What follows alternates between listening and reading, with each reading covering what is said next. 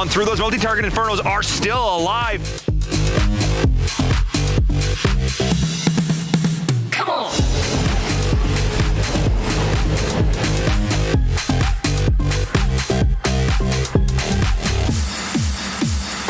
Joe, they're going to run over the trenches into the firing lines. That's pretty crazy.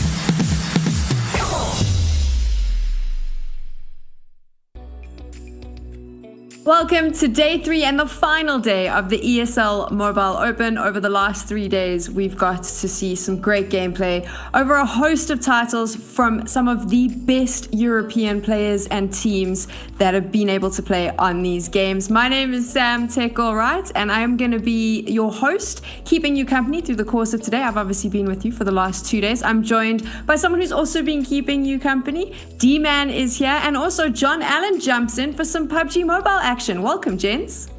Yeah, great to be here once again. Hopefully we have some fantastic action today. It's looking like it could be an epic tournament. Yeah, certainly. We've got some teams ready to lay down their lives for your entertainment, which I'm always a big fan of.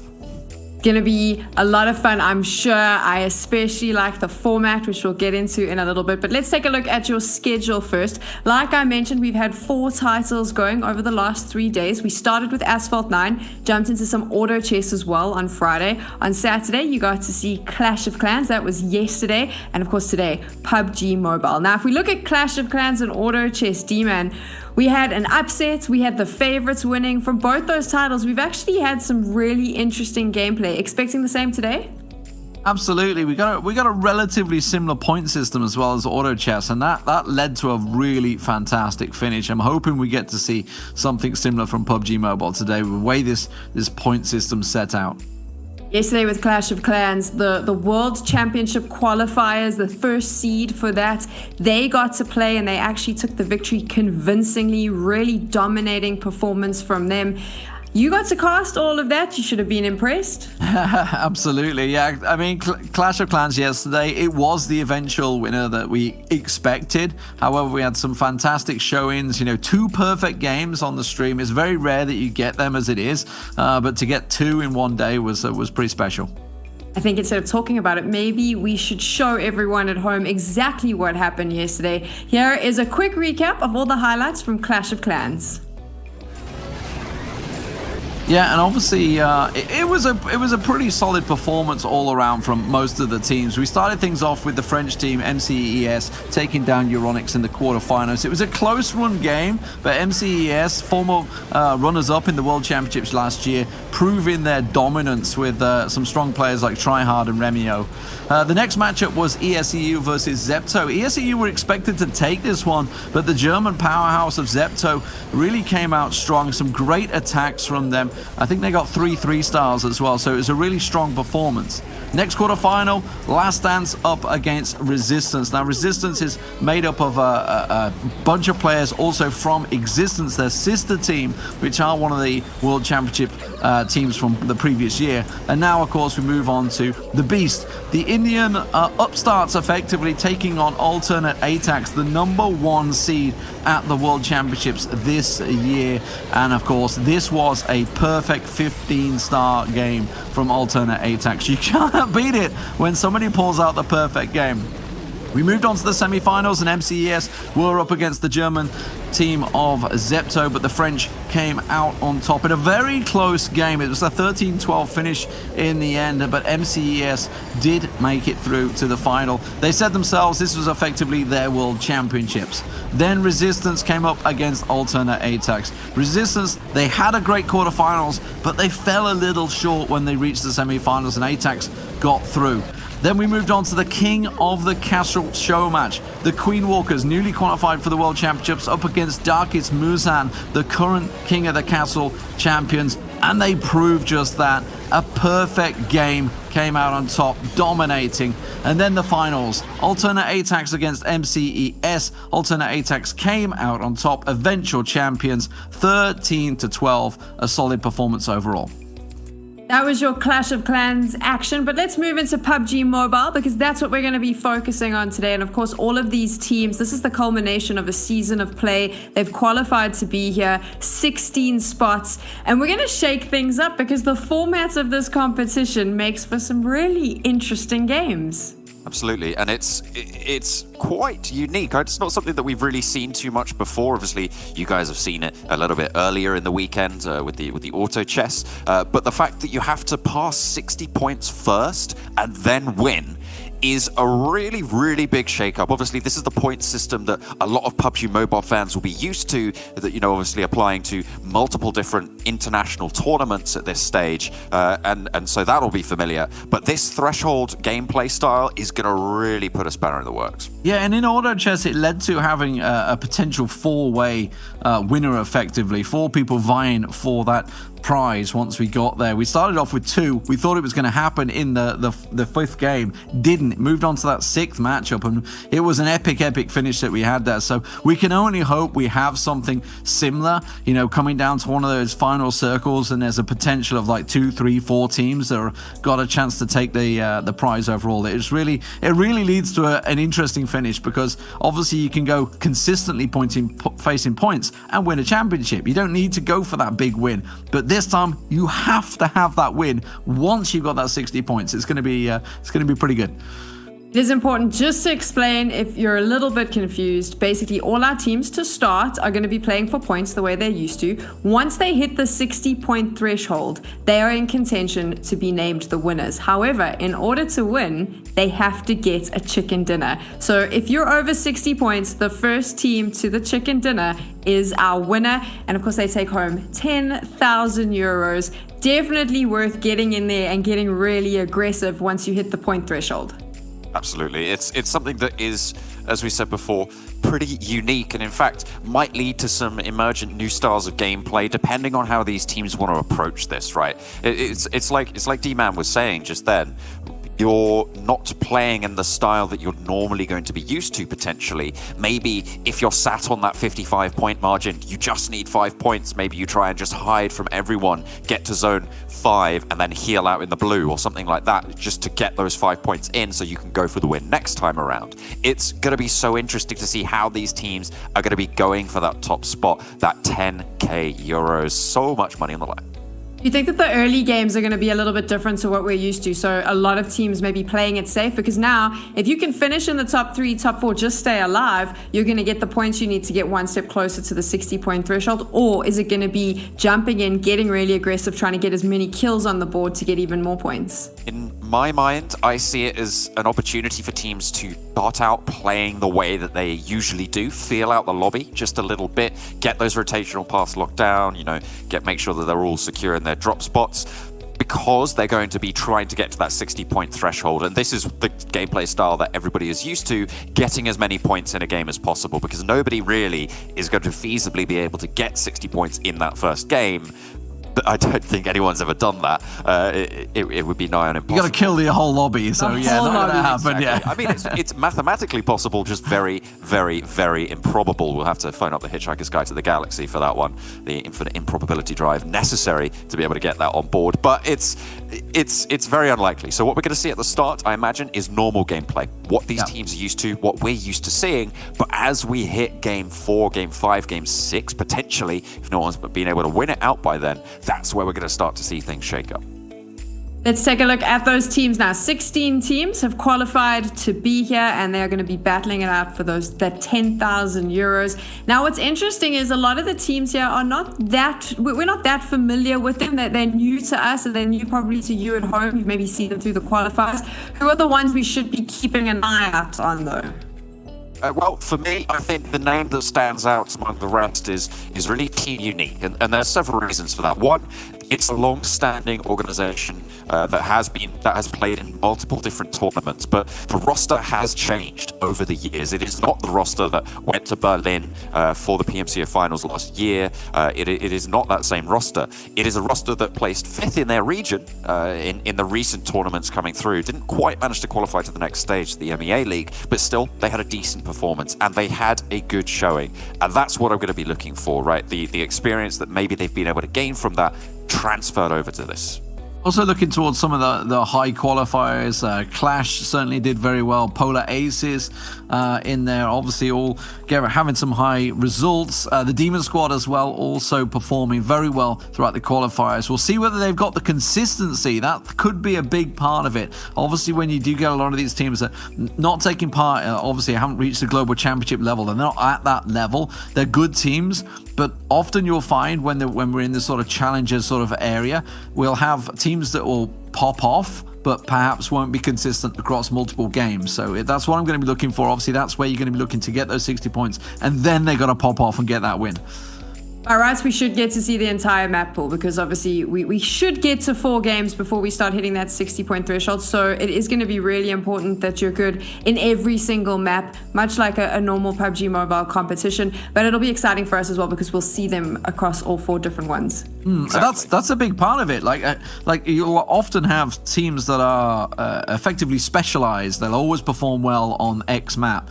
But we're going to be having the full 4 rotate. We're going into Erangel, then into Sandhawk, then I believe it's Miramar, into Vikendi, and then we're back at Erangel again. So we're going to be going around constantly. So, by the time we've come out of Vikendi, chances are we may have a team or two already at 60-point threshold if they've done very well across those 4 maps. So we could be back in Erangel looking for a championship.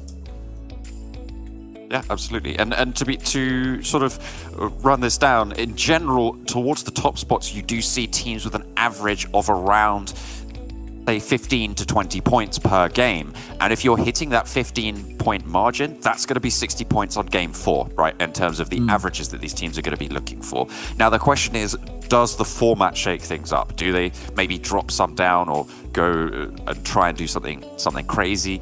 I'm not too sure. If you're the first to hit that 60, you are in a very interesting spot in terms of how do you play. And not only that, you're going to be a focus for a lot of teams, right? Imagine you're a team sat on 59 points and you see a team on 62, only 3 points ahead of you, but they have the chance of winning it right there and then you are going to be left in the dust without a chance to win it. Even if you win the chicken dinner that round, you're going to have to go for a second shot. Do you just hot drop on this team with 62 points? Do you go for that aggressive playstyle in the hopes of getting that 1 point, that 1 flush, which is all you need to be able to have the chance next game, whilst also dismantling their possible victory in this current game? Yeah, and circle placement could be a massive part of it for some of these teams. Like, obviously, we're going across 4 different maps.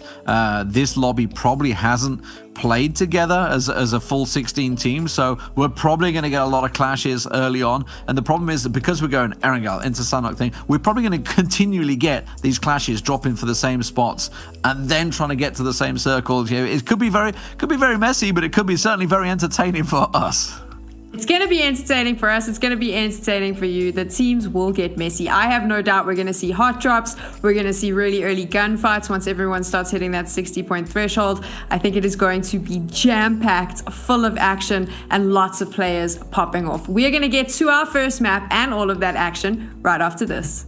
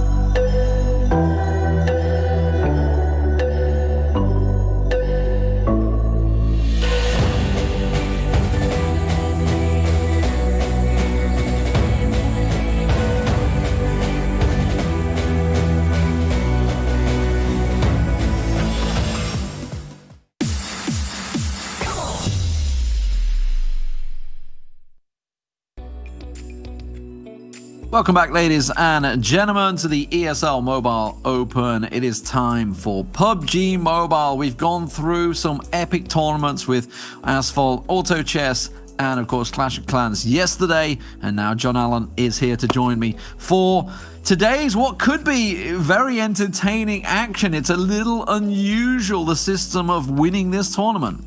Yeah, it is unique. It's the first time I've really done anything with this format. I think it's the first time almost anything's been done with this format in PUBG Mobile. So as we've been talking about over on the desk, it's going to be interesting to see how the emerging gameplay sort of follows that. But I think we're going to start things off with our regular sort of style. Obviously, no one near that 60-point margin yet, so it is just about getting those points on the board, pumping those numbers, get those averages up. Doesn't matter if you're finishing third, fourth, as long as you're getting a couple of kills, you're going to be sat okay. Get that consistency delivered throughout the day. We're going to be starting things off on Erangel.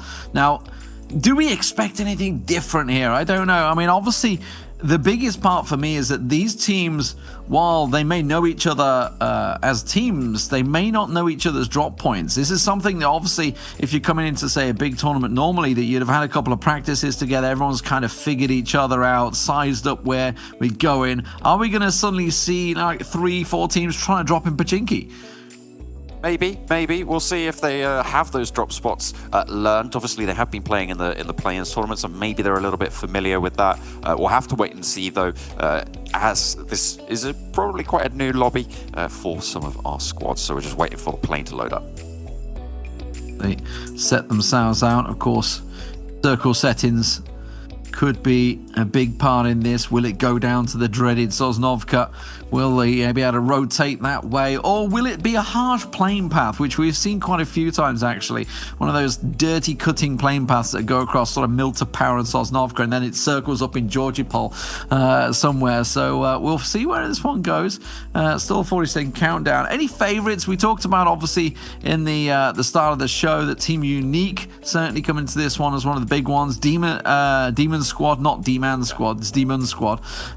Just to get that across. I don't have my own squad in the game. It'd be nice, though. Maybe it's something to look forward to in the future. Oh, spoilers. Oh, okay. All right. Yeah, here first, guys. But yeah, fair enough. I'm also going to be looking at Polar Ace, obviously having their entry in the EMEA League. So again, some experience on board there. And it's really a question of how this lobby falls. Like, how does the dynamic of it really start to shift as the day goes on, or even as the game unfolds, right? Is it going to be everyone goes center all the time, let's go, everyone just sending straight into the middle of it? Or is it going to be a little bit more edge focused, a little bit more rotation heavy? Only time will tell. Absolutely. Where are we going to go then? Okay, Bird is in the air. It is going to be a very favorable flight path straight across the middle of Erangel, which should set things up nicely, I feel, here.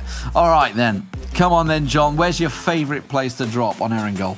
I have to say it is the Milta drop around farm as well. I really like it in terms of the rotational pass that you have available to you to exit, as well as the ability to control the bridge as well if you need to go down south. I think it's one of the strongest spots in the map in terms of that. And to be fair, that's also kind of echoed by where a lot of the top PUBG Mobile teams are dropping. They tend to focus in around that southeastern quadrant. However, Georgipol, again, a very, very strong place to be. The only downside to Georgipol is if there's a military circle, you are at the back of the queue, so you need to pull something out there. Does look like we're going to get, 3 teams dropping onto Sosnovka. So contested, Team Unique being one of them down there, alongside. Might make it out. It is, that's going to be intense pressure, because I can see an Ibiza in there, so it's intense pressure. I was just looking at the name, because I was just double checking it wasn't the Ibiza I knew of.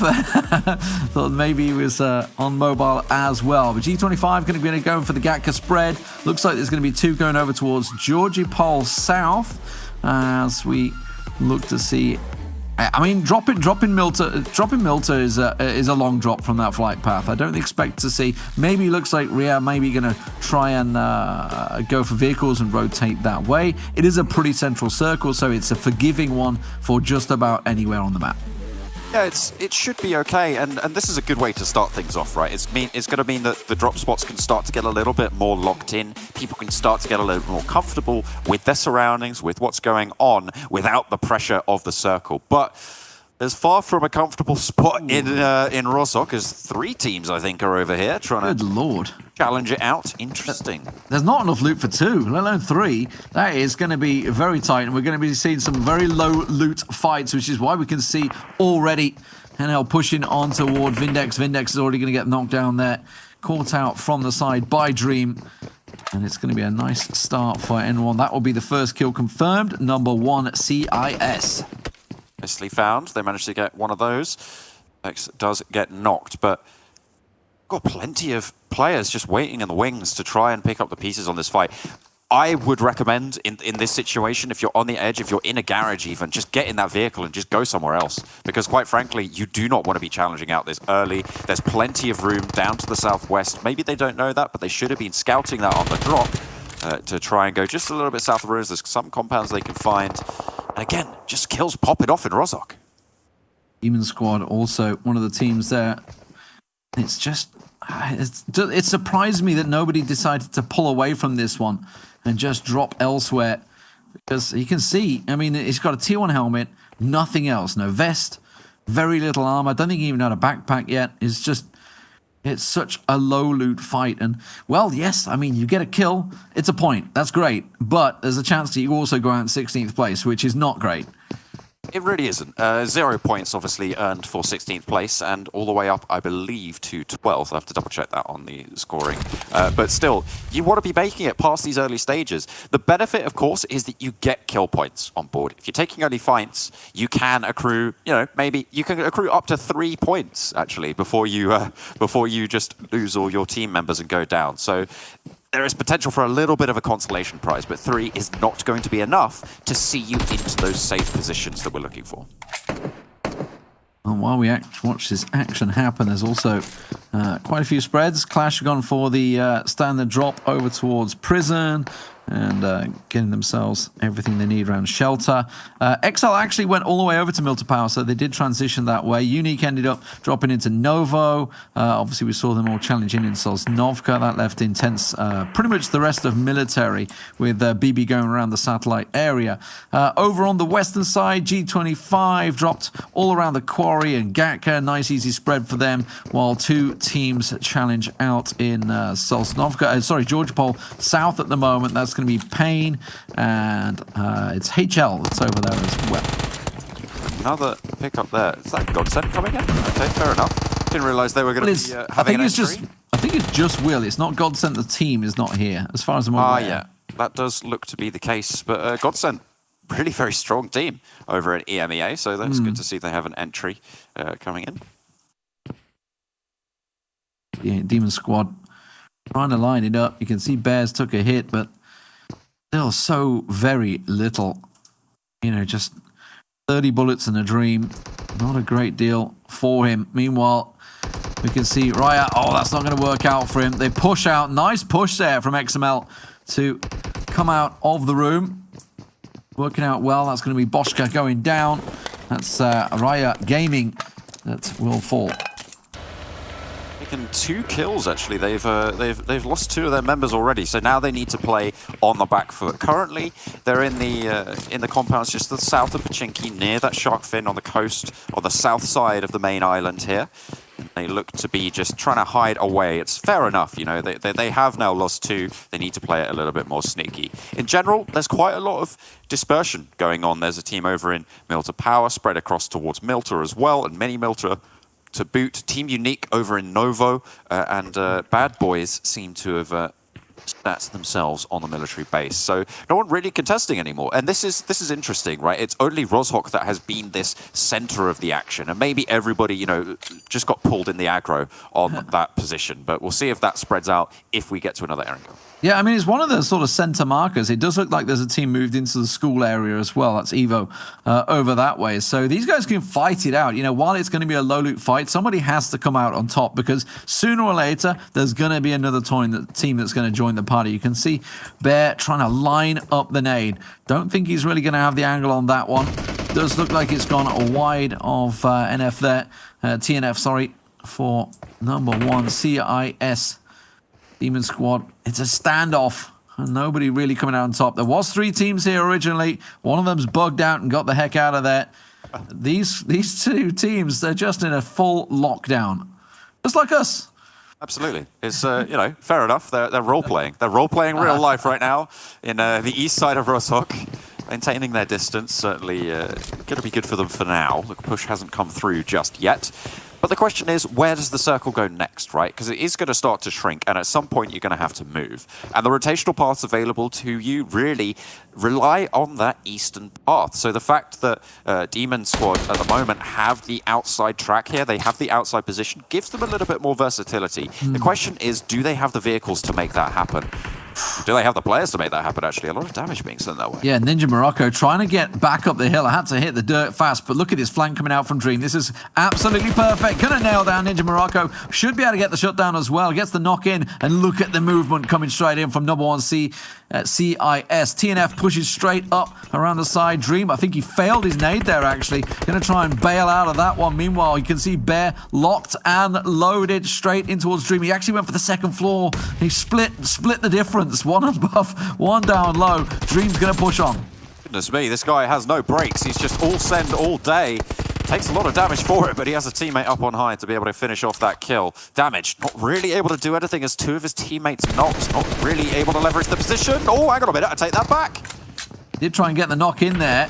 Does manage to get clipped down, but he's not going to get concluded. He's going to try and flush him out with that nade. That's going to come on through. Could get the double knock there. Actually looked like a good nade. Trying to track it. No, it bounced off the wall. Wasn't able to get it through the window. That's what he was looking for. Now the rest of his team are falling down to 2, and they're going to have to try and bail away from this one. But Demon Squad in trouble. They have got a vehicle available down the south, but are they going to get time to get away? Oh, he's just going to nade it. With the next circle coming in as well, they're going to have to move out to the western side, so they have to push through. The Demon Squad not really looking to take the rest of this fight into the Darcia damage falls. Jump into that, get the heck out of there. So the circle shifts, moves over. It is going to be Pachinki centered up. Oh my word, are we going to get one of those big city finishes to start things off in Pachinki? We've had so many there over the years. And you can see Pain, they rotated out of Georgopol and got in there first. A decent position. There were some teams out on the western side, but it looks like they have gone in. I think it was G25 who were notably out on that western side, but they have now moved to that southern area of the circle, which leaves a lot of Gatka fields completely unoccupied. I mean, you've got some really decent spots there, some very strong compounds, and I wouldn't be too surprised to see some teams rotating in, trying to fill in those gaps. Bad Boy team really currently crossing the southwestern side, might want to go for it, but it looks like they're just going to go to the south of Pachinki. Everyone wants to go central. Yeah, Hotline going to commit to the hills and the building just to the west of Pachinki. Accelerate, taking a big rotate actually around the north. Going to come in from over the bridge and cross from ruins. So it's a big rotate for them. You can see Pain. They are in and around the edges of Pachinki. So trying to spread as wide as they can to keep people away from the city right now. They're vying with Team Intense Pressure, who are really not living up to their name at this stage. 2 players down, 2 to go, and Freepod being spotted out by multiple different angles, hits the dirt to try and find some sort of sanctuary, but I just don't know how likely that is with about 3 teams bearing down around the position. Bad Boy have just moved into the south side of Pachinki. You can still see Evo. This is something, I don't know what you call it in mobile. I always used to call this one poor man's Pachinki, this one, because it's like just the outside. There's good loot there sometimes, if you're lucky, but often it's not really enough. And to speak about Bad Boys, they did just take Ruddy down, so they come into the edge of Pachinki, the south side, and get themselves a knock straight away. At the moment, I'm looking at Hotline on the western side of this zone and thinking they've got a pretty good spot. If the circle shifts anywhere out to the west, they can guard everybody out of Pachinki, and the fight's still raging on as Bad Boy team. They make their way in, but take a knock from, I believe that's, who's that? That's HQ on the storm drains here, trying to hold down that position. I think that might be Polar Ace with their multiple different tags, confusing me. Yeah, no, maybe not. It's Divine. It's Divine that's over there, yep. Divine, they did get one knocked, you can see was actually taking down Emmeline, so Emmeline fell. Pachinki currently held by Bad Boy. Moving in from the south, there is. Don't forget about Hotline. They are actually out to the western side. They've not moved into Pachinki yet. It's a big city. Nobody wants to commit to it early. You don't want to commit to being in the center of a city. You also want to just cover those outskirts spots. That's kind of what Divine were angling for, taking into the trenches there, but it isn't going to quite work out for them as they planned. Crazy with that DP.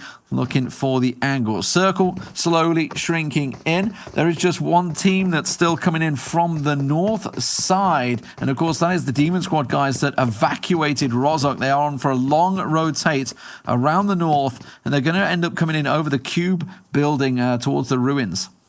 Accelerate have had a pretty decent time of it as well. They started off on the northern side and they've rotated down. They're in a very strong compound in the foothills of Everest. The next shift, that's going to favor them as well as it goes heavily north. And what this does as well is create even more conflict around Pachinki. Everybody's going to have to funnel past it. Everybody's going to have to move through the area that I like to call the Headshot Hills, that is just, you know, to the north of, as you call it, Poor Man's Pachinki, to the south of Sunken City. It's such a dangerous area to move through. It looks like so many teams are going to have to move through it. Yeah, Pain had got themselves in a really nice position. They'd gone for this wide spread, as you often will do around the third, fourth circle. Try and cover as much terrain as you can. And you can see Vic was the one that was pretty much centered up.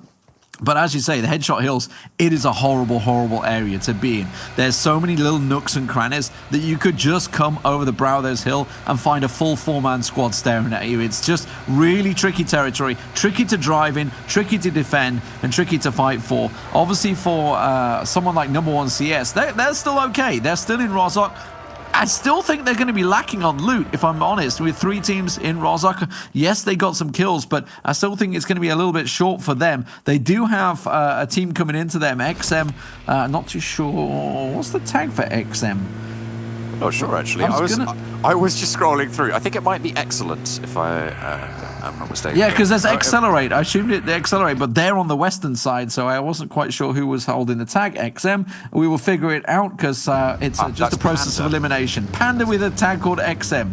Makes sense. Very helpful. Very helpful of them. But either way, that's going to be Panda, who are going to be on the northeastern side, just out to the eastern side of Rozhok. Divine on the eastern side of Pachinki as well, just looking to try and control the southern area. And actually, teams have left Pachinki now. It's starting to filter into those Headshot Hills, trying to get a couple of defilades under their control. I'm looking at Pain at the moment. I'm looking at Team Pain in those Headshot Hills. They have a really strong spread right now, but they need to have their wits about them, and they need to be able to call for that retreat, to call that back off if they're not going to be able to hold the split, because they're currently 2-2, with one of their duos actually a little bit further apart than maybe they'd like to be. But this is going to afford them so much control over the terrain that they have, and you can see on the map that all of these teams are struggling really to get into a position that's near them. So the early send coming in from Team Pain is something that I'm a big fan of. I think the fact that Pain obviously went for more central point, it was Vic that initially went there into the hills, actually gave Excellence a really good spot. Obviously the sort of compound area with that warehouse, and it's got that really nice ridge line looking across the open fields, gives them some important territory. A lot of teams skirting around the edge of the circle as it slowly closes, and we'll get our next central point. Where do you feel it's going? Is it going to pull to School and Rozhok? Is it going to go over? Oh, it does. It's a big north shift again. 2 northern shifts running. A nice one, number 1. Well, nice one for number 1, CIS, who were the initial people fighting originally. And poor old Demon Squad are going to be looking at it thinking, we got to go back to Rozhok. I know, they even moved north of the river. And this crossing is going to be so difficult now. There's going to be everybody staring them down. You've got Panda, who have now moved into the northern areas of Rozhok, who might be fighting off with number 1 CIS. We'll have to see if that does start to pop off. But able to sneak back in. Demon Squad yet to make that move, but they're just mounting up now. Yeah, Panda moving in onto nice one. Number 1, sorry. Don't know whether they're going to be expecting a full team to already be in, because it's very rare that you have a team that does stay in a city like Rozhok, but number 1 CIS, the circle has gone their way. Excellence also pulling up actually on the road. They've just pulled straight up on them, and that's going to give everybody's position away. Number 1 CIS finding themselves kills for days coming straight at them. That's just about the perfect setup for them, and that's going to give all their positions away. Excellence may well move on this to try and have a look and a peek there. And don't forget Panda that was sitting on the back lines at the warehouse. They now have the positions aware, and they have the high ground. There's a fight popping off between Hotline and Bad Boys team as well on the southwestern side. It looks like Bad Boys came off the worst of that as Hotline managed to extract themselves, but they got a tough road ahead of them. As G25 now enter the fray here against well, actually, plenty of different teams on that southwestern side. Plenty of fights going on. This is the Thanos circle, half the lobby about to disappear. Yeah, Pain and Accelerate clashing. G25 heading in towards Pain. They're all heading across to that hillside position. I don't think anyone's going to push further into Rozhok. I'll be very surprised unless it's a full panic send moment for them. It looks like Clash have managed to go into the school area, so they've managed to get themselves across just towards the water tower hills, effectively, outside of school. Kind of exposed area, actually. Pain will take down one of Accelerate's Michi there as the rest of the team cry and come in. You can see G25 here, they're trying to get across. Accelerate realize they've got nowhere to go because Pain have repositioned and gone ahead of them. Dear me, Pain have had a really good set of rotations here. As I'm talking about their dominance over the area of the map earlier on, and it seems like they've managed to capitalize on that nicely. 4 kills found, a decent hillside to be working around. They just need to be careful about their flank, clear out G25, and they should be golden if Hotline don't dismount them.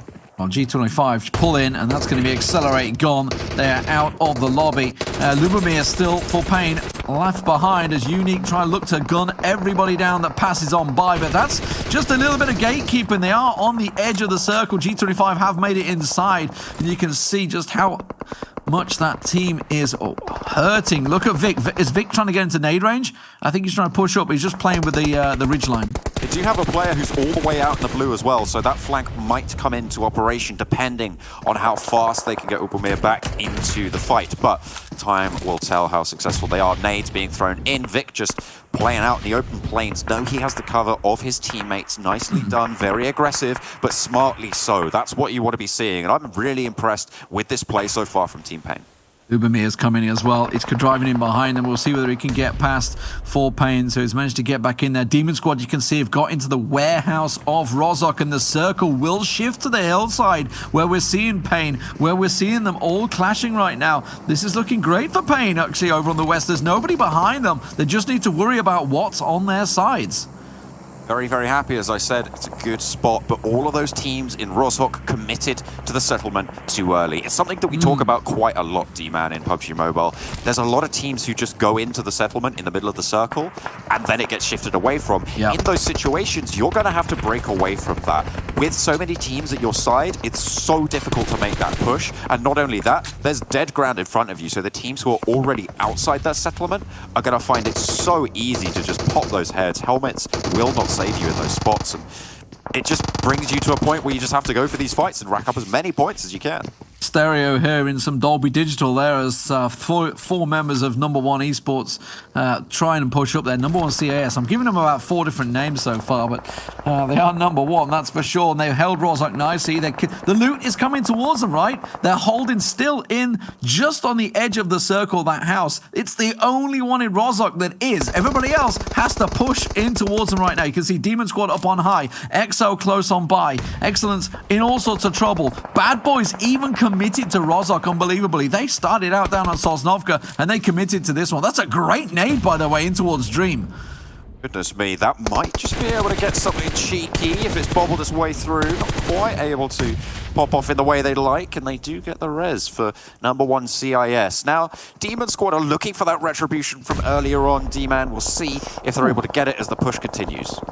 Second nade will come on through. Dream's just getting barraged right now, and there's one of them that connects. The knock comes in, and they're going to try and push in it. They also toss one down low. You can see TNF is down there at the moment with Sensi. Sensi with that micro Uzi ready to go. Damage gets up close and personal. Tries to come around. Meanwhile, his teammate pushes in. Marshall. This is some absolute well-deserved revenge coming out of Demon Squad. They lost 2 of their members to number 1 CIS early on at the start, and they're getting full comeuppance.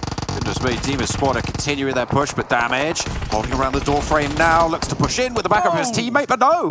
They get flushed out, and number 1 CIS with a fraction of a sliver of an HP are able to keep it alive. They keep the dream going, but how much longer can they last? 4 kills for Senf, absolutely popping off. The problem is the blue's on them now, so Ross has got to move, and you can see XM here, aka Panda, they have to get moving as well, because that blue is going to force them out. I think they might be just about on the border. You can see Ross has to move. He's in the blue. You can see they're trying to hold the angle, but Dream is ready, but I think there's a lack of meds. We talked about how little resources number 1 CAS would have been in Rozhok, sharing it with these 3 members, and in the end, it will be the play zone that takes Ross down.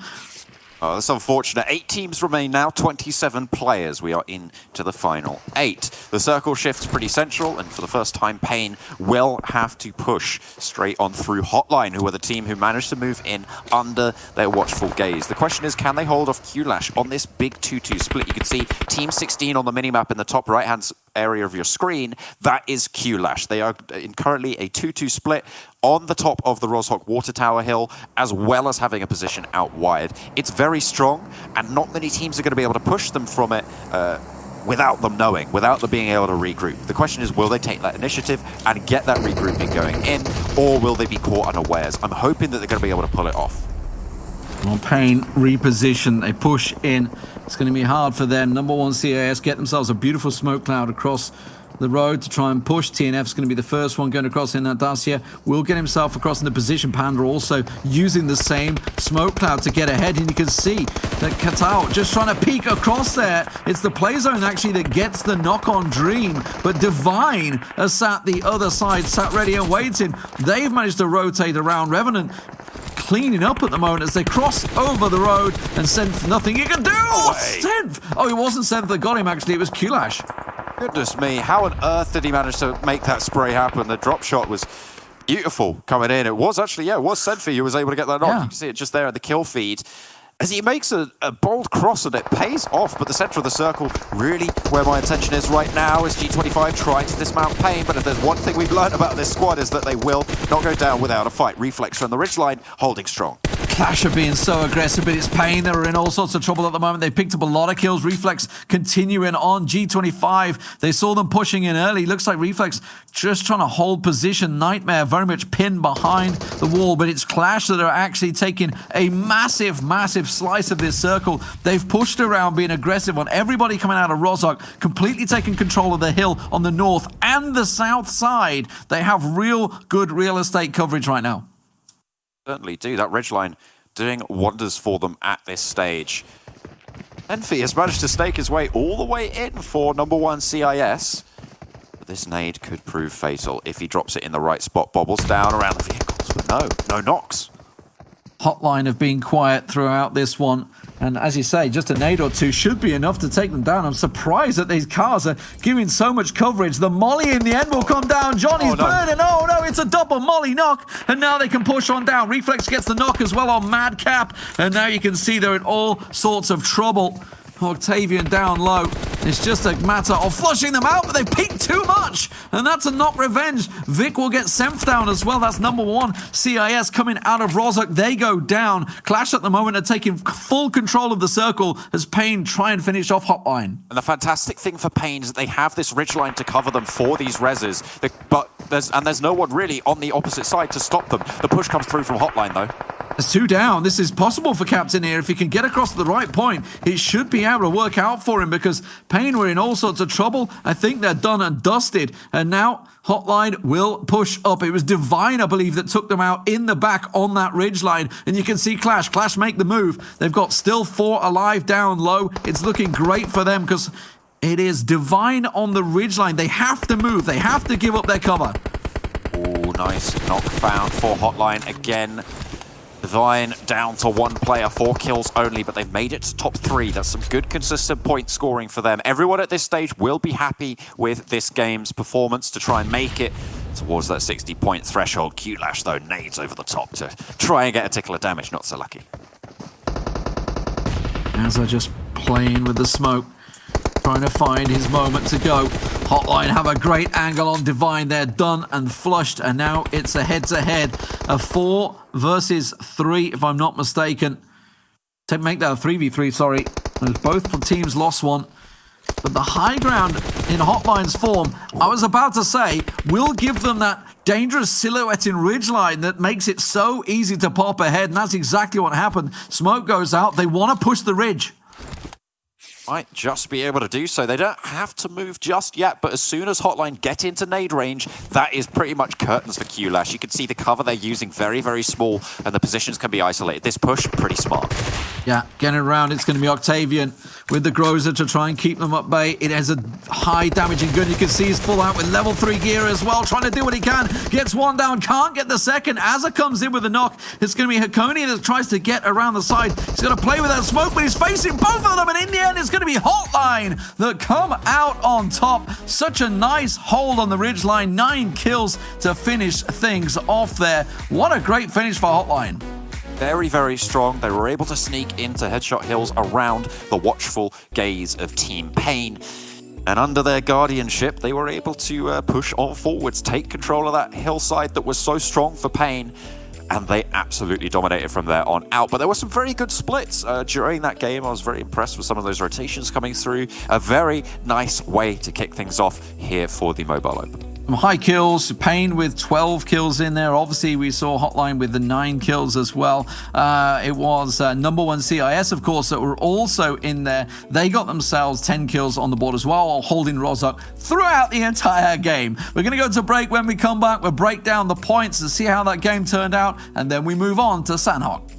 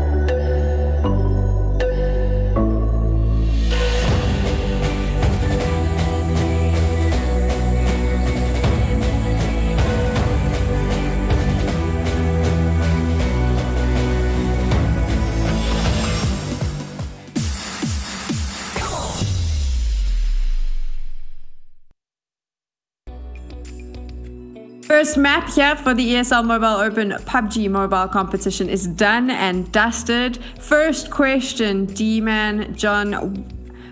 Who won, Rosa? Because I believe that first drop, everyone's sticking there. That was a fight. Who won it? Who gets it next time? Well, it's number one CIS. I mean, they had, what, 10 kills at the end of it? Like, obviously, they were kind of fed a few more kills because they just stayed there the whole game. But, you know, it worked out for them. I mean, quite frankly, nobody won it because nobody actually did well out of it.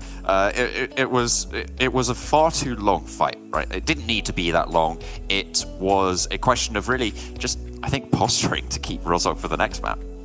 Yeah, I think so. I mean, Demon Squad did in the end in a straight up 4v4 battle. Number one CIS came out against Demon Squad. There was a lot of spaces up north. I don't believe there was anybody in Severny or in and around that area. And bearing in mind, it was a pretty central path, so they could easily just, you know, go further north and be happy with that. And they can still get pretty similar rotate paths from Rosa. You think that they're going to leave it to number one CIS? Or is everyone going to? I mean, I would if I just lost 2 members in a straight up 4v4. I would just say, all right, you guys have it. I think, you know, maybe they're expecting another team to leave, to dip, so maybe it's a little bit fairer of a fight, a straight up 4v4 instead of being in a weird stalemate. Potential there, but I kind of agree. It's about consistency at this stage. So the next time we'll see Erangel is actually going to be in map 5 if we get that far. So will the points have changed things, right? Will they remember? Will Exactly. they remember the and fight? Also, you know, will number one CAS be on that border? Will they just say, you know what, you can have it. We just want 3 points. We just want 5 points, right? This game, instead of if they want to go try and get the most points, try and get that position.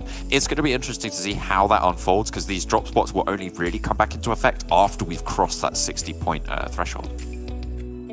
We started at the beginning there, and I want to jump all the way through to the end. That last battle, those 4 fights, I thought Pain had it for a moment. They had that incredible kill feed as well. What went wrong for them? Yeah, it was looking great for Pain. They kind of had Hotline pretty much dead to rights. They did get, I think it was 1 or 2 knocks as they tried to silhouette over and finish off Hotline.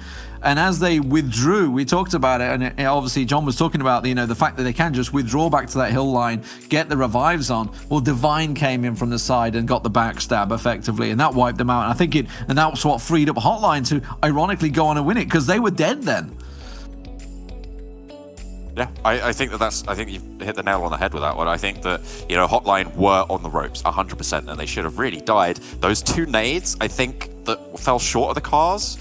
That's, to me, a little bit of a mess up there. It's not what you want to see. You just, if the nades had gone past the cars, that's 2 knocks easily against Hotline, and at that point, there's nothing they could do. Even if they were able to get going, you could just put another nade. You could put that Molotov that you put there anyway, and they are dead. So then you could turn around and take the fight with Divine. You could start to scope those other angles. They didn't hit those nades, and I think that was really the thing that solidified them as going down when they did. So whilst it was really, really strong rotations from Pain, just a little bit of a mechanical slip-up makes them pay the price. They do get a couple of points on board, though, so they should be okay.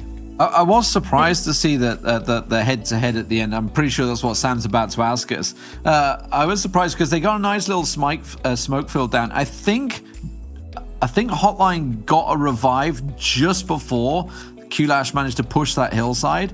And that's how it worked out. And that obviously you can see from the points itself is obviously, you know, Kulash, while it did well, Team Pain with that 12 kills, that could have easily been a 16, 17, maybe even an 18 kill finish. If they'd have finished off Hotline, looked at the Divine would have almost certainly been left, and they would have been in a straight up head to head with a numbers advantage against Kulash. They could have come out with some massive points here. Absolutely. And this is a very interesting table as well, because there's a big gap between 5th and 6th, right? So we've got 5 teams who we're now going to be on the lookout for in the lead for this race to 60, the first phase of this this finals, right? That's what they're going to be trying to push for. A 10-point differential across 5 teams really isn't that much when it comes to PUBG Mobile. That is closable in a single game. I mean, it was opened in a single game.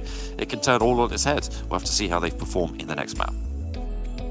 Remember, they need to get to 60 points. That is the threshold. Once you hit the 60 points, you need to get a chicken dinner in the next game. And very close there as well when you see the kills that are racking up. So I definitely think we're going to have to keep an eye on that number 1 CIS, Ulash, Team Pain, and Hotline. But now, if we take a look at the bottom of that ranking, those teams, what have they got to do now? Get kills, not die. I think, yeah. Position better. I mean, I was just looking at the top 4, top 5, and I was trying to figure out like who actually was central at the start. Obviously, you had number 1 CIS. Yes, they were central. Yes, they're in Rozhok. But Hotline were the team pretty much down the south. I'm trying to think of whether they were either down Ferry Pier way or whether they were the ones. I'm pretty sure they were the guys over by Quarry, right? Hotline were. So they rotated all the way from the southwest. Clash dropped into Yaz, if I'm not mistaken. They came all the way over from the east. So some very good, clear rotations from those guys, which is obviously what the teams down the bottom clearly made mistakes of. We did have 2 very heavy northern shifts in that, 2 big circle shifts. It was centered up around Rozhok at one point, bounced north, and then bounced northwest again. That can catch a lot of teams out. I know players absolutely hate these big heavy shifts, but the fact is they are part of the game, and you have to try and read it as best you can. And that's where Pain were picking up some of their kills, because they had that ridgeline. They had a fantastic rotation throughout the game, from early right to the end. I thought Pain did a great job. I also thought that number 1 CIS probably would have done a lot better had they have moved a little bit earlier on. Yeah, absolutely. I think that they won Rozhok and they were like, guys, we won Rozhok. It's fantastic. We've got a great position. And then they forgot that the rest of the game existed almost. So, for me, I feel like they could have just moved down south, gone towards that water tower position, that water tower hill that played so well for Q-Lash. They had that 2-2 split that was, of course, there, and an outpost over towards the ridgeline, which ended up paying out, as we saw, very well for them in terms of the points. If number 1 CRS had moved there early, if they'd taken that initiative, they might have been on that same page and challenged out for those final spots. Not to say that they didn't do well during that game, but you can pump those numbers just that little bit more with that forethought. Obviously, now we move to Sanhok, so everything changes. New map, new strategy. Yeah. I mean, we don't know where people are going to drop again. We're going to have a similar situation, possibly have, in fact, with Sanhok, you're almost certainly going to have a couple of clashes across the map where people drop and maybe have to divert to very tough loot locations. And the circles can play a big part on Sanhok as well.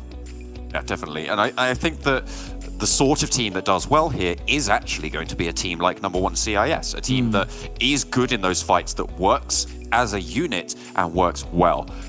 Not to say that other teams aren't going to be able to have a similar performance, but that's what we were talking about. What's what we were focusing on for number 1 CIS in that Erangel game, right? So in Sanhok, we're going to be looking where they're dropping. We're going to be looking for how that rotation is going to unfold for them as well.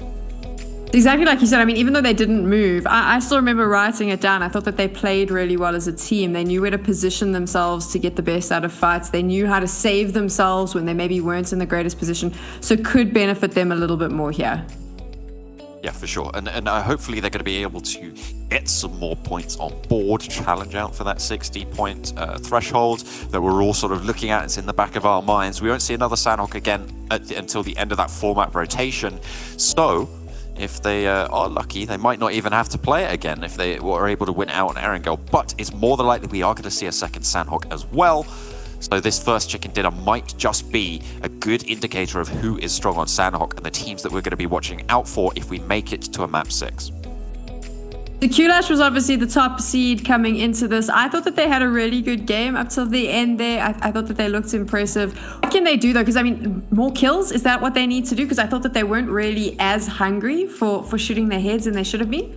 Well, I think they'd basically done position. If I was talking about it, I think it was circle 6 or 7. They'd basically got a 2-2 split, perfect positioning, north-south cover. If it shifts one way or the other, they have that position. And that's what they were playing for. They were playing for the win. They were playing for the round win, which is absolutely... They played it exactly right. They smoked the hill. They got the knocks. They made the push. It just didn't work out in the straight-up duels. If that had come out on top, we'd have been talking about Clash with the win, or Q-Lash, Clash, I'm not too sure which way it goes. But either way, they played the final circles perfectly. It just didn't go their way. Yeah, I definitely... Fair enough.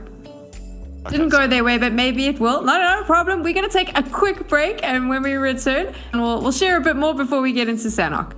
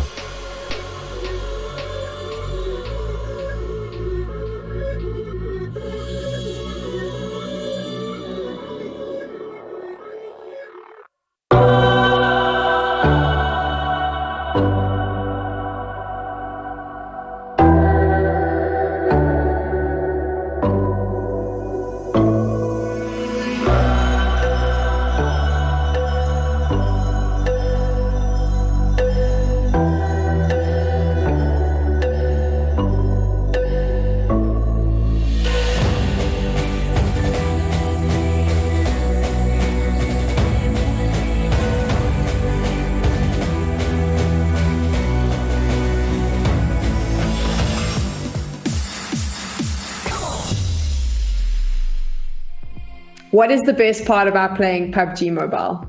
Ну, я думаю, что самое лучшее в PUBG Mobile — это сама игра и идея. We can make friends.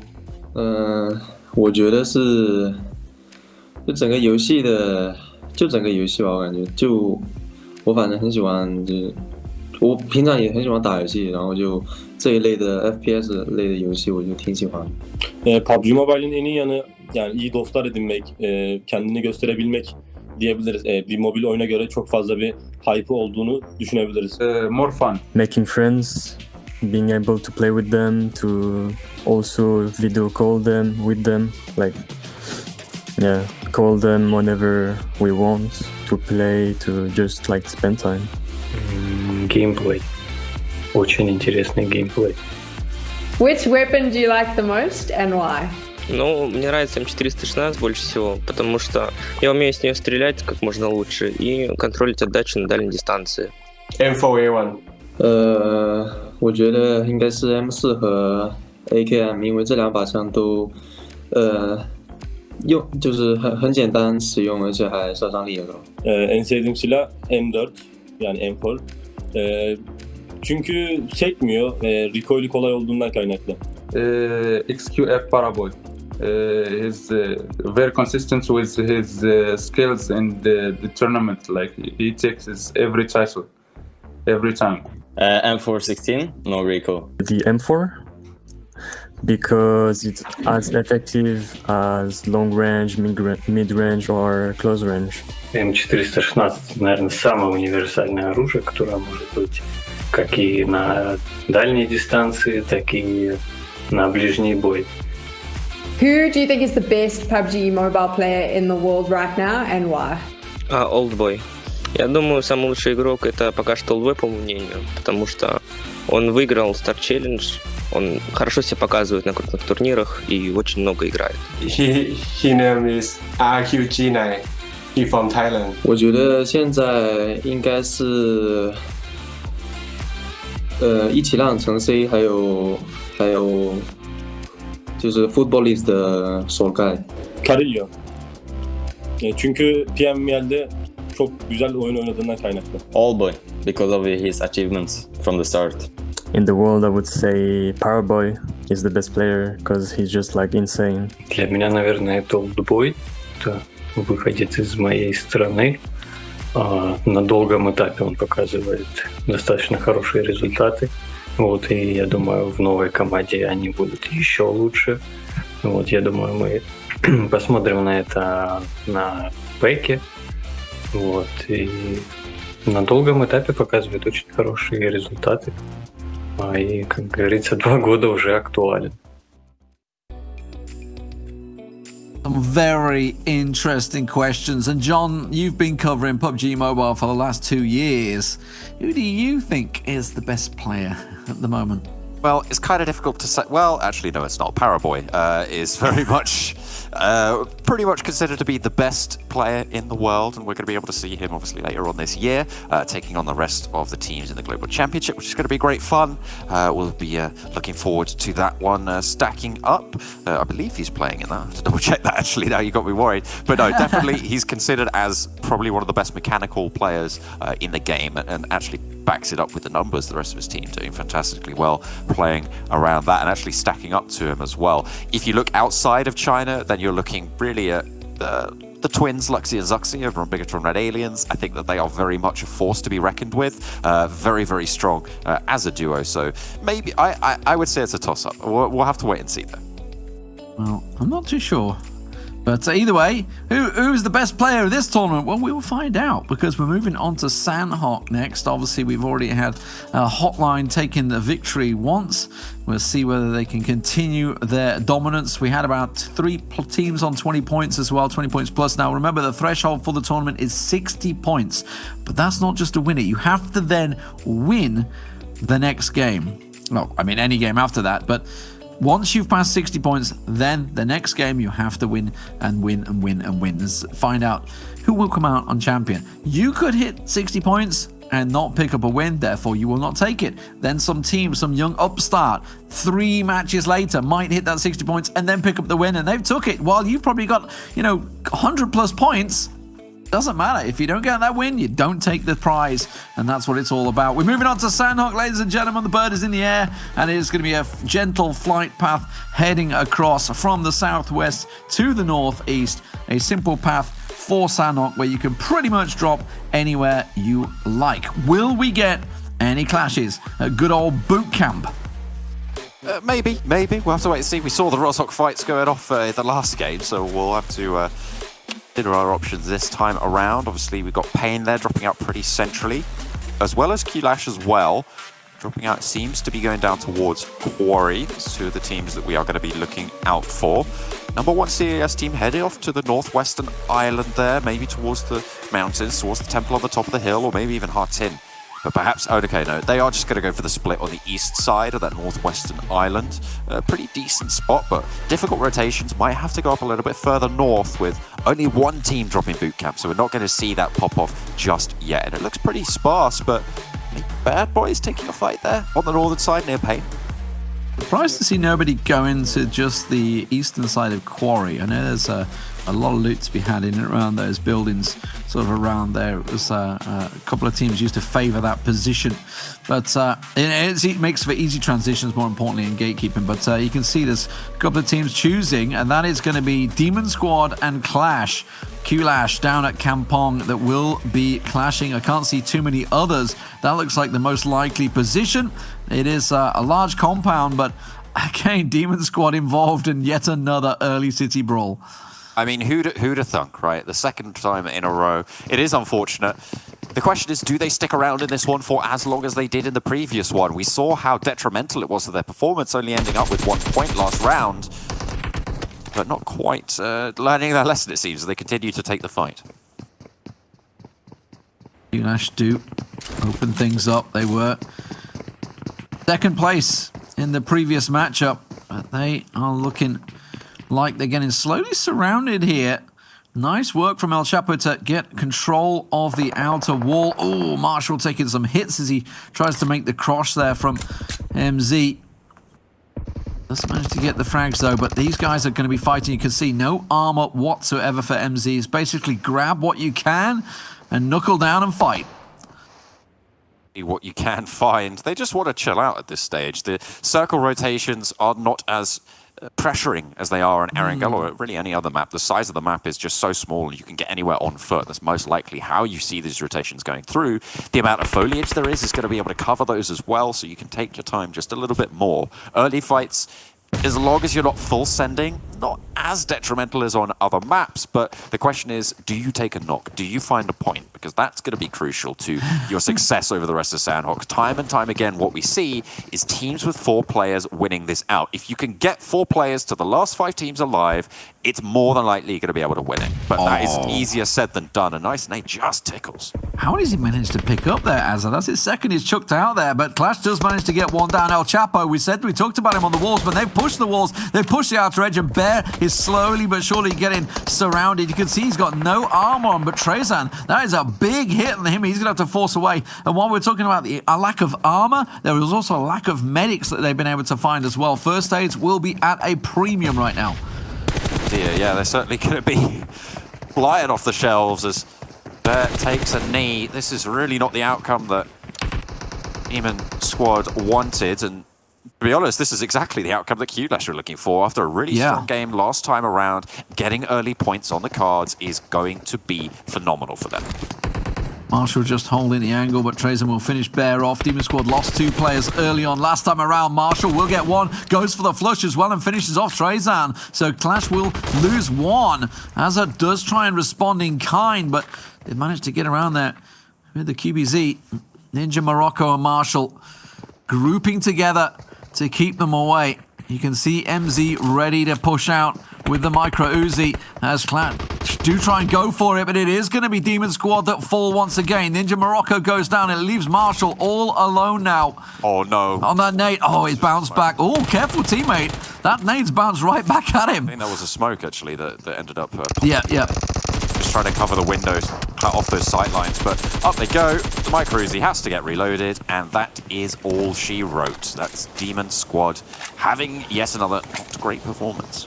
Hey, Connie's going to be delighted with that. Looks like he landed 2 very good kills as well. He was the one that was pushing the hill in the previous game. Now, moving over, we see Panda making a move on Pain Team. At the moment, do they know they're coming? That's the question. Yes, they do. Okay, I can see nades going out. Very much aware. Get around. Panda holding down the Paradise Resort for now. It's far from a spa treatment that they're after at the moment. Pain really looking to try and zone them away from this. The question is, why are they still both, stacking up so close? This is something that we're seeing quite a lot, is vying for these drop spots, and I just don't know how effective it's going to be. But they didn't forwards. They didn't both drop in Paradise, though. This is what gets me. This is Panda pushing the aggression onto Pain. Pain dropped here. And it's Panda that's coming in looking for the fight. Evo's also coming in from the west side. I can see Bad Boy also just a little further to the east of this battle, looking to try and set up some sort of bridge camp, if you can call it that, on Sandhawk. It's not really a bridge camp map. It's more of a camp at the coastline, if anything. Hotline, meanwhile, they dropped into boot camp, and they were in a great central position. The winners of Erangel looking great position-wise. Again, of course, we don't know where the circle is going to go. This is very much encompassing the majority of the north of Sanhok so far. Payne now managed to find the pick onto one of the Panda players. I was going to say, Payne, not too sure about their position because they're currently quite split over the course of it. And there you go, they do lose a player for it. You can see that on the kill feed in Paradise Resort. Why are Payne still challenging that side of Paradise Resort? They have plenty of area on the western side of it to just bunker back down. But no, they want to try and stop Panda from moving in. And I don't think that's the right decision. There's no way that you can control the whole thing and not expect anybody else to crash you. So make your horizons a little bit smaller. Bring yourself a little bit tighter together. Make sure you're not in nade range of each other, though, and that's going to be pretty much all you need. So you can see, actually, well, we've got the map. Actually, they are leaving now. Paradise Resort. Pulling out to the west. I think they should have done that a little bit earlier, maybe. Going to make sure they don't pull too far away because Hotline are not too far ahead of them. G25 had problems rotating in the previous matchup. Not the fastest of bikes to get away from the south side here. Actually very near Kampong, where obviously Qlash were. They themselves have got themselves 4 kills already. Did lose a player in the battle, though you can see Trezon did go down, but they are coming up from the south side on a long run up towards Barn. Little bit of a leg workout there, see if they can get that metabolism rising. We'll see how they're able to leverage that position. Southeastern side, as we see at the moment, this is G25's European division. If you're familiar with PUBG Mobile, you might recognize the name G25 from the Americas team, but no, this is not them. This is their European sister team. 25 Gaming Europe, so it is a different squad. However, maybe they've had a little bit of advice from their across-the-pond cousins. We'll have to see if they're able to take that on board. A very aggressive squad was the Americas G25, so we'll see if that's echoed. Payne, they are getting right on top of Hotline. They're continuing in their push over to the west, and I think they're going to trip straight over each other. I think Hotline are bunkered down, don't forget, as well. And look at Payne coming in. Johnny and Octavian up on the hill, Captain out wide. Madcap will be potentially the one that will spot them first out on the flank, and I think he has. He's immediately stopped behind the rock. Absolutely, Johnny knows where they are, but do they realize they are effectively surrounded across this hillside? Nades from Vic looking very good actually towards Johnny there. Just a little short. Yeah, this is one thing that... Oh, Octavian's nade onto Vic. Yeah, that's going to force Vic away. Really separates really separates the pros from the not so pros is the time it takes to cook those nades. You need to know exactly how long it is going to be to send it straight over the rock, and this is something that Hotline weren't quite able. Were actually benefiting from against Payne in that last fight. Remember, along that ridgeline. So it seems like this is a recurring theme for these two squads. Very tricky second circle here. Looks like Johnny's going to take a couple of shots in the back there. Doesn't actually get the knock as they get behind the cover there, but very tricky circle. Obviously split, I would say 30% of the map over on the western side, still on the island, which is where looks like number 1 CIS are going to stay, along with Team Unique, who both dropped over towards Camp Alpha. Obviously that does put boot camp into precedence. Whether we're going to see the team maybe try and make the way there. G25 and Qlash look like they're going to connect with one another over at Barn, as well as Payne continue their engagement with Hotline. They would love a little bit of revenge over Hotline. Obviously they finished out 4th place, where it could have been a first finish for Payne, but it doesn't look like they have a positional advantage this time. Hotline on that high hills will force them away back towards Panda. How the turntables, as they say, D-Man. It's going to be Hotline up top this time around on that ridgeline against Payne. Didn't work out so well for Payne last time, but maybe a little bit stronger on Sandhawk. The teams over on the northwestern island yet to make that move. Number 1 CIS, they've been guarded pretty consistently there by Polar Ace on the bridge on the north side. And Team Unique, they're just chilling. They're like, you know what? We'll take the temple on the top of the hill. We'll just wait. We'll wait for everybody else to make those moves. They seem to have had a pretty good time of it as well. Quite a heavy split, but they know they're not really going to be pushed. No one's going to be sending out their way. The bridge on the trifecta, on the three-way split, is going to be a little bit more pop-off here, as actually you've got, I believe that to be Ruja Gaming, as well as the team on the northern shore as well, who I believe is Divine. Divine, yeah. Yeah, Divine are going to be looking to try and cross potentially, or maybe move up north, so that could be a little bit of a hotspot. You can see it on your screens now. Well, it's Divine that have been here, is right, that have come across. They were down at the Painan area. I'm surprised that they've actually chose to go this route. I would have thought they would have pushed up towards the hillside to the south of boot camp, scouted out boot camp and maybe moved into it, but instead they've chose to go over the river, and you can see along this ridge line as well. Very risky stuff, because if there happened to have been anyone boot camp, it would have worked against them. But Rebellion does manage to get the opening knock and kill on an enema, if I could get my words out. It's a good job I don't have to do it for a living. And yeah, Ryu, the Turkish team, if I'm not mistaken, looking very good here.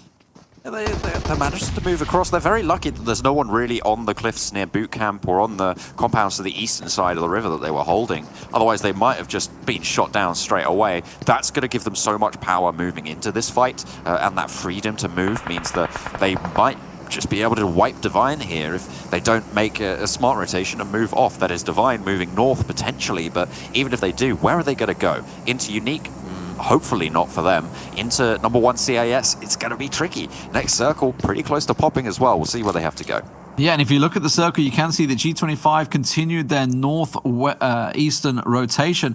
Kulash, meanwhile, have Accelerate right on their backs as they try and move towards the hillside south of Paradise Resort, where Panda currently reside. The circle very much goes on top of Bad Boys, I believe. Bad Boys, the Bad Boys, yeah. What are you going to do when they come for you? Oh, they don't have to come for you. They're just going to have to wait for you to come to them. That's what's going to happen here, I think. As they are, as you say, very central. There is a significant proportion of this circle, though, that is water. That middle river is going to be dangerous. And quite frankly, I wouldn't be surprised if we see someone try and heal out on that central island in the next phase, if it comes to that. Someone on the coastline, maybe someone from Hotline if they get pinched, or maybe even number 1 CIS if they get guarded. You can see Team Unique have moved all the way up to the northern side. If they get pinched, they might just go for that island and try and stay safe. Iconi is gone. There's nothing they can do to cover him off. Remember, obviously, Clash lost their player early on with Iconi already knocked, and now MZ also knocked down there. Kulash in all sorts of trouble. One man standing. Azza trying to get it done, but there's nowhere to go. Very little hard cover, and you can see he's covered by the flanks. He realizes he's got to try and get up the hillside, trying desperately to play with all the cover he has, and there is not a great deal of it. And it is going to be pretty much Accelerate surrounding them. Yeah, I can see they are both slowly. You can see just off to the side there, Duxan making the rotate come around, and Azza is slowly getting pinched in here. Very good game sense, though, for Azza to not go for this res just yet and try and take the fights, even at a 20%. He manages to find one, needs to heal a little bit more now, but they know the exact tree that they are at the moment, and that's going to be the finish coming through from Duxan, leaving one player alive for Kulash. He's not done yet. He's certainly not done yet. Goodness me.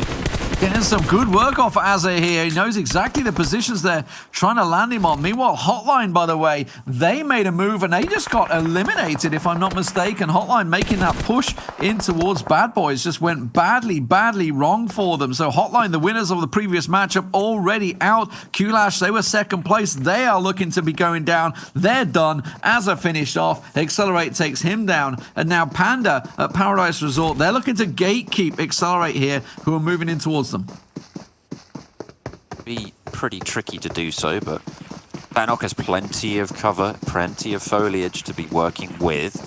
The circle's not going to be moving super fast at this stage and won't be doing too much damage. Gives them some time to get that loot on board, get those meds back, try and resupply off those players getting the drop down. But as we start to see more teams getting closer and closer together, these buildings become more and more dangerous. The hillsides become treacherous as well if you need to leave those positions.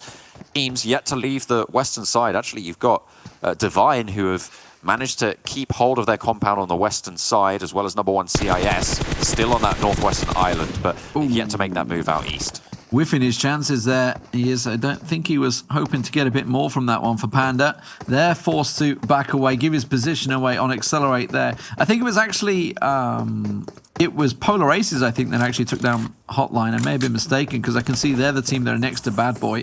Unique have managed to make their way across. That's a rough circle shift. Wow. That has gone heavily over to the western side. At the moment, the central point is just the base of the bridge. It is not ideal. And you can immediately see Polar Aces, they're going to just shift across slightly and take those compounds on the ridgeline. But everybody else, all these teams on the eastern side right now are in serious trouble. I love what number one CIS are doing right now. They're taking control of the far side of the bridge. They moved almost immediately, and they got that spot. This is the position as well that turns the stronghold for Bad Boy team on its head almost completely, because they're now in a prime rotation target. They're in such a pivotal point of the map, and with so many teams out east, they are going to get crashed. They just lost a player as well who was their scout on the eastern side, so they aren't going to have any forewarning of teams pushing their way. Accelerate, getting one down of Panda as they push on through. Michi doing work there. Meanwhile, Team Unique up in the north, clashing with G25 as well. Keep your eye on the kill feeds. That will come through. Michi doing work here right now. Gets himself a second. Takes a hell of a lot of damage, though, in the process. Now, Pain are also watching this play out. They're coming in the backside of Panda. So keep your eye on any backstab here. Reflex is looking to try and gain some kills on this one. Accelerate are going to be unaware of that. Reflex will pop over the ridgeline, gets a cheeky knock and runs away. He's pretty chuffed with that one. There we go. Fair enough. Wiping some teams in front of them. Going to be able to move a little bit faster. Accelerate with 4 players alive, but one of them knocked. And Pain going to be able to stretch out a lead in front of them on the rotation. A big split from Accelerate, so they aren't going to be able to play more than that 2-2 fire team play. Oh, Vic lands a shot at range. Nicely finished. That's excellence down low. Now, Polar Aces are watching this, but if they're not careful, they're going to give up the land. Divine is sneaking in behind them. So while they're watching the ridgeline of the landline, if they don't watch the water, they're suddenly going to have Divine in the buildings behind them. They're completely unexpected, but it's very messy, as you mentioned, where Bad Boy are. Everybody pushing in that way is now going to be Pain and Excellence that will clash. Meanwhile, Accelerate have decided to rotate deep round the south and come in onto the island. To see as well, over on the northern edge of that circle, the northeastern side, Evo Esports really being guarded out by Unique. G25 all the way out in the north as well, maybe looking just for some heal strats and not really having any luck there. A knock goes over towards number one CIS team, but really not going to matter too much. They should be able to get the res. They've got plenty of hard cover on their compound, as Divine have made their way across the river as well. But look at that rear esports on the rear gaming, sorry, on the western side. They're just chilling, but they're going to have to make the cross now. Yeah, we're going to have to make that move. Divine already done it. Number one CIS on that north side will just need to smoothly transition in. Excel just about going to get in, I think, Rossi there. You can see him crawling away from the blue while he was knocked. Unique up on high should... Oh, it's a tricky push. It's a tricky push. He knows he's bleeding in that blue, but he doesn't want to go too open on this one. Onto Evo. You talked about them earlier. It looks like he's going to try to tank it down, but it's Tier 3 gear all the way for Frozen here. Absolutely, and Pain have really had a tough time of it on the southeastern side. They're down to, I believe, just one player left. It's just Reflex for them. On the eastern side, the Bad Boy team actually managed to hold on to their spot. I said it was going to be tricky, but no one moved fast enough to really put the pressure on them, to really put that hurt on. But now they dominate on the eastern side of the circle. Unique, really. Royal going in for it. They're trying to cross the bridge. They're coming in towards Divine. Meanwhile, Unique absolutely gunning down number one CIS in the fields over the side. There's also Accelerate trying to swim in from the south. They're going directly into the guys from Polar Aces, so that's going to be nothing that Bimba can do. We'll see a couple of teams fall here.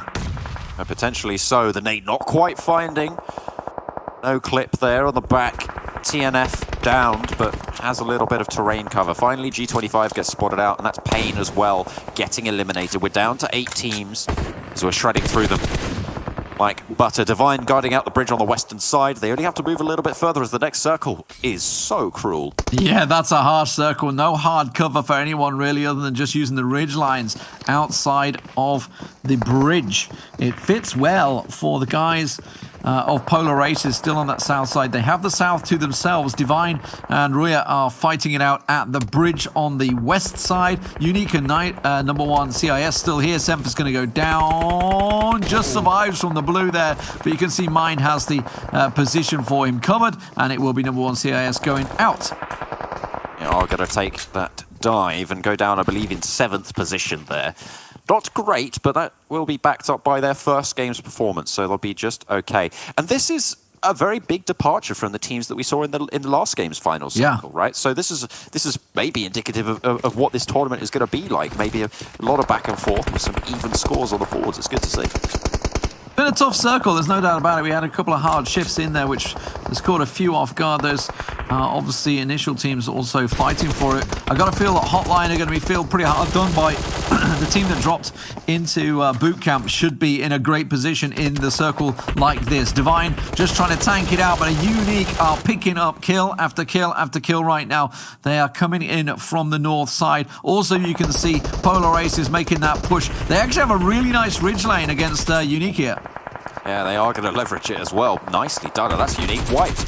Bad Boy team, they had a good spot, but finally they have to leave it, and when they do, well, they step out of the...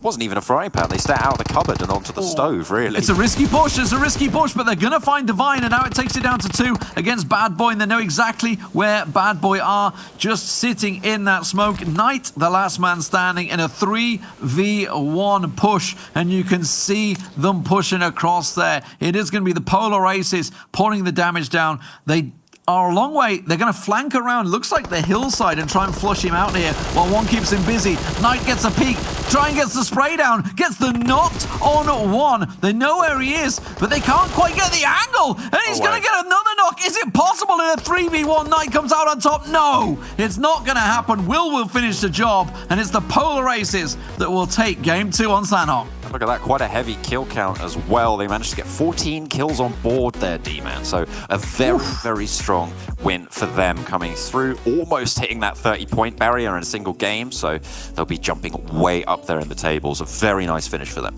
That 29-point game is incredible. Unique picked themselves up 9 kills as well. A 4th place finish for them. Fantastic stuff on Sanhok. Couple of hard shifts certainly caught some teams on the hop. When we go to a break, we'll come back, break it all down, and move on to Miramar.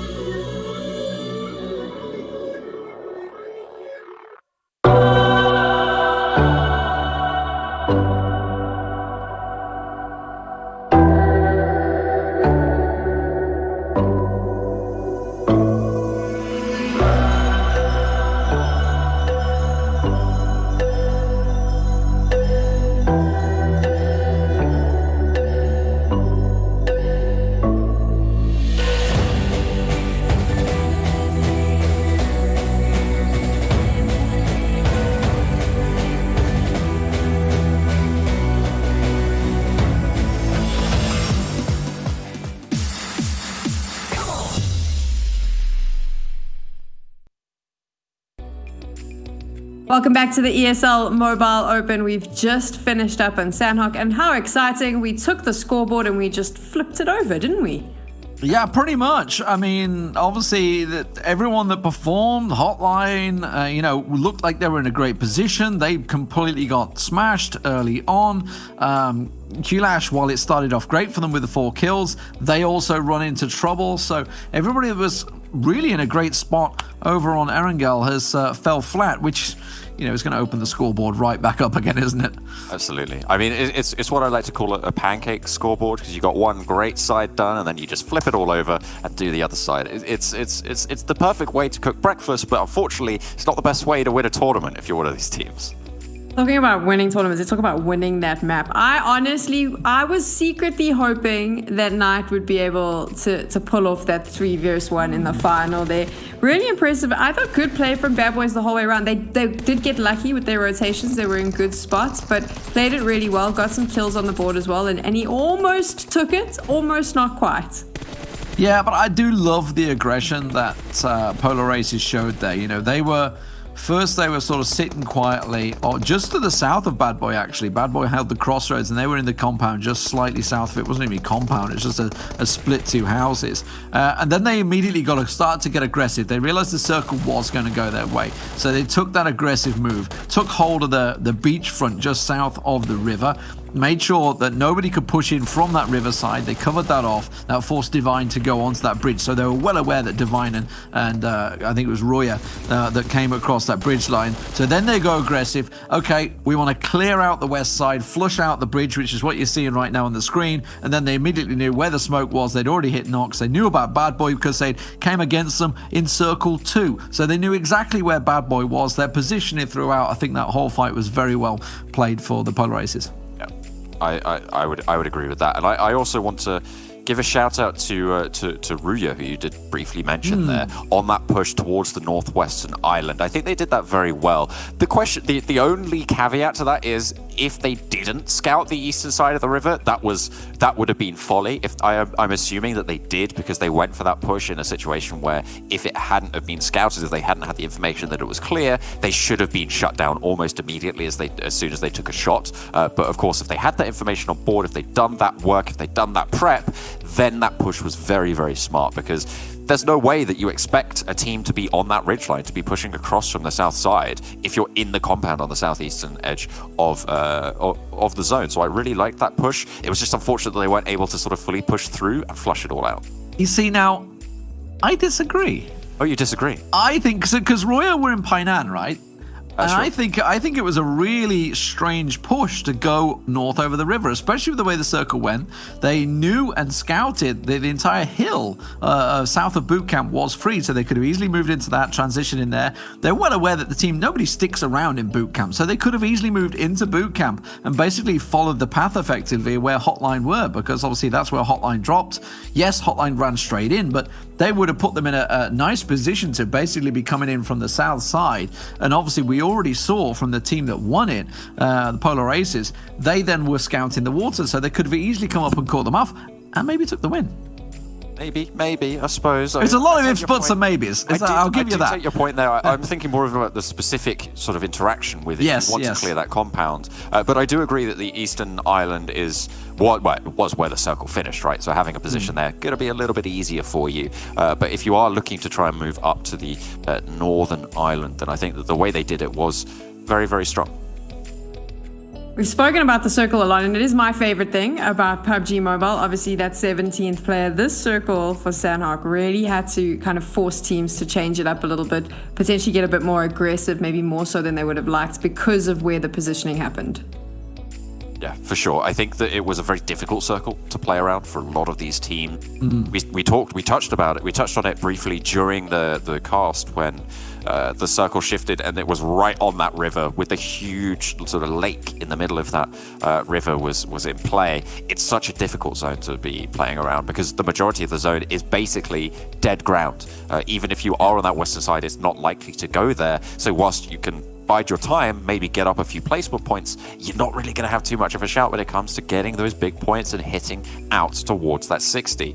And that's really what everyone's playing for here. So hopefully we don't see another sort of huge circle like that. I imagine it would have gone maybe a different way if we'd have seen, a quarry circle or a south quarry circle, maybe even just a southwestern island finish. But unfortunately, we got that river right in the middle of the gameplay, and that really forced a lot of fights that maybe a lot of teams didn't want to take. And it can often be the point on Sandhawk that, and if you think of the last two teams, that was basically where they started. They were in and around that area from the beginning. It is a very hard map to rotate around, and when you see such a hard shift of the circle pull directly over to the west, which it did, went over towards that bridge area, you immediately cause this bottleneck effect on the opposite side, the eastern side, which is obviously everybody had centered themselves up. And as soon as the hard shift, all these teams stacked around the eastern side are forced to funnel into that same point. And that's where a lot of the teams really struggle on Sandhawk, because it is a lot of open ground, a lot of places you can get caught from. There's no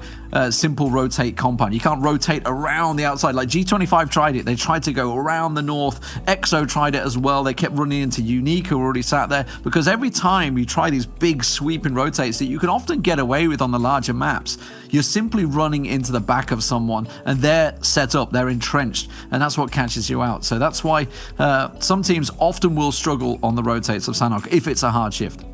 Let's take a look now at the results from Sandhawk, exactly where our teams placed. And we're seeing there again, Demon Squad. I mean, they keep jumping in. You haven't seen them yet. Of course, there's your top three. But Demon Squad, this is the second time we've seen them do this. I think for Miramar, they need to not try and fight so early on. Run away. They got to kill. I mean, for me, obviously for Divine, it's great for them. It's a second, third place running for Divine. So they're in a golden position right now. They're the only team that actually managed to finish in that sort of effectively podium position. But like you say, the fact is that Demon Squad had plenty of time to adjust their drop. They were coming across from what was, it was a relatively central flight path going from southwest to northwest. So they had plenty of time because they dropped in the deep southeast. So while they were dropping down there, they're looking at another team thinking they're going the same place we are. There were so many areas they could have diverted to. I mean, all I'm hearing is quitter talk from you guys. I want Demon Squad to go straight in, central every single time. I want them to drop Split, Picardo, Los Leones, and in what I don't even know. Just go somewhere, go military as well, just for the heck of it. I want some fun from these guys. If they're not looking to hit that 61st, maybe just try and throw a spanner in the works, as I like to say.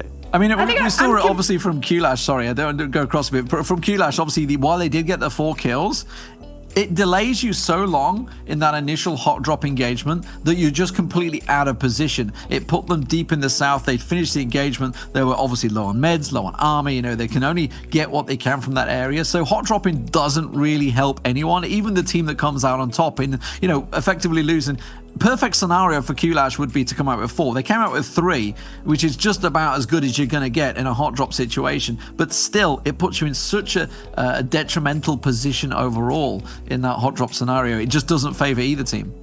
I'm completely okay with Demon Squad if they want those early firefights, but then you have to win them. That's going to be my next rule. Obviously, Polar Ace is going to be really happy though. Those kill points are going to fill their tally really nicely. You saw their bad boys not even close with how many kills that first team could get. Yeah, a very nice lead opened up there, actually. I think it was, 19 points or 17 points in second place? I didn't quite... 17 to 29. 17 to 29, which is a huge gap. Certainly it is just one game, and we'll see how that adds up on the overall scoreboard in terms of pushing towards that 60-point threshold, which more than likely is going to happen in the next 2 games, so we'll have to wait and see. Yeah, at the moment, I think Divine's probably the only team that's pushing them because they've had their 2 third places, so probably sitting around 30-plus points as well. I think what'll be interesting to see is when the panic starts setting in. When these teams realize that there's other teams getting closer to 60, I think strategies are going to go out of the window, and I think aggression is going to drop on the map. That's what we're going to see. We're going to take a quick break, and when we come back, we're going to Miramar.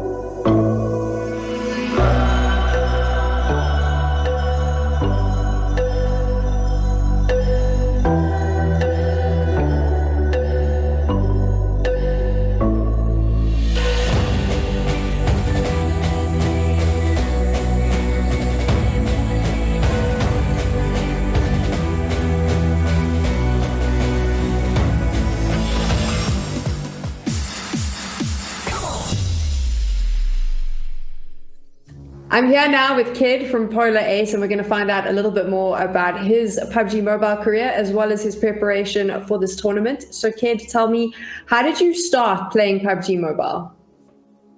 Well, I started to play on PC first, PUBG, and then I went to mobile and started playing for fun. And then I got to know competitive in PUBG Mobile. What is the hardest thing moving from being a casual player in PUBG Mobile onto being a competitive player in PUBG Mobile? Well, it's you lost all the fun, I guess, which you had in classics. That's it, pretty much. No more fun. There must be some fun being a competitive player. What are some of the best moments for you?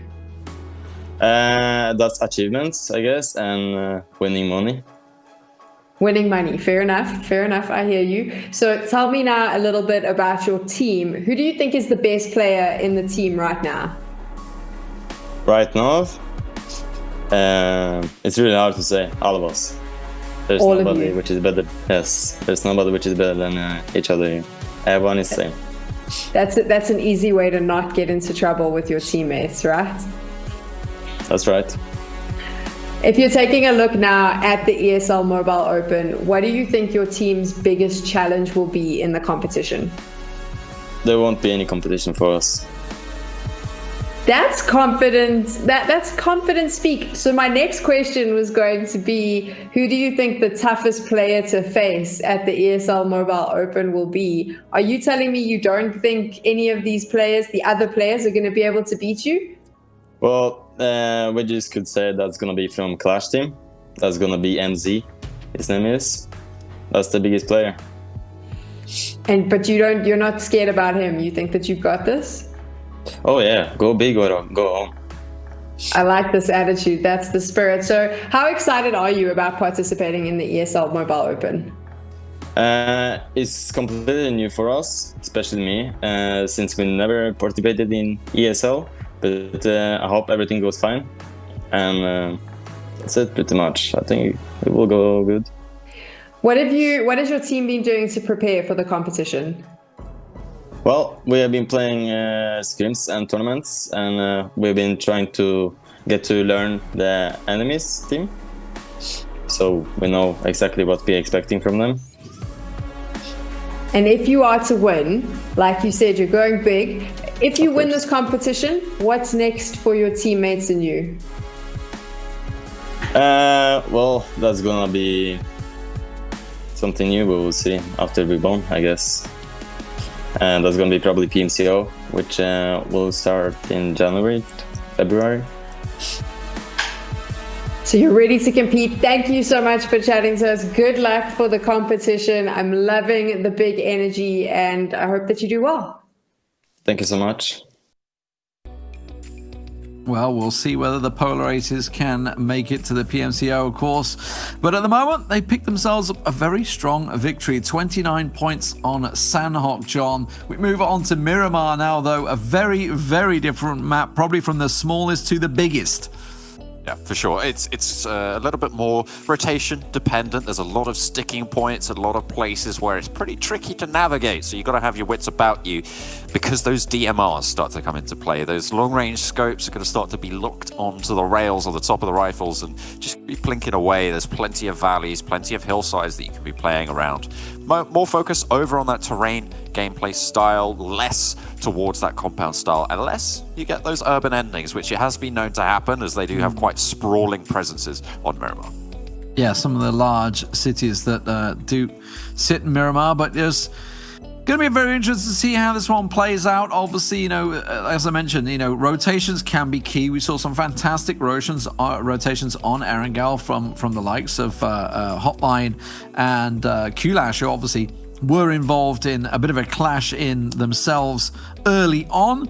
Hopefully the Demon Squad have maybe learnt from their history across their two maps so far and will decide to choose a different path, potentially, of where to drop. But what do we think from Miramar? What are you seeing from the team so far? Are you seeing any sort of evidence of strong rotations, strong feel, strong marksmanship effectively from some of these players? I, again, was a fan of Team Pain's play during that last round. It was very difficult for them to make their way into the circle, but I feel like they were making good choices, which is again echoing the sentiment that I felt in that first game. And obviously Sandhog a little bit more difficult to leverage those rotations and that rotational playstyle if you don't necessarily have the mechanics to back it up. And again, that kind of echoes what we saw in the first one with those nades, with the maybe not the ability, not quite having the ability to hold that really strong ridgeline that they did have for the majority of that game. So I'm going to be looking for Team Pain to sort of dominate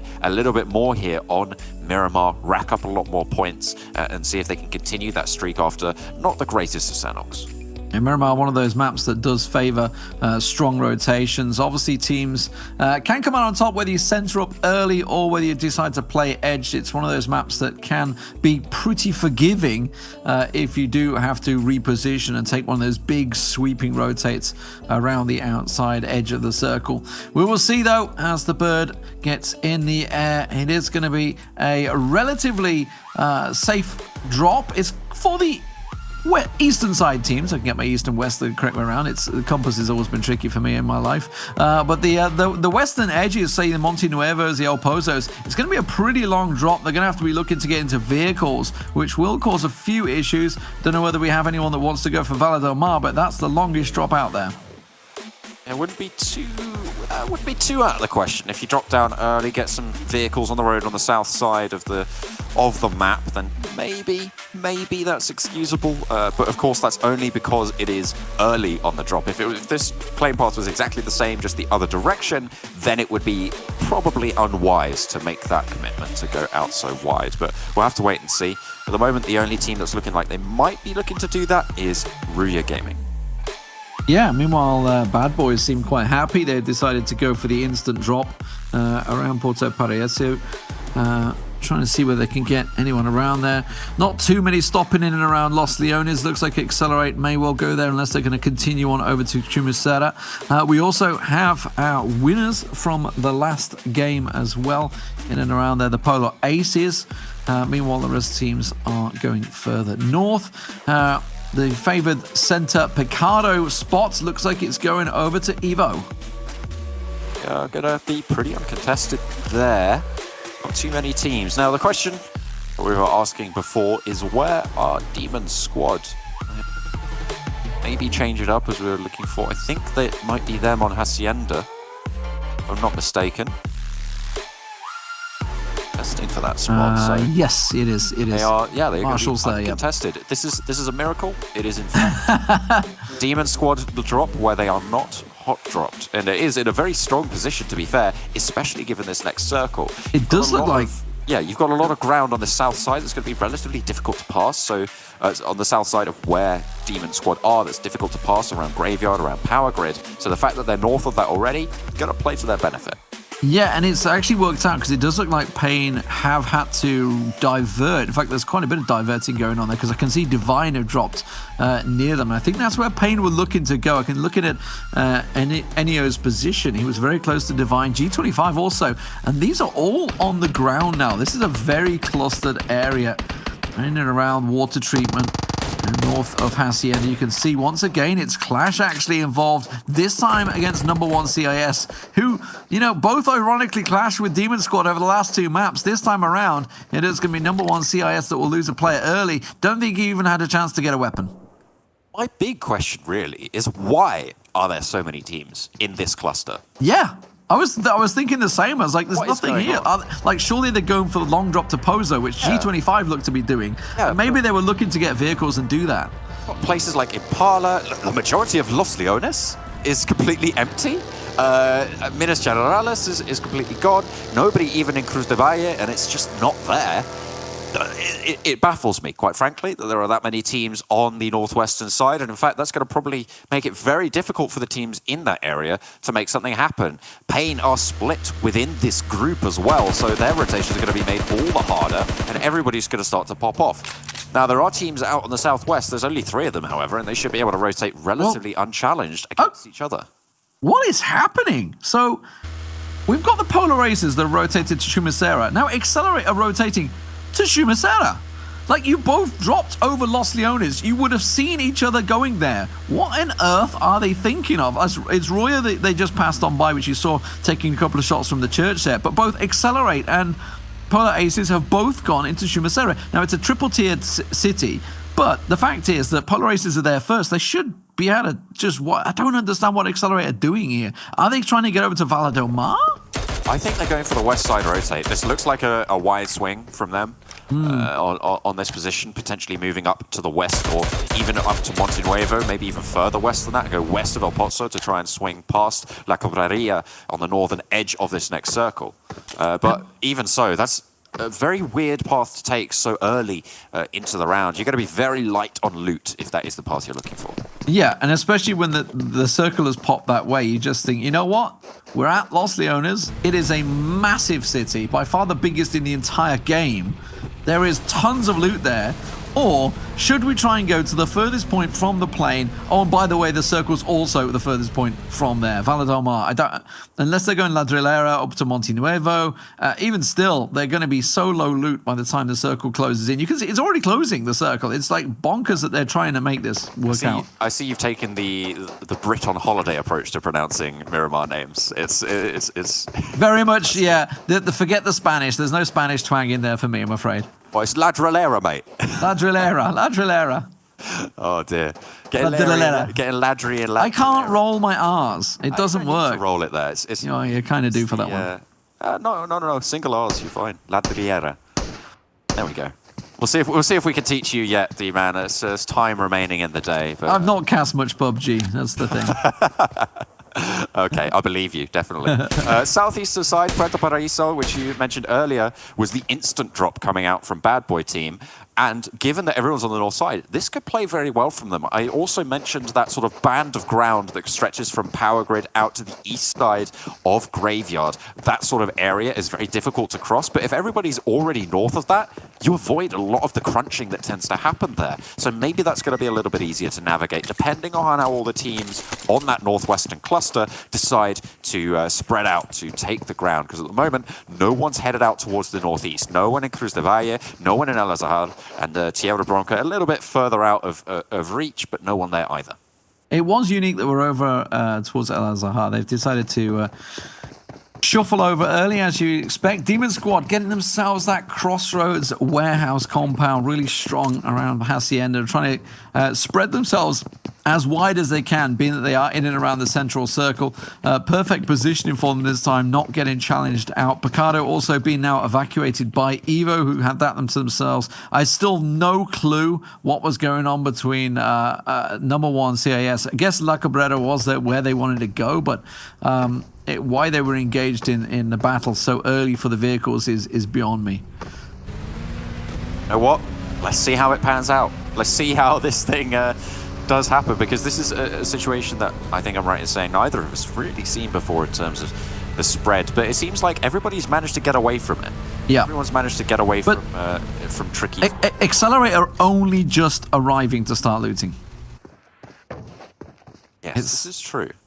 They're gonna be so low on loot this entire time. Obviously, Polar Aces on your screen here, 29 points from the previous match on Sanhok for them. They are very heavily looted. They're in a great position, and that was what I was expecting. When we saw the flight path so far over on the eastern side, I thought, Chumacera, that's probably about as far as you're going to go. But no. That's Accelerate, just choose and continue on. They're in and around Monte Nuevo, which is not too bad. They can continue up towards sort of Power Grid side where Evo are rotating out of Picardo at the moment. Oh, there they go. So I'm intrigued to see where Divine are going to go here. This is Divine on your screen there. Yeah. I'm intrigued to see, because obviously where they drop in San Martin is a relatively central point, but you don't want to sit in San Martin, right? Do they go up on the hillside just to the northwest of San Martin, or do they try and continue closer towards Hacienda, where they know damn well that there is a team there and they're well aware of all of the drops to the north of them? So I think they're going to avoid the northern drop and maybe just try and squeeze in a little closer to Hacienda. Potentially.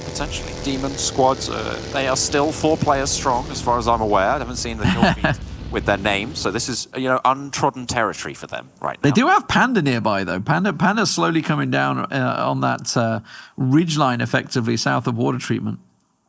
All of that ground, as I was saying before, on the northeastern side that no one's really occupying. We'll see where the circle shifts to they are encouraged to go out that way. That's fantastic for Team Unique. And Unique now can literally take whatever compound they choose. This is like their buffet, effectively, of choices to see which they would like to go with. Bad Boy also, don't forget about them. You can see them coming from the south. Now, they're going to be looking at the drops. The problem is when you're in rotates in this sort of situation, you see a hard shift over to the east like this. I will get back to that in a moment because number one, CIS once again involved with Clash. They've lost one already to Q-Lash here on the initial drop, an unarmed drop, and they're just trying to cover off their exits.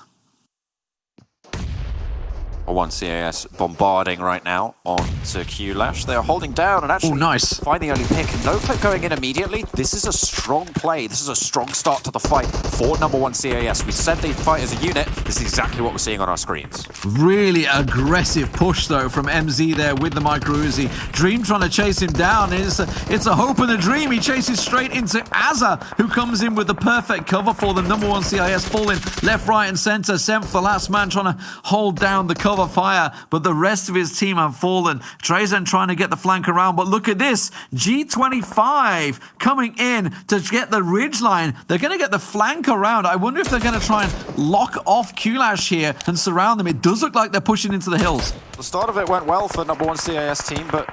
Yes, there it is, G25. There we are. As you said, so it shall be, D-Man. G25 coming in with the off angles and controlling the rest of this fight. None of them are in the circle, however. They'll have to push east. Looking to trade the kills. Look at it. It's a perfect flank. There's also more off to the eastern side of the screen, what we're looking at there. Fallen with the angle. Everybody covering off. You were talking about the SLRs, how they're going to be so prevalent, the DMRs. Now, the problem for G25 is while they're doing this, effectively Pain could do the same to them because they're on the circle just north of water treatment, which is just off to the east of this position. There's the DMRs that we were talking about earlier coming into effect. The range at which you can engage on Miramar is just extended, and that's exactly where these DMRs shine. The SLR there from behind the door frame will be brutal, but now G25 are at the blue, and this fight will have the hurry put on it. Evo coming in also towards water treatment. They're going to clash in towards Pain, it looks like, at the moment. It's just continuing further east of this. Nice little shot on Versace there. Doesn't quite work out. Very surprised to see Team Unique chose not to move out of Junkyard. They're going to have now Bad Boys, Ryak, and Polar Aces all coming their way. So that's way down the south side. We'll keep on this main action right now because number one CIS with Senfi still out there, all bleeding out to the blue now. Very difficult to keep this fight going. There's not many meds as well, but Fallen just gets the spray down, looking for the flush, tries to stop them crawling behind, and actually gets the point for it as well. So a lot of these teams vying for more. Q-Lash, number one CIS teams. These are two of the teams that were high scorers in game one, so they were towards the top of the tables in the overall leaderboards. The fact that they're being guarded here means that there's plenty of opportunity for other teams to start to leapfrog.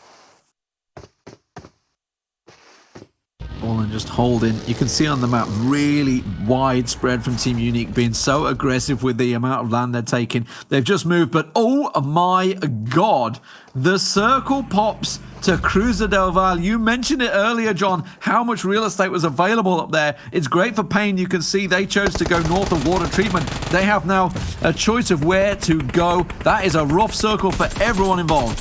Definitely is. And the number of teams on the south side who have to still navigate that tricky terrain, the valleys around Graveyard, around Minas Generalis, is still pretty high. And you can see actually on the mini-map there that you've got teams moving out to the east. I believe that to be Polar Ace. They're just trying to swing out wide, and it's just really a tricky spot. Q-Lash, one player left, is going for the fight. Yeah, and Azza might take it here. You're going to get pushed around. Versace in the end will finish him off.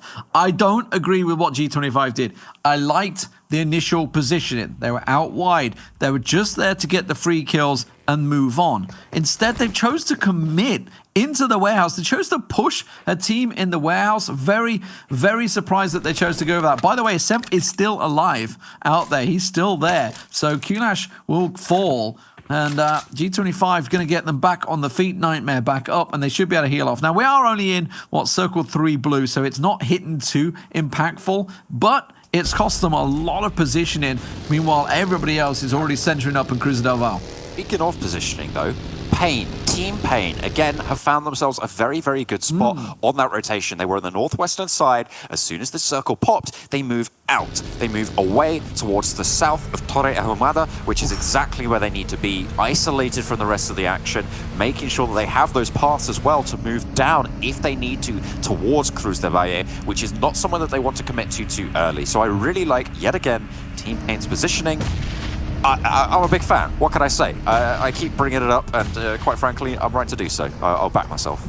A lot of action down on the south side. You got Polar Races. Ryuk actually looking to pull up on this one. Bad Boy had already took down a couple of the Excellence boys. That's 3 in a car. Dangerous, dangerous stuff for Bad Boy. You can see Ryuk in the distance as well. We're also looking to try and make that pay. So many teams all coming in from this south side. Unique holding the hillside of El Al-Zahar. It's a high hillside compound position. We'll have a great overlook on all of these teams arriving. It does put them on the far south side of the circle. Meanwhile, to the northern side of the circle, you talked about Pain. They also have Evo and G25 arriving up there along with Accelerate. That is true, but they are in Cruz del Valle, which means that their leaving is very unlikely. So Pain really have the advantage when it comes to controlling the terrain on the north side. Evo, they're going to need to move through the settlement if they want to move towards the south. If the circle shifts that way, even if they want to move east, they're going to have to move through that settlement, and that is going to be difficult with the overlook that Pain have right now. And the number of teams coming in from the west, I'm not sure I like Evo's position too much. No, and there's the shift into Cruz del Val. And it's going to be everybody pushing in that way. And now look who's in a great spot. Demon Squad. The team that finally decide to get themselves a drop of their own. Looking to be in a great position along with Panda. That in the kill feed, because I certainly did. That was a nade on towards Demon Squad, who are having the hurt put on them by Panda. El Chapo just getting flushed out. That is not going to be good news for them, unfortunately. Demons, back to hell you go. E25, we've seen them engaged already. Did take down Q-Lash, and now they have Accelerate nearby, but neither in the circle at the moment. It's Evo that are holding the angle at Cruz del Val, where these two teams need to push in. And the problem is if they go for that northern swing, which I see Versace is doing right now, he's likely to bump into the backside of Pain. Smokes go down for Accelerate. That will help their escape. G25 already left this. They're already in the vehicles and moving away from Accelerate, so they need to just get in the car and move. Meanwhile, down south, it is a mess. We have Unique that have repositioned, but we've got Bad Boy, Ryuka, Accelerate, all in trouble. All still in the blue, by the way. They're not even inside the outer rim of the last circle. They're eating the blue in circle 4, and that's going to hurt. This is a dangerous position for so many teams as well in Cruz del Valle. We talked about this earlier, how if you go into a settlement, you are committing to thinking that it's going to finish there. If it doesn't, it's so hard to leave. It's so hard to get out with everybody else vying for the same spots. But you're right, there's such a mess on this south side as well that it might as well be a settlement. These hillsides being the proverbial buildings of this area of the map, and no one really having the best spot of it. And again, it's just Pain who wins every time in this spot. Unique were the team that got themselves centered up a while ago. They had the choice of locations and chose to stick around on the south side of the circle, but it has pulled north twice on them, which puts them on the edge now. Panda still looking pretty golden, but they are the central team on a 2-2 split. It's risky with so many teams now all pushing in their location. Unique lose one. That's the knock that comes in, and that's the problem when you're in nade range. It's Polar Aces that are looking to take the score. Now they are alive, but for how much longer, as they are getting crunched quite a few sides, but they have got quite a lot of terrain to control at the moment. Panda moving away from that fight. You can see them on the top side of your screen, just sending right into the center of this circle. And now quite a lot of teams have moved across Cruz del Valle. They have moved to the other side. And the exit now is all that stands between them and a terrain position. But where will the next circle go? Will it shift towards the settlement, or will it shift out and force them to take an unfavorable spot? Yeah, everybody right now positioning around this big mountain range that's centered up where Panda sit. There's regrouped. There is a compound that Evo have managed to get hold of. It's a great compound for the circle because it's likely to give them a probable top 3 finish unless it pulls away from it. But you very rarely can win from that compound. That's the problem. But obviously we're looking at overall point score. Unique, nice shooting there from Frozen from the range. Just plink it away with the Mini 14.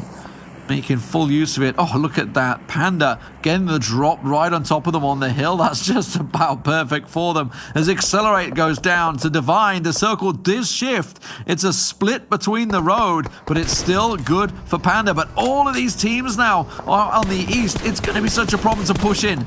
I, again, think that Pain have managed to play this great up until now, but now is where their mettle is tested. When the circle moves away from them, when it doesn't favor them, they have to take initiative, and we'll see where they end up falling. Demon Squad still taking a fight, starting to frag out against Unique, who only have 2 players left as well. They're out on the hillside, and they've got quite a way to go. They're right next to the blue, and they've got quite a far push to make. However, the teams in front of them have to make a similar choice. When do they make that move is the question on everyone's minds. E25 just going to edge in closer and hug the hill. As you say, Pain looking like they have to take that northern shift and try and work their way in, but it's going in towards Panda, who hold that central position at the moment. Demon Squad, there's the first initial move. Marshall going out in the car to try and get closer and find a position for the rest of the team to join him on, as Bear tries to cover off Unique, who can't push around.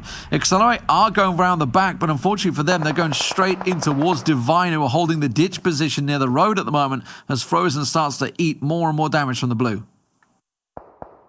Mine just a sliver of HP. Dodging around those defilades deftly in the pickup truck, but unfortunately, yeah, might be able to outsmart the terrain, but I've yet to meet a man who can outsmart bullets. There's a point to be had. Who's going to flush it? It will be Jam. Jam will be able to peek out and quickly get himself a point secured. It's absolute vital for him right now because he's likely to not come out of this position. He's stuck in. The blues on his back. It's forcing him into the valley. And you can see Demon Squad up on the hill, but they've just took a knock there. Polar Races moving up next to them. The winners of Sanhok looking to pick up yet more kills. Panda also looking to nade. Oh, an underhalf nade was what he was considering. Then realized he's very much within weapon range and pulls out the gun and nails him down. Polar Ace looking to try and take the top of the hill, but they get denied. Pain are pushing. Hold strong. Pain coming in. Pain are coming in from the north side, so Panda, while they're central, it's great, but they're getting surrounded. You can see YZ already down on the distance there. Vindex bleeding out in the side. Accelerate looking great in their position. Evo looking great, but it's all the battle. Polar Aces, Pain, and Panda with Demon Squad pushing from the south. It's getting contested. We're going to lose 4 teams. Pain need to smoke up here if they want to cross across this open ground. There's a lot of cover, but it is very difficult to operate with because they know exactly where you are if you move whilst in vision. Those nades will just kill you. You can see there already they're getting bombarded. Oh. Nicely done there to hold it down. So tight there, yeah.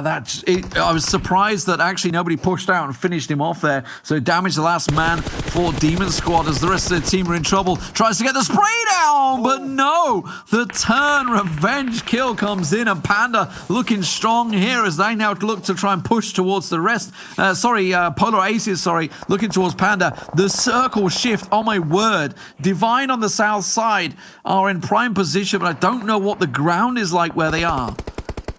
This Pain now being guarded at the moment by Panda. They're going to have to move out and down this hillside. It's a difficult push, and actually I wouldn't... Oh, Divine are pushing. Verse to Pain actually moving down that hillside. Pain take a knock from across the way. That's Evo who have now spotted them out.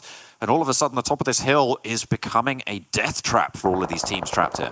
You can see Divine down south. Look at the area, that road. That is the circle. It is wide open. And that's why Divine are being aggressive right now. They've realized we've got to push the hill. We're going to have all these teams flooding down from this hill on towards us. They're going to have the flank on us, the open hill, which is why these 2 members of Divine have had to push around and try and take the fight to them. Pain have to push in. Panda have to push in. You can see the Polar Aces, Godsend, Will, and Pact there, immediately both in all sorts of trouble, but that is the edge of the circle. There's nothing out there. It's such a tough circle. Meanwhile, this is happening. Evo and Accelerate, they're fighting on the road.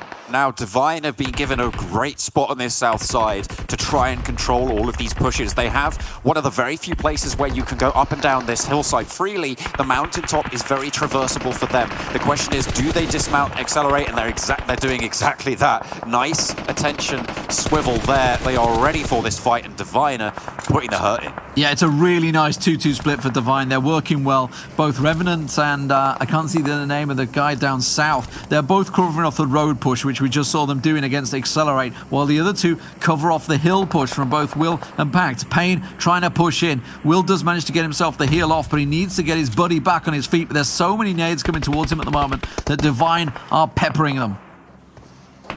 Will just behind the ridge line, needs to push in as the circle will start to crunch them down yet again. Divine looking to move down as Accelerate again continue to get peppered across from every single angle. Accelerate just taking so much damage here as Payne have now taken control of the building, looking to try and push out. Nice frag coming through. But Payne are under pressure. G25 is pushing behind them at the moment. Is working around the back. So Payne are fighting a multiple angle fight right now. You can see Lubomir just trying to crawl through the smoke because he realizing the rest of his team are down. G25 get down low, using a stack of smokes, but taking nade damage from Evo. Evo was sat in that house the whole time, as mentioned it earlier. It's a great position to sit in the top 3, but it's never going to win you the game because once you've got to come out of it, it is so hard to get control in the next circle. Divine able to flush out the hillside. Payne went down earlier, and now they are 4 players strong. They have the hillside. Everybody else is under pressure. Evo really the only other team here who's been able to challenge at this stage. G25, a single nade might finish them off if anyone is able to sneak out that position, but not quite found just yet. The next circle. Well, look at the red smoke. Look at the red smoke of the crate. That is the north edge of the circle. That's how much little terrain is there. Divine have the ridge line. They are in prime position right now to take this game. They've got to worry about Tomiko. Don't know if they know he's down there from Accelerate, who's just crept his way into the edge. That little shack, that's about the south side of the circle. It's a really tough circle to finish on. Evo and G25 are both going to have to give up their cover to move into the next line. Will be tricky. 4 teams remain. G25 probably in the worst spot here. I imagine Accelerate can just try and heal out and get to 3rd, maybe even 2nd if they're lucky. But G25 have to take the initiative here. With 3 players, they have a chance. Nightmare makes the big push around the side with the AKM. It doesn't work out for him, and immediately Divine get involved. The second they show themselves, it should be a great spray down. It is from Revenant. Takes down Versace. The nades, well, there's not too many left for Divine because they've been embroiled in this battle on the hillside for so long. That one looked good, though, on towards them. Nightmare, in the end, will get Zico down. The last flank move. Oh, G25 finally getting closed out. 3 teams remain now, but downhill, all of these positions are known. Accelerate, how long can they hold out for? How long will Tomiko stay quiet? Is he looking to just close out that second position and let them fight because Evo are in all sorts of trouble? Divine will get them. That's Evo gone, and now Tomiko is the last man standing. He peeks up, he goes down. Divine take it in style. Huge game coming out from Divine, able to use that southern edge of the circle beautifully. Accelerate, they only got 1 kill, but they still get 13 points on the game with that 12-point second finish and the single kill that Tomiko was able to get. A great turn up for them indeed. Unfortunately, Payne weren't quite able to have the presence again that they maybe deserved on that final set of circles. Great rotations, but they need to work on their late game. They need to take that initiative, and we're just not seeing that. As much as I've praised them for their rotational play, I'm just not seeing that final conversion. They're getting some points, but not as many as they could do if they just had it on lock. And for Divine, consistency is king. 2 third places and now a first. They're going to be very close to that 60-point threshold. I don't think they've quite made it, so they're not going to be able to take the victory in the next game, but it is tight, that's for sure. We'll be back after the break. Vikendi will be the next map for these teams. Who will reach 60 points first? We'll see you soon.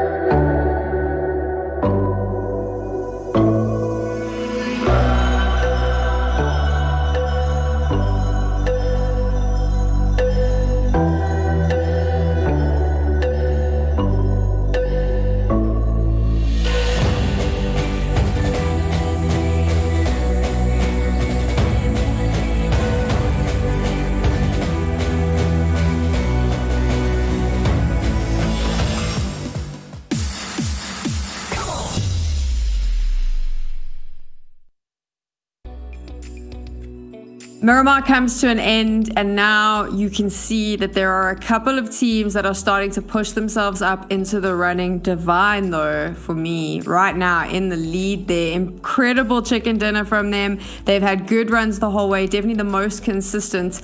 Now they've just got to close it out. Yeah, for sure. It seems to be the final push. I'm not too sure exactly how many points they need overall, but this game should be a little bit more relaxed for them. And this is where we're going to start to see. I said it, game 4, that's what we're looking at in terms of where we might see teams start to look at that threshold and play a little bit differently. So we're into that sort of territory. Our team's going to, are specifically Divine going to change up their playstyle, and are other teams going to try and stop them from doing what they want to get done? That's the question. I also think Pain and Polar Ace for me are another two to watch. I think that they've also had relatively consistent performances. I think Pain's rotations are really good. Every so often those small mistakes, though, that just cost them a higher finish. Well, I think for Pain is the problem is they got kind of locked out by Panda that were in the central point. Panda unfortunately discovered that while it's great to be central, often you will get surrounded and overwhelmed by numbers effectively. I still very much question this initial battle by G25, but you know what? G25 ended up in 3rd place, so what do I know? Yeah, I mean, fair enough. They did do pretty well. It was a difficult spot that they found themselves in, but they did make the best of a bad situation. That's what you like to see. And again, it was Pain who I feel like didn't finish their initiative, right? They didn't finish the strength of rotations that we'd seen from them. And it feels like maybe they panic in those close combat situations when they don't have all those rotational paths open to them, and their micro just a little bit slower than their macro in terms of the brain speed there. But it's something that you could definitely pick up, and in general, having a macro sense is a great asset to your team when it comes to consistency. Now, the issue, of course, is that you need to win. So you need to be able to take those final things, those final fights in a strong way. I thought it was... How do you do it? How do you get that win? Once you're at this point, surely there's going to be other teams that are out there to stop you, because it's because you're not looking at the consistent point scoring, right? Everybody knows, especially if we're going back to the same maps, everybody kind of knows where you are. We've already seen hot drops. Well, I don't know they're planned hot drops, but there's been drops happening. Do you think with the way the tournament is, we could start seeing that more and more? Honestly, I don't know. It depends on what the teams are looking to do, right? Like, are they just going to say, you know what, we're not going to try and buy into a different format style. We're just going to play our game as best as we can, the way we know how, and try and capitalize that way? Or are they going to try and buy into it and change it up and try and play the wildcard team? I just don't know at this stage. We'll have to wait and see, and I think this is the first game we might see it. They all seem a bit stubborn, though. And I mean, we saw this now on Miramar, the way they dropped in the beginning. Everyone's dropping in the same place. No one's really wanting to move out. They're going to have to adapt a little bit now as we move out if they want to see themselves lasting till the end game. Absolutely. And I have a little bit of a Telestrator clip as well, based on those initial drops that we saw in this last game. If we can head over to the Telestrator, I can sort of break that down for you. As you can see, it's kind of what the main thing I'm asking myself is why has this happened here, where all of these teams have decided to drop on a piece of ground that is not really that great? I mean, you've got a couple of places there. I mean, Hacienda del Patron, for one, where we said that Demon Squad had a good spot there, but there is so much more on the map, and considering the plane path sent down the right-hand side here along this sort of a line, why has everybody decided to drop out late and in this area? You have so many different locations that would have played off a lot better there. For instance, you've got Impala that would have played very well in this situation, and you could have rotated freely pretty much up this eastern coast and played in towards the final circles this way, had control of the eastern side. You have places like Ladriera, and you have, which might have been a little bit harder to go towards, but you see all of the teams dropped around in this area, not quite sending out there early enough. Accelerate actually decided to go through the position that Polar Aces had. So this early drop really shows a lot of, as you said, stubbornness to me, and not a lack of willingness to adapt to the situation as it is presented to you. So what we were looking for is teams to move out and play those other positions that maybe they're not super comfortable with, but absolutely will give them an advantage. It's something that I've seen across PUBG for the last few years as well, the adaptations that people change. I would love to know where Bad Boy drop originally, because I feel their adjustment has been, and we often see this from teams, especially on Miramar, is we will drop out wherever the plane starts. And they'll be first out, they'll be maximum looted, and then they can choose where they rotate to. It didn't work out for them because they actually got caught up in the whole South brawl that everybody was sort of shifting on because of the hard shifts. But I'm very interested to see, like you say, the stubbornness. Who am I to say? Accelerate came second in that game, albeit with 1 kill, but they were the team that chose to loot all the way over to Ladriera. Nice. There we are, we get it eventually. And had very little loot for a long time. Yeah. I want to take a look at I'm going to stop you there just to take a look at the map standings, just to see how those final scores panned out and kind of pull our conversation back. D-Man, you mentioned it in the clips. I really enjoyed that early fight. I liked the aggression that we saw from I think number 1 CIS. I liked the way that Q-Lash jumped in. I thought it was even more fun when we saw G25 jump in. But at some point, you need to know when to time it. And I say that, look at G25. I mean, with the kills, that really helped them out a bit. But they should have left that fight a little bit earlier, maybe? Look, when you see the best in the world play, they would have done similar to what G25 did. They would surround the area, thinking, okay, we can steal a point or two. And then they're in a perfect position because they're up on high. They will steal a kill or two and say, thank you very much, we're going to rotate now and get a better position. Obviously, G25, you know what? It actually worked out for them. They got away with it. They went in. They were down to a one-on-one. It could have been wipe out, thank you very much, Q-Lash come out on top, and then they will pick everyone up, and actually they'd have been damaged as well. G25 got away with it. They got away with it despite all the knocks. It was a straight-up one-on-one with Azza, and he managed to pay off. Then, of course, it left them late. Luckily for them, because of the hard shifts, everybody was fighting in and around that ridgeline over to Cruza del Val, over on the eastern side. And for them, the west was left open, so they got a bit lucky. Demon Squad as well. They got through the first fight, stuck around for a little bit, and you see there, they've got a placement point and 2 kills. So, I mean, they've actually, I think, if I'm not mistaken, they've got points in every map because they have been able to get a kill here or there. But I'm glad that they stuck around a little longer. I think the standout for me is how the hell are Team Unique 11th? They were by Circle 2, they were the only team in Circle 2. The only team. They had an absolute buffet of choices. Do we go to Cruza del Val? Do we sit around here? Instead, they said, you know what? We're going to sit at Graveyard. I don't know why. And then they go, well, let's go and sit on the edge of El Al-Zahar. It's like, what are you doing? I mean, I get it. Some teams like to play edge.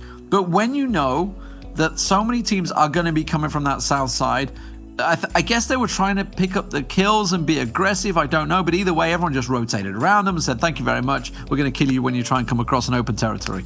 Bizarre choices, but who am I to argue? You know, sometimes these IGLs, it's very easy for me to sit here when we see the entire map and we can see what's going on. But yeah.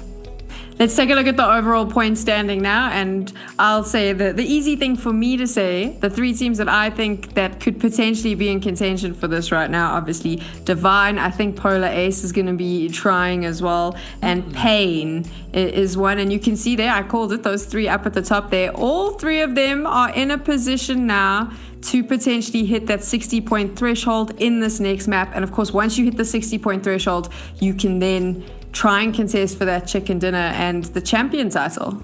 If it wasn't for Divine making that beautiful 2-2 split and taking control of the right side of the hill, Polar Ace would have won that game. They were in a position on that hillside. They'd come out on top of the eventual battle effectively, and they would have pushed out. They would have held the ridgeline, and it would have been Polar Aces with a back-to-back win. Instead, Divine, beautifully played by them.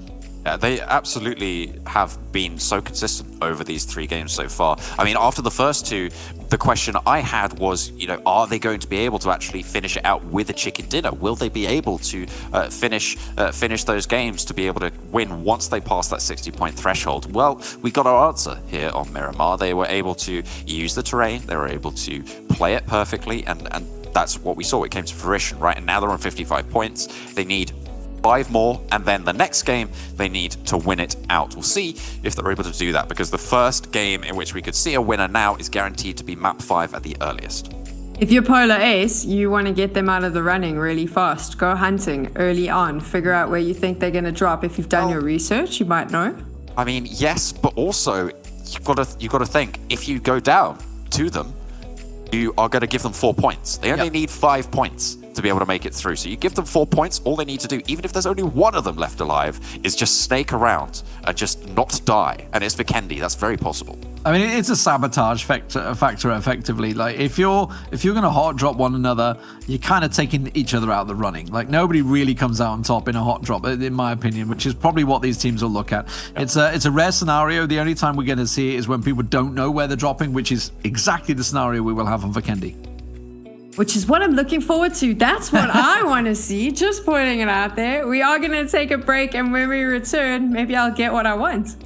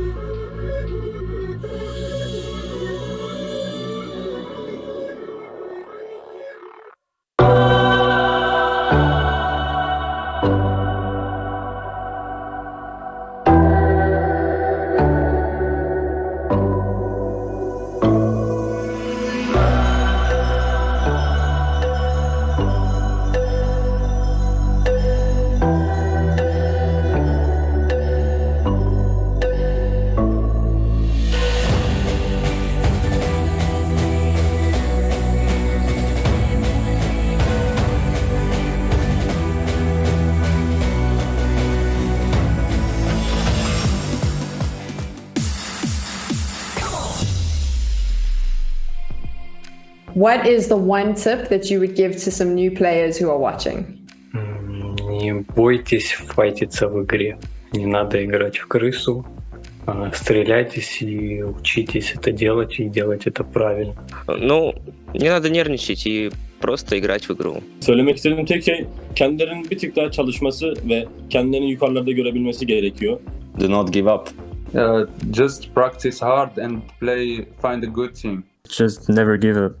Just keep training, never give up. Like, whenever you want something, you just like need to do everything to get it. Yeah.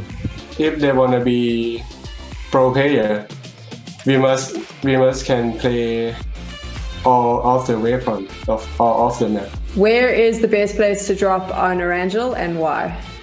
Сложный вопрос, такое много мест. Наверное, сейчас актуальны починки.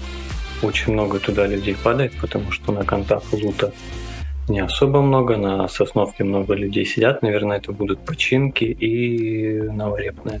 Я думаю, контейнер Георга Поля. Большое количество лута, можно сделать большие крупные ротации почти в любую точку. И мало кто использует konteyneri как спот, потому что большинство боятся tуда просто падать. Public maçta Pochinki. Ama turnuvalarda kendi mainlerimiz var. 我觉得应该是基地吧，因为那里跳的人很多，而且就因为我是那种比较喜欢打架的嘛，然后就跳那里应该会感觉好一点。It's gonna be Pochinki. It's a lot of fun. I think the containers in Novorknoi and Pochinki, they have good loot, and it's easy to rotate from. Pochinki, because it's like a big city and you can have just like loot. You can have loot everywhere in every houses. So, yeah. And welcome back, ladies and gentlemen, to the ESL Mobile Open. We are in the grand finals, and currently Divine are leading the charge. John Allen joining me once again for this one as we move over to the snowy hills of Vikendi. It's certainly going to be a little bit more compound-based play. That's what we tend to see on Vikendi. Everyone going central early, moving early, moving often is kind of the name of the game here. You do not want to be caught rotating on Vikendi. Number of times you're just going to get shot out of those vehicles is insane. So many more compounds in this map as we do head over. The bird, as you like to say, is in the air. Indeed, it is. It's very much a central flight as well, from the northeast all the way down to the southwest, over the Cosmodrome and the castle, then into Milnar. So nice and easy once again. We've been lucky with the flight paths, I would say, so far. Other than Miramar, that was fairly east. I think everybody else is satisfied with them so far. None of those horrific, real short-cutting paths. Yeah, this is a very, as you say, favourable path for pretty much everyone. And I'm kind of a big fan. You know, we've got enough of a wild card in the format to be getting on with. We don't need it added into by the playing path, but I'm sure it'll be proven wrong in the next game, because of course we are guaranteed to have at least one more game after this one. Divine currently sat, as you said, on 55 points, leaders of the pack, and a clear, I think, 14 points over the second place team. So they have got a massive advantage to be getting on with. But look at this. Are we going to see a Dino Park finish? It's my favourite finish in the entire game. Well, main importantly, are we going to see Demon Squad clashing again? I do see Excellence over there, but I think they are avoiding one another mainly. It looks like they're going to re-divert over towards the cement factory. I'm not too sure if Jam's got the memo yet, as he will join the rest of his team. Pain, though. Great position for them. Obviously, you know, the best thing about the position they're in, obviously down the south side at Milnar, is the fact that there is nobody on their backs. You know, as it centers up on the Dino Park, I would love to see a Dino Park finish, actually. I don't think I've had one of them in my casting career. But also, don't forget Panda. Panda's for me, right? Okay, Panda have always been there or thereabouts. Oh, hello. Oh. It's Roya and Team Unique. The mommy's going to get you. Slowly opening that sarcophagus and moving around. It's got a micro Uzi, of course the Egyptians famously inventing the micro Uzi back in those ancient days of yore. Working out pretty well though, as those SMGs coming into play. Pretty heavy hit. Yeah, surprise, surprise, the Bison does not work out for him, and actually looking to finish them off as well. So, Rhea getting their teammates back on their feet, and I think Unique lost 2 there, as they will already back away. Milky Way looks like he's bleeding out.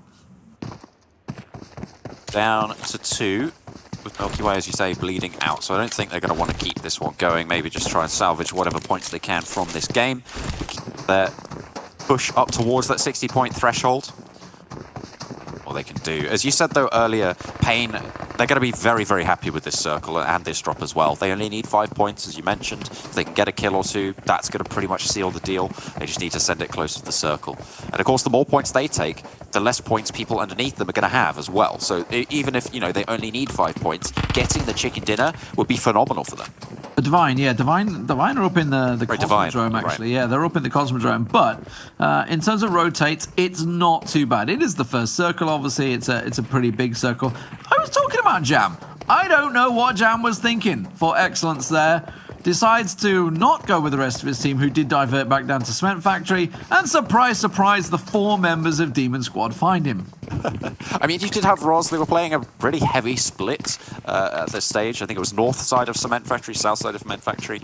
You have the compounds out to the east side of the island, as well as you had, obviously, Jam on that weirdly outposted position. I'm not too sure I like that, especially given the plane path. It's early on the plane path. It's close to the plane path. You know, a lot of teams are going to be rotating up and down there. So dropping early in that spot, that split, I'm not a fan of. And as we saw, it did come back to bite them. We'll see if they're able to pick it up for the next games. G25 have a bit of a traffic jam ahead of them on that eastern side. Unique, diminished as they are in the way, as well as Ruya, as you can see on your screen. They've got nothing. They've got nothing. Still no helmet for Boschka.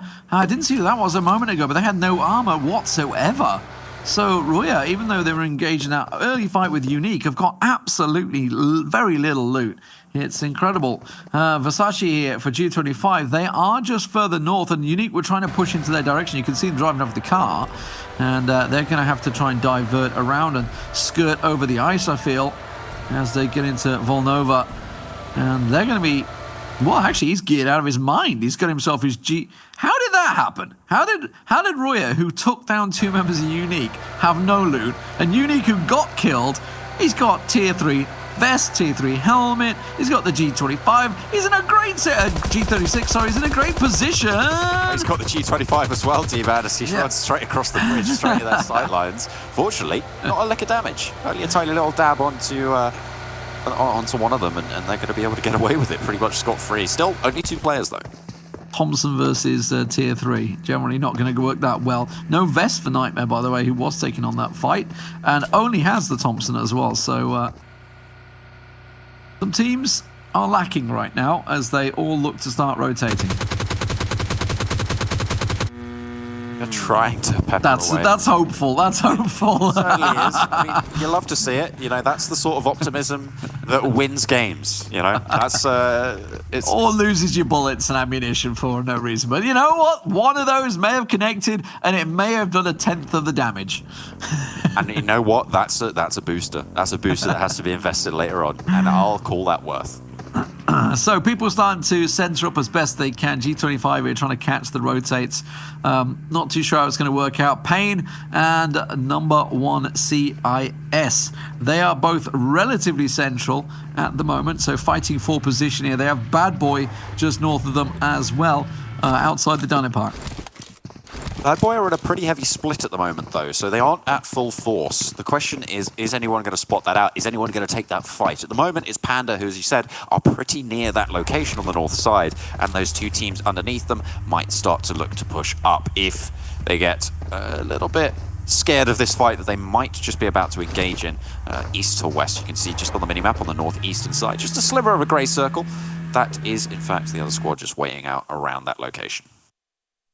Surprised to see that Demon Squad are the only team so far that are rotating around Mount Krisner. So surprised that nobody else has sort of gone that route. Everybody else plumbing for the deep north or the deep south rotates.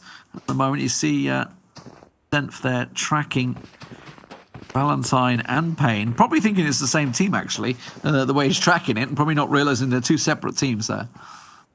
Maybe. We'll have to wait and see if they've got their wits about them, get those counts on board, maybe even tracking the outfits as well. That's the metagamer coming in through on these. If you are familiar, for instance, if Panda, I think they always wear the Panda helmets. They always wear the Panda helmets, yeah. You know that's a Panda member if they have a Panda helmet. Wow.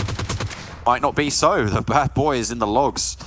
Able to go chop in there. They'll find 1 member of Pain, cutting down to size. Big's getting surrounded. I think I just heard a nade pin pull as well there. So he's going to have to pull away from that one. G25, Versace, we were looking at him earlier on. He's been taken out. They were trying to lock down. I think it's Evo that they're clashing with. As Payne are going to back away from this one. Nice positioning and parking for the vehicle there, by the way, Vic. Found himself a nice little nook to keep it safe.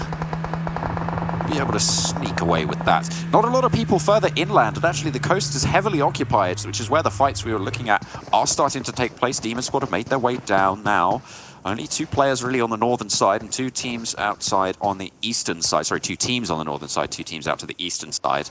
So everyone really quite central already, but it's very coastal. And this is interesting because it's more than likely that the circle will end inland. So why has everyone gone to the coast when there are compounds available around Dino Park, even in Dino Park as well? Everybody's just trying to keep their backs clear, right? So everything that comes at them is coming at them from the front. So it gives them that little bit of safety. The Polar Ace is coming in from the north as well, right next to Panda, which is what we see here. The 2, Dacia and Deep pulling in. EK waiting for anything to happen. Oh no, they're pulling in unawares. Totally well, they now know, that's for sure, but you can see the damage coming straight in on the Polar Aces, but don't write them off. They are a very strong individuals. Panda looking to score high in this one. Peppering away with the G36B, not quite able to get it. Okay, he's a Panda member without a Panda hat, so I think I'll have to eat my words on that one. I'm going for the... I do agree. Most of them have got the Panda hat on. Maybe he just hasn't been able to get it at the moment. But looks like Polar Ace is just going to back away from this one. They've left the 1 player, which is likely to get surrounded. Of course, the bonus is they can cover the hills off. I don't know if they know that Pact is here.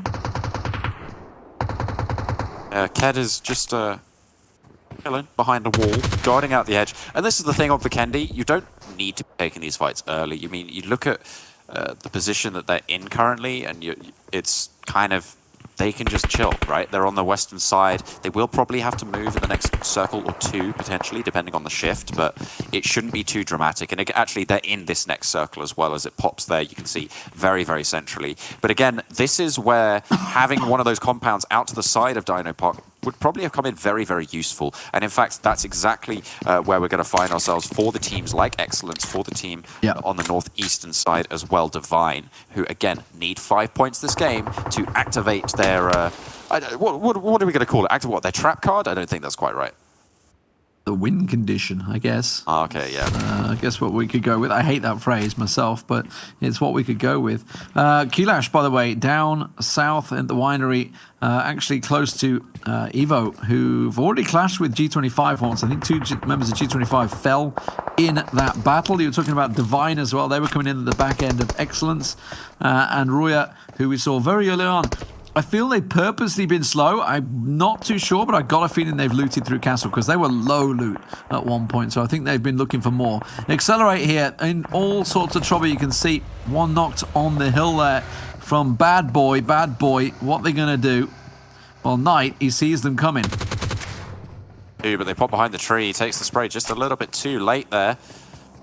Knight is just denied any damage there onto Accelerate, who have now found themselves a little bit of a safety compound there. We have three battles basically going on right now. Panda and Polar Ace is continuing their fight. We've got Bad Boy here against Accelerate, and Evo and Kulash also engaged down on the south. So all these little mini battles, not even really for position, it's just simply fighting for the sake of fighting. Well, if you've watched PUBG Mobile before, you've watched me cast PUBG Mobile before, you know that I am a massive fan of the Dino Park finish. And the fact that this circle heavily contains it and actually is fairly central on it, I'm very happy about. I would love to see it zone in just a little bit further there and see who is able to get into that volcano mountain, who's able to take control of the maze, play around the wheelbarrows, or sign off on the ticket stubs in the ticket booth. It's such a beautiful part of the map. I have great love for it. Able to come. The Unicorns vehicle. They've got such a great name. Anyway, Panda actually looks like they're pulling out. Sorry, no, not Panda. It's not Panda pulling out. It's Polar Aces. Look like they're going to withdraw from this one. They have collected their teammate, who looks like he's managed to get out of there.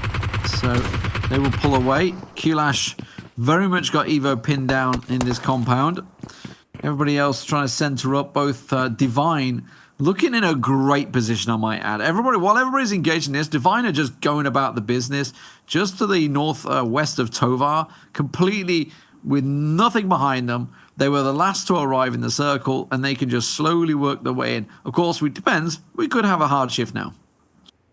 Could certainly be, but we are just going to wait for it to pop. We'll see where it falls. Is it going to go close to the Dino Park? It still contains it, but it does go a little bit more coastal. Okay, so the positioning does pay off for the teams who did decide to go out to that southwestern side. As close as they are, they should be okay for now. The question is, what do the teams on the outside do? Specifically, Panda, and of course, on the northern side, it's...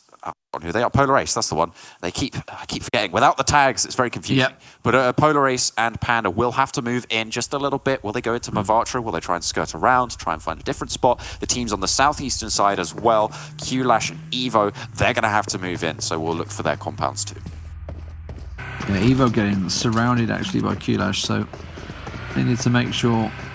Demon Squad did get, it looked like a knock onto Roya, but I don't think they've benefited from it. Roya just going to get back on their feet and move a little bit more central. Divine actually making a move. They're scouting out in towards the Dino Park now. It's happening. It's happening, John. They're going. Oh, here there goes the send.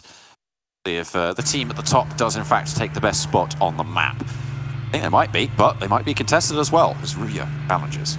Yeah, Roya coming in almost at the same time as well. Nox will just get across the side, realizing the danger. Would have seen those vehicles passing on by Divine. That's not great driving. I'm glad we cut away from it just as he's about to crash. Meanwhile, number one, the CIS did just get a knock. Unique down to 1 now, I think. Biding their time. Of course, we saw them lose plenty of players earlier. They were on 2 before. Losing that last player is going to be devastating. All their chances to keep those points up, but still have 1 player left in it. Vikendi, it's a map where you can definitely get a lot of points just by healing in situations. Depending on where the finish is, if there's hard terrain, it's more than likely you can ladder up quite significantly if you have enough meds there. Big adjustment from Polar Aces as well, pulling out of that fight with Panda, getting Pact back out. By the way, Pact was in the city. Remember, they managed to help him, cover him, get him withdrawn, and now they have their position just outside the Dino Park, actually very close to Divine as well.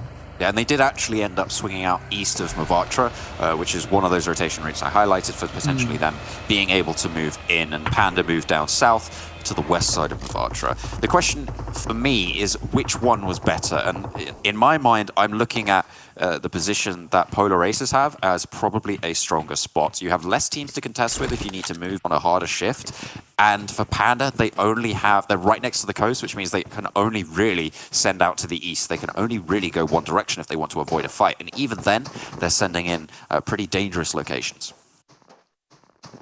The next circle moving in, everybody inside, everybody happy with their positions. Ooh, just hearing a big boy gun going off. Where was that? It teased us with the sound, and we never really got to see where it was. Demon Squad, El Chapo having a little peek there against Ryoka in the hills. Okay, it's not too bad. It's continuing to center. This is a pretty even circle. It has shifted slightly to the west, but I think everybody's still happy with their position. Now, there shouldn't be too much movement here. The main contesting point here will be on the southeastern side. You can see G25 right on the edge there, guarding out QLash and Evo, who will have to move on through. When will they do that? When will they try and push? And where will they try and push? For Evo, I imagine we're going to see a wide swing, potentially up north, trying to scout out some of those compounds, rotating several different vehicles. QLash might opt to go down to the southeast, to the south maybe, or if they're feeling a bit bold and brazen, they'll head out to straight into the circle, try and challenge G25 for that spot. We'll have to wait and see. He hops on his Gudoo, and away he goes. Oh, Evo actually going south on the rotation. They aren't going to head north. Oh, that's a mistake. So, QLash have already engaged with Evo once outside the winery, and they're already taken down. I think they took 1 or 2 down. I'm not too sure if they got both the members. Either way, Evo are down to 2. And they're going to be coming in. They're actually going to be coming on the south side of Pain. You can see Pain up in the hills just to the right-hand side now of MZ, scouting it, and that's where he wants to go. This is tricky. Pain going to be sat ready and waiting. They're going to be hearing them coming. Very, very difficult. Reflex is not there, though. Pain, I think, are down to 2 on these hills. They have 3 players, but 2, yeah, you're right, in that sole location. Reflex will need to regroup if he wants to give them some backup, but he's got a decent spot on the overlook. If they got crashed in that position, that would have been pretty tricky to hold off, but now they can start to look for those off shots. The fact that, yeah, there we go. I was just about to say, Azza's got himself a really nice position behind them, but he won't be expecting Reflex to be on that off angle, and that's actually cost him his life. The rest of Kulash, well, they're trying to surround him as well, but Evo have actually pulled in just to the west side of Hekoni, and Hekoni's taking fire. You can see he was down there. He will fall as well, and suddenly Kulash lose 2. Mate, that's not good news. That's bad for business. Demon Slayers as well, still continuing the fight. 13 teams remain, which means we're almost into points territory. Yeah, we just lost Unique to Demon Souls, so they'll be happy. They finally got one. Demon Squad, sorry. Demon Souls, good, a little bit of free advertising. Oh, yeah, fair enough. But the next circle, that is the first hard shift. Okay, fair enough. These teams on the coast will now have to move. It is a very good spot, actually, for Divine. Divine, yeah. Dino Park right now, which I, of course, love, in the volcano right now. You can see on your screens. They have very, very strong position for this open terrain in front of them, unless Ruya play spoiler, unless Ruya try and ruin their day, or if Excellence play that third-party position. You can see them right there on the north, maybe looking to sneak in behind. Well, number 1 CIS were pretty much in this position from the start. Haven't had to move too much, which is just about the best you can hope for sometimes in this game. Meanwhile, it is going to be the Panda Boys that are falling to Evo there. Divine collecting some of XL as they try and move in. Excellence with 2 down, both Stereo and Ross there. Anton coming in to save the day. Should be able to get this res off. But Divine now know this location, and in fact, Excellence are outside of this zone, so they have to push into Divine's position. It's going to be very, very tricky to make this push, especially after they have to med up, they have to resupply. The blue will be right on their tail. Bad Boy and Accelerate engaging on the edge of the circle as well. Divine, we can see them here, but it's Bad Boy that did just catch out Accelerate. They pushed on in. You can see it's a full-on purple brawl. Rudy, though, has took a knock. As the rest of the team look down low, you could see just off the edge there is Polar Aces, so you can't push too far away from this lumberyard. Oh. Purple might be the best color, D-Man, but unfortunately it looks like it's about to be painted red. As it's one player going down, one after the other. 2 players now have been knocked from the Bad Boys, maybe looking for a flush, but could be a little bit greedy. We saw the Bad Boys holding down the lumberyard, holding down the wood well earlier, but now seems like their luck is out. Imba just rotating down. You can see Evo in the distance as well, also cruising in. And every time you hear these gunfights, everybody's looking to try and just get that little extra kill. Knight very lucky to get away without being knocked there, and instead Bimka has. I talked about it. Number 1 CIS getting involved. That's a long-range shot for them. And oh, the circle's gone their way. This is a battle for position. Wow, okay, another shift, so it goes this way and then that way. It's the opposite side hard shift to what we saw in the previous circle, and now the teams had their work cut out for them. Plenty of fights pop in. That's a big battle. Panda also going down there. Also Polar Aces, they're in all sorts of trouble. Very much split apart. Accelerate looking good in this fight though. Valentine the last man standing for Bad Boy. Did you see, speaking of Bad Boys, an AWM from Fallen going off there. So he's picked himself up that big weapon. But you can see Demon Squad, number 1 CIS, Ryuka and Divine all coming in from the east into the west. Divine, the crucial number here is 7. 7 teams remaining. If they get 7th place, that's 5 points. They don't even need any kills if they make it that far. If they rack up some kills, they don't even need to do that. But if they can just stay unnoticed for 5 more teams to go down, they're going to be in position to activate that win condition. Well, I do believe they have. Well, there's one. I'm pretty sure they got 3 kills already. Divine. They're just taking down one of the members of Riot Gaming. Accelerate lining up, looking for Valentine, who's bleeding out at the moment. Evo moving in on their position. Excellence. By the way, Excellence, we saw them get 2 down. They got them back on the feet, and still with 3 alive, now in a great position in the circle.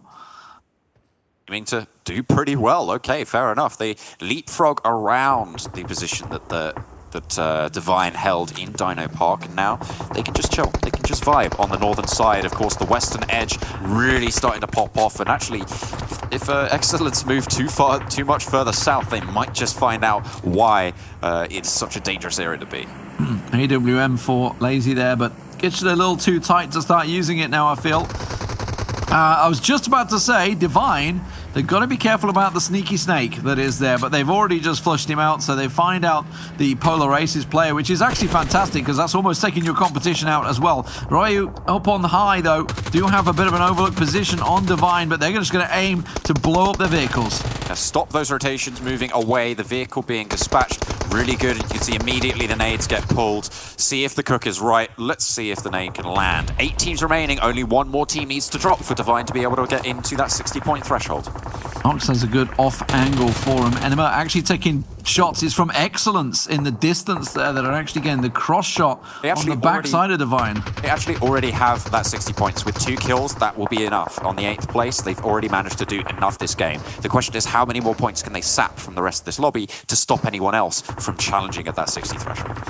Oh, the circle again over to the west continues to pull onto Accelerate, who've actually fought off and held their position against 3 teams now. Evo, the next contestant that comes their way, as well as Excellence from the north side. Divine and Ryuka have to, finish off their game, finish off their battle to get in. Demon Souls and number 1 CIS also engaged on the south. Get a knock over towards Excellence. Really playing spoiler to them this time. Divine not taking any prisoners, but they will have to move and move soon. The fight breaking out. Yeah, Demon Souls, oh, that's in a horrible position. You can see TNF just getting the spray down. Look at Senf going for the flank. They are completely pinned behind this rock, but oh my god, they're popping off. Bear gets one, TNF goes down, and number 1 CIS are gone. Goodness me, what a hold from behind the rock. Number 1 CIS dropping the ball there. No nades being thrown in. Why are they not zoning away? No smokes as well to cover that push. And number 1 CIS team, you can have the best gun play in the world, but if you line up for people, it's just not going to go your way. And they find out all about it. Picking it up for next time around, that's going to be Demon Squad. Trying to hold down now on the southeastern side. They have to move. Merlin covering off for Divine. They're taking down the Excellence player that was pestering them from behind, so now they're free to actually deal with Roya Gaming, who are just ahead of them, but Roya are in the vehicle. They're going to try and make a run for it here if they can get away from Divine. It does look like they have the ridgeline to escape. Divine have been caught napping as Roya, 3 in a vehicle. Risky gamble, but it gets them in the circle.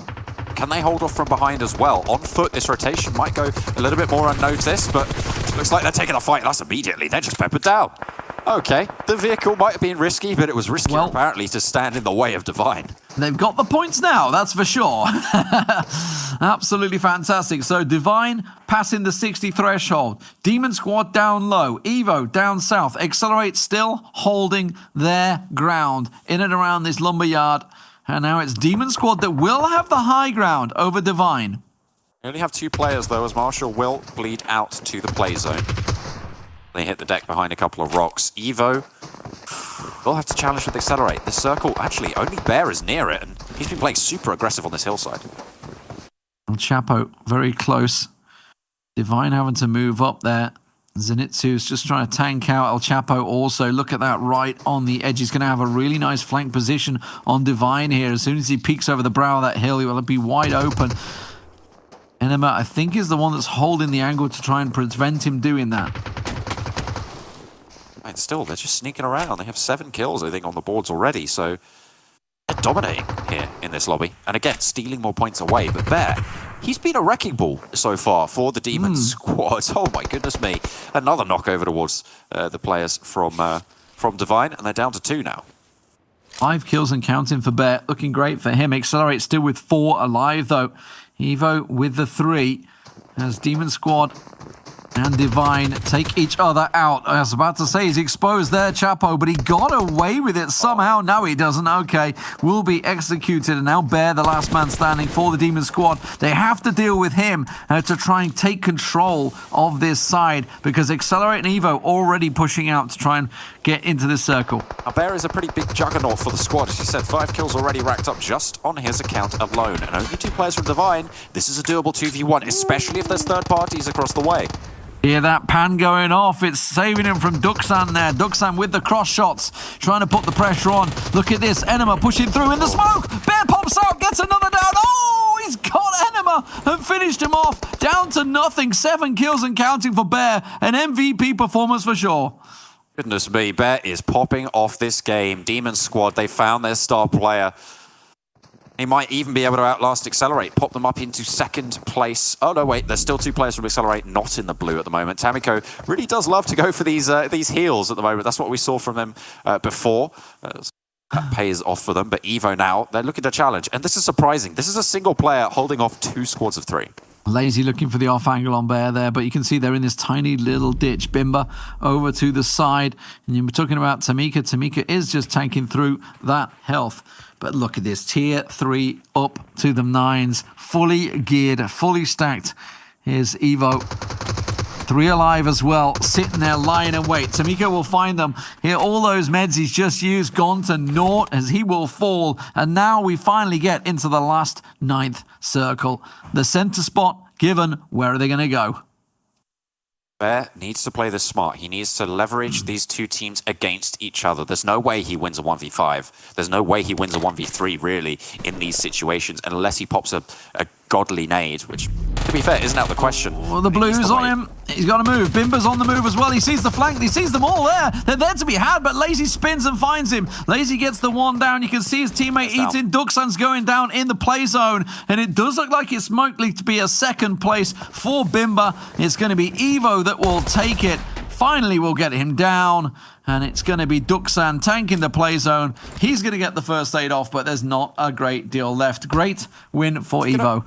Hang on a minute. Is the heal off going to work? This is the question. Does Duxan win this out before the other heals go through? They both have the same number here. If anyone slips up, it could just be there. Duxan's a little bit behind on this timing. Yep. Yeah, I think that's it. I think that's what's going to hurt him as well. He's just slightly behind on the time, but it will be Evo that come out on top. You hate to see a heal victory, but you know what? It pays off. Evo did have a lot of kills in there, 10 kills and counting, but, you know, big shout out to Bear. 3rd place for Demons squad, who have struggled in fairness, but they get themselves 10 kills on the board, 7 for Bear alone. But Divine, they pass the 60-point threshold. They get themselves 8 kills and a 4th place. They are so consistently placing in that top 5 all the time. Absolutely. It's phenomenal stuff coming through. Great to see them step up, but that was a pop-off gameplay situation, and you can't rely on those. Demon Squad, they might just have to bring something else out if they want to try and make it towards the top, because it is time. It is ready. We are past that threshold now. Is anybody else going to be able to join them on the 60 points and counting? Remember, they still need a victory. The next match will be back on Erangel. We'll join you after the break.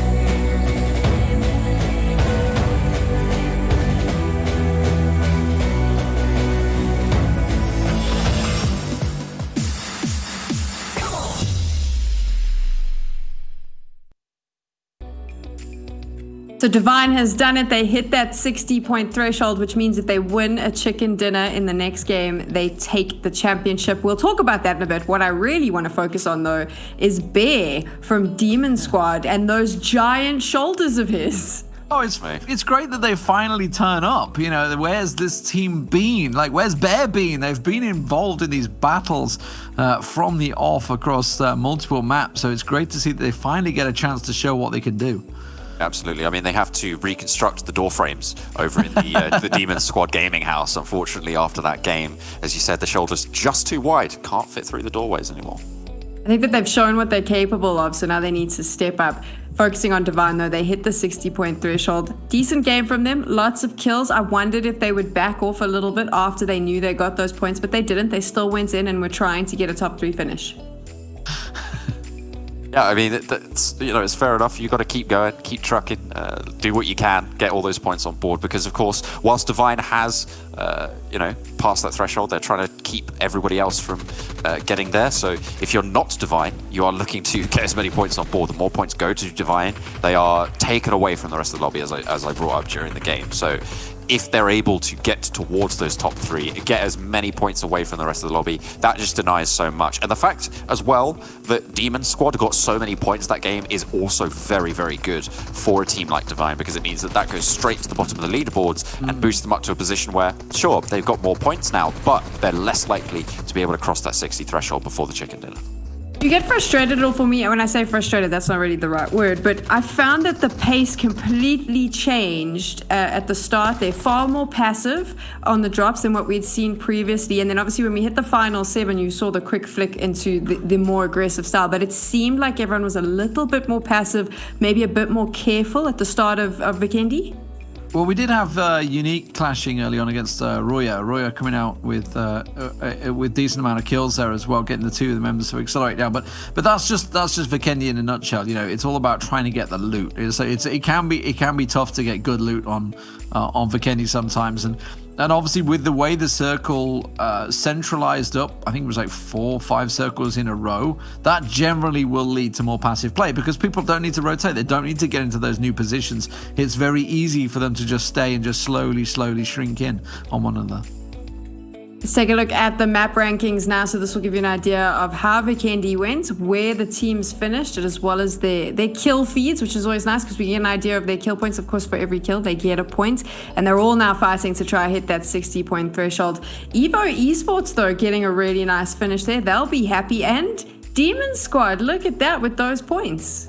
But I think Accelerate might be close as well, because didn't they get second in the last game as well? So they're going to be definitely pushing up there with their 16 points. They haven't had a great deal of kills. I think they only had 1 kill in the last game as well, despite the second place. That's the thing, is I've seen Accelerate towards the top quite a lot of times in terms of their placement points, but they have just been, healing out in the blue. We saw that several times from them so far. So chicken dinners may be out of their reach, even if they are able to jump down that 60-point hurdle. You'll know who won't be happy about this, of course, is Polar Ace. They had an opportunity. They could have made the 60-point threshold if they had popped off in this game, and they didn't. So they may be kicking themselves depending on how the next map goes. Well, number 1 CIS would be kicking themselves as well, because they're in the great position to take down. It was Demon Squad, right? It was Demon Squad that were there, yeah. And they had the position. Like, the circle ended pretty much where number 1 CIS dropped. And when that happens, if you don't come out in the top 3, you are very angry with yourself, because obviously you've held the position. You haven't needed to rotate, and rotating's when you lose the most players. So to come out basically in a straight up duel in a position, there was 3 players behind a single rock and they couldn't kill them. I mean, that says everything for me. Yeah, I think that's pretty accurate in terms of how that sort of went down. And I sort of mentioned it during the broadcast, is how if you line up like that, you are just going to get shut out. And that's kind of what we saw from number 1 CIS. So hopefully they're going to learn the lesson. They're going to be able to change it up a little bit, play a little bit smarter, because we're going back to Erangel now, and it's back to where everyone should be a little bit more familiar with it, and it's the first repeat map as well. So we'll see if number 1 CIS still continue to drop Roshok, and if they're going to go against Demon Squad, because remember, in the first game of the day, number 1 CIS beat Demon Squad in that hot drop fight over in Roshok. So, it's been back and forth between these two.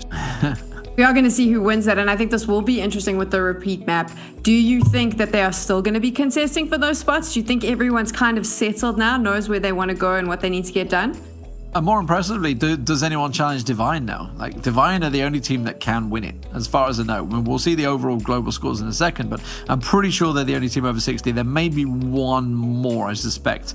But either way, Divine have looked divine, frankly, compared to the rest of the lobby. They've been consistent. They've had a third, a first, and a fourth, and that's just exactly what you need. They've had that first already. They know they can do it, but Erangel's a tricky map. It's the oldest map out there that everybody has played since the cows come home, effectively, since the game came out. So it's not going to be easy for anyone to take the victory here, but will they clash?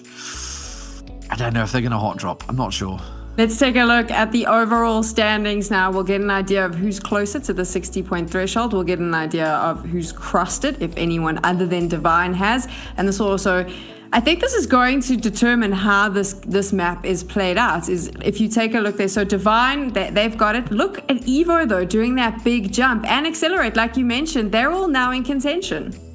Yeah, I think that 38 points may be a little bit of a tall order. That's 22 points necessary. That would be one of the higher kill counts point scores we've seen so far. It's definitely doable. I mean, we've seen it done before, definitely. But the fact that Divine have such a lead and that Evo and Polar Ace are also going to be battling it out, you have to think only one of those teams can potentially make that push. Are they going to be able to do so before Divine gets a chicken dinner? Because that's the thing. Even if they make it past 60, it won't matter if Divine close it. If Divine gets this, this is the thing. If they win this and they get that chicken dinner, it's theirs for the taking. The moment they open that door, and we saw this with Auto Chess, the moment you open the door and you let more teams in, it starts to become a little bit difficult, and the road gets a bit longer to the chicken dinner and the grand prize. Look, Miss Peace is still ruining his one hit point loss right now at the moment to in the auto chess. And like I say, we've seen it already. We had the situation on Friday where two players could have taken victory and one player literally in a head-to-head couldn't take that final hurdle. And for Divine, yes, they've been consistent so far, but can they win it again? It's very different in PUBG when you have 16 different teams. Now, the question is, do they play it calm? Do they sit and wait and calm? Because often that can actually be detriment against you. If you're trying to play too passively just to try and reach those last 5 and then you go aggressive, that can sometimes bite you in the backside as some aggressive team will catch you out, because you're damn right there's going to be aggressive teams now that somebody's already hit 60. And I think that you have to consider as well the impact that you have will change if you do start to play passive. If you change up your game style, the dynamic of the lobby starts to change. And if you're winning in the existing dynamic, why are you necessarily changing, right? So you're going to be looking to try and keep things on lock. We saw how they were able to do it on that Miramar victory that they had. They got 3rd place, I think, in the first Erangel. So Divine, they're going to be looking to probably maintain course, just keep a firm hand on that rudder, make sure that they are going in that straight line towards victory. Plenty of obstacles that are going to be in their way, you're right. They already have a target painted on them as well, don't forget. Anyone that sees them, like anyone that's actually playing this game, they've got to have it in their head that if we get a knock on Divine, we have to kill them, because they're the only team that can win it. They're basically in the way between us and 10,000. We have to kill them. That's got to be the goal for everyone. So effectively, they've painted a big red target on themselves. There is no doubt in my mind that this entire conversation has happened in the chat with the Divine team. They are trying to figure out how they're going to handle this. They are more than likely aware that they've got those big targets as well. We'll have to see how it plays out right after this.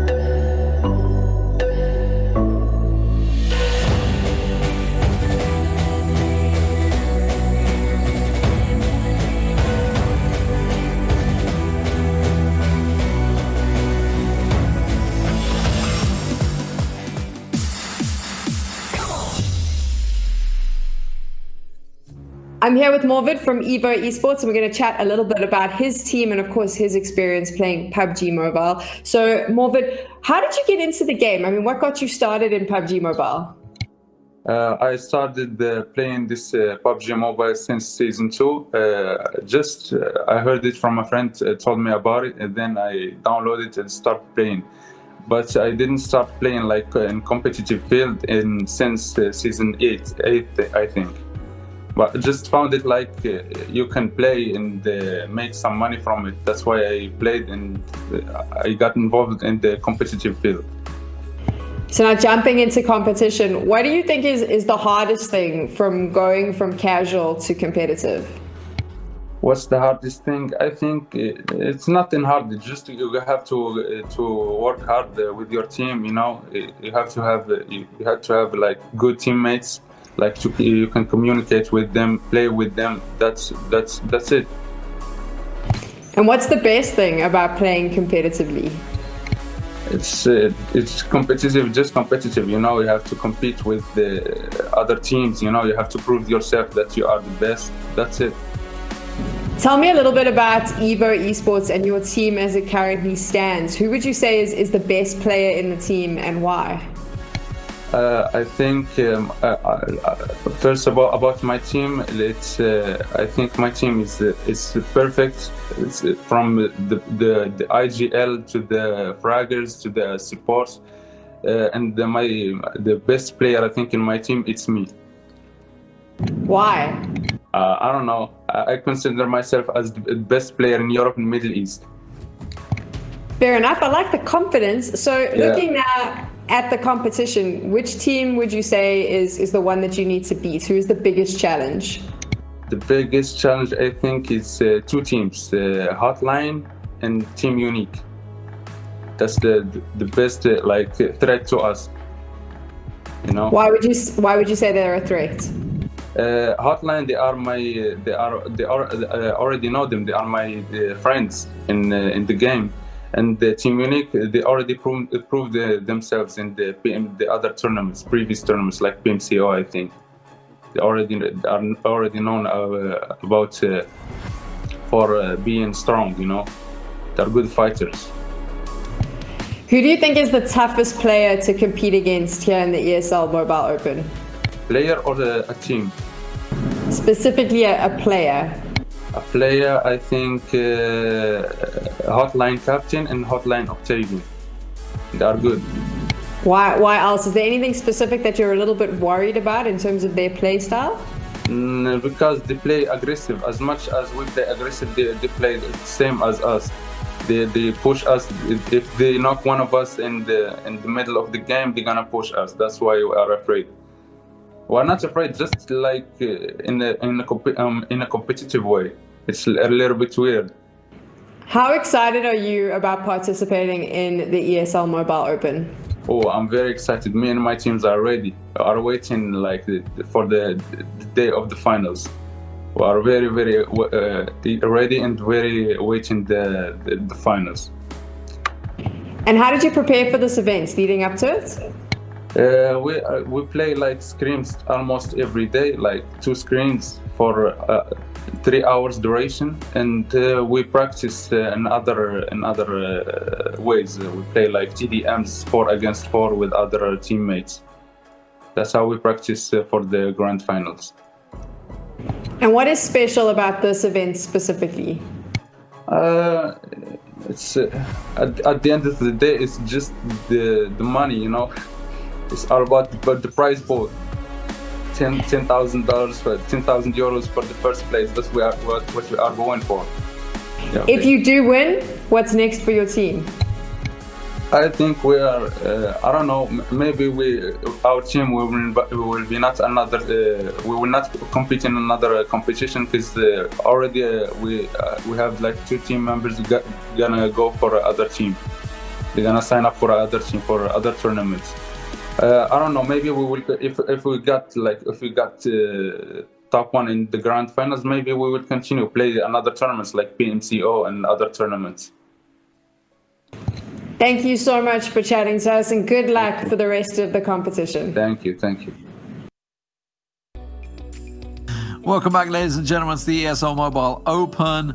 We are once again getting ready to go into Erangel once again, John. So we're back around. We've done the 4 maps, and as expected, we have somebody passing that 60-point threshold. The question is, can Divine finish off with a chicken dinner to take it all? They've had 1 chicken dinner so far. That was on Miramar.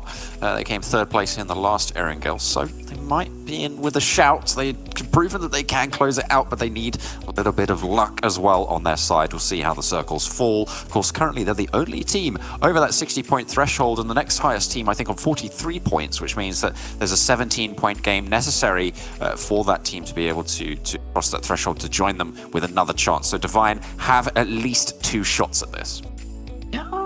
Maybe. I mean, it's 15 points for a win. If you win, you're generally going to get more than 5 kills. So you definitely got 20 points out there to be had. Yeah, no, exactly, yeah. But, I mean, that does mean that you've obviously stopped everybody else passing that threshold. I think if Divine don't win it here, though, I'm almost certain they're going to have at least a second competitor going into Sanhok. And Sanhok can be a bit of a gamble. So they're certainly going to want to get it done here and now. Yeah, absolutely. And that's what I was saying, right? They definitely got at least 2 shots at this because they have this game. Nobody else can win it. Even if next game someone else is able to pass that threshold, they still have that extra shot left in the back pocket. If, that is, someone else manages to pass that 60 points, which, as you say, probably quite likely given the state of play and the state of the previous Erangel. We'll have to wait and see, though, how those points start to stack up, because it could even be the fact that they have 3 clean shots at this thing, at getting this next chicken dinner, maybe even making it all the way to Miramar, where they were able to win it out last time. Absolutely. So back onto Erangel, plenty of loot drops locations. We had a couple of clashes in Rozhok last time out. Number 1 CIS clashing with the Demon Squad. This time around, will they be another one? There was another one in there as well. I have a feeling Evo were the other team that was in and around Rozhok that bugged out and went over. I think apartments and school were completely open, so they managed to drift over that way. We'll see, of course, as we're waiting for the timer to tick down onto Erangel, expecting anyone to try and maybe get in on Divine's face and stop them.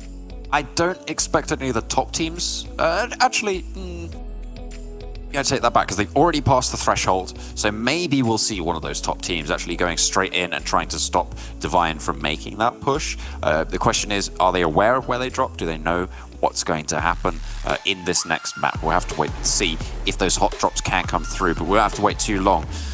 The plane heads over. Pretty fair plane path yet again. Yeah, pretty fair, pretty safe. Over Sosnovka military base, straight over the top of Severny, so pretty even across the middle. No excuses for not hitting your drop location overall. And of course you can see just confirmation, it will be straight across the top of school. And Rozhok, will we have the competitiveness in Rozhok once again? The bad boys out early, just as they were before, straight over to Novo. Doesn't look like anybody else fancies Sosnovka though. EXL jumping out, but it's Milta for them. They're just trying to figure out where they want to go for now. Haven't seen Divine drop just yet. We'll have to wait a little bit longer for that one. For us, but at the moment, excellence in, as I said before, my favourite spot. Heading for it anyway, near Milta, around that sort of farm area. What sort of points they can get from that location, trying to grab those in. Pachinki for G25, unless they go further over to Gatka, which is where they were previous run out. Unique heading over to Yaz. Now that's interesting because I'm pretty sure Polar Aces, okay, they've made an adjustment. The Polar Aces heading over towards Georgipol South, it looks like, unless they continue the drop down. Accelerate up to Severny. We talked about maybe making one of those adjustments. Payne will be over to Georgipol South as well. Wait and see where those rotations start to crunch them towards one another. But now, no one really hot dropping too much. Rozhok a little bit sparser. Is number one CIS team who do claim that, as you say. Maintaining that position. So Polar Ace is changing to go Sunken City. That's interesting. So they did make adjustments. It does mean that we have Unique and I think it's... Who else is it that's in Yaz? Because there's 2 or 3 teams in and around Yaz at the moment. Unique, you've got Divine. You've got Divine as well. Yes, Divine are in there. Well, okay. And you've got Panda. All we need is a Badger, I think, and we're set. Anyway, it looks like Polar Ace is heading over the river there. It's going over Rozhok, so they're covering off that position. Demon Squad did avoid Rozhok, by the way. They tried to go further north, so they've gone into sort of that cube compound. I don't know what you guys call it. Cube. Mobile, we've called it Cube. Okay, it is Cube still. So Payne have Georgipol South, by the way. They're in crates at the moment. They've got the whole of South Georgia to themselves. They've been pretty lucky with that one. Yeah. Certainly luckier than Divine have been this time around. Oh no. They're swimming. They're swimming. I think Pact's going to see them. I think Pact may well spot them here. Yeah, they're swimming underneath the Savage here, so almost certainly we see him, and that's not good for Demon Squad again. Yeah. Oh dear, but maybe they'll be able to get out, maybe just a little bit. We'll have to wait and see just what is going on for the team, but for now, they remain all alive. The question is how much longer. Accelerate all the way up in Severny. That's one of our teams on the watch at the moment. 38 points for them right now in 4th place.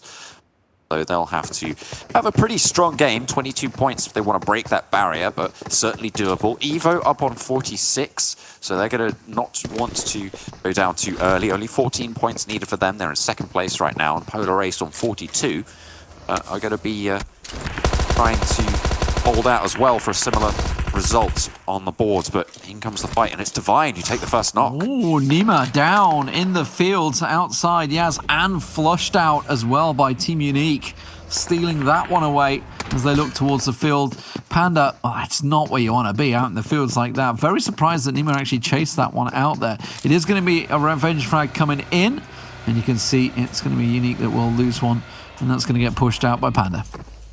Be able to flush this one out, no problem. I'll know where he's gone. He's behind the picnic table. I don't think you can hide like that. That's not going to work out, unfortunately. Well, that's a kill. Unique, lose a player. So this circle, let's have a talk about this one, because it's a tricky split. It's actually half Sosnovka. Well, actually, I wouldn't say half. I would say about 34, 40% maybe of Sosnovka. It's that split either way with the channel in between. It could certainly swing its way down to Milta Way or over to the farm. Obviously, the farm's pretty much the central point right now. Pretty strong position for excellence at this point, and of course Bria as well over out to the west, just southeast of Pachinki at the moment. Will be able to guard around that bridge, but the teams on the north towards Yasnaya Poliana will be okay as well. They can move down this eastern coast if Divine make it towards prison, towards mansion. towards that area of the map. They might be able to strike out later on, but as you say, there is that split. There is that possibility that it just decides, you know what, we're going to observatory. We're going down south. And Unique bailing and trying to rotate early. They were in and around shelter last time, so surprised that they didn't choose to go that way this time and went so far north up towards.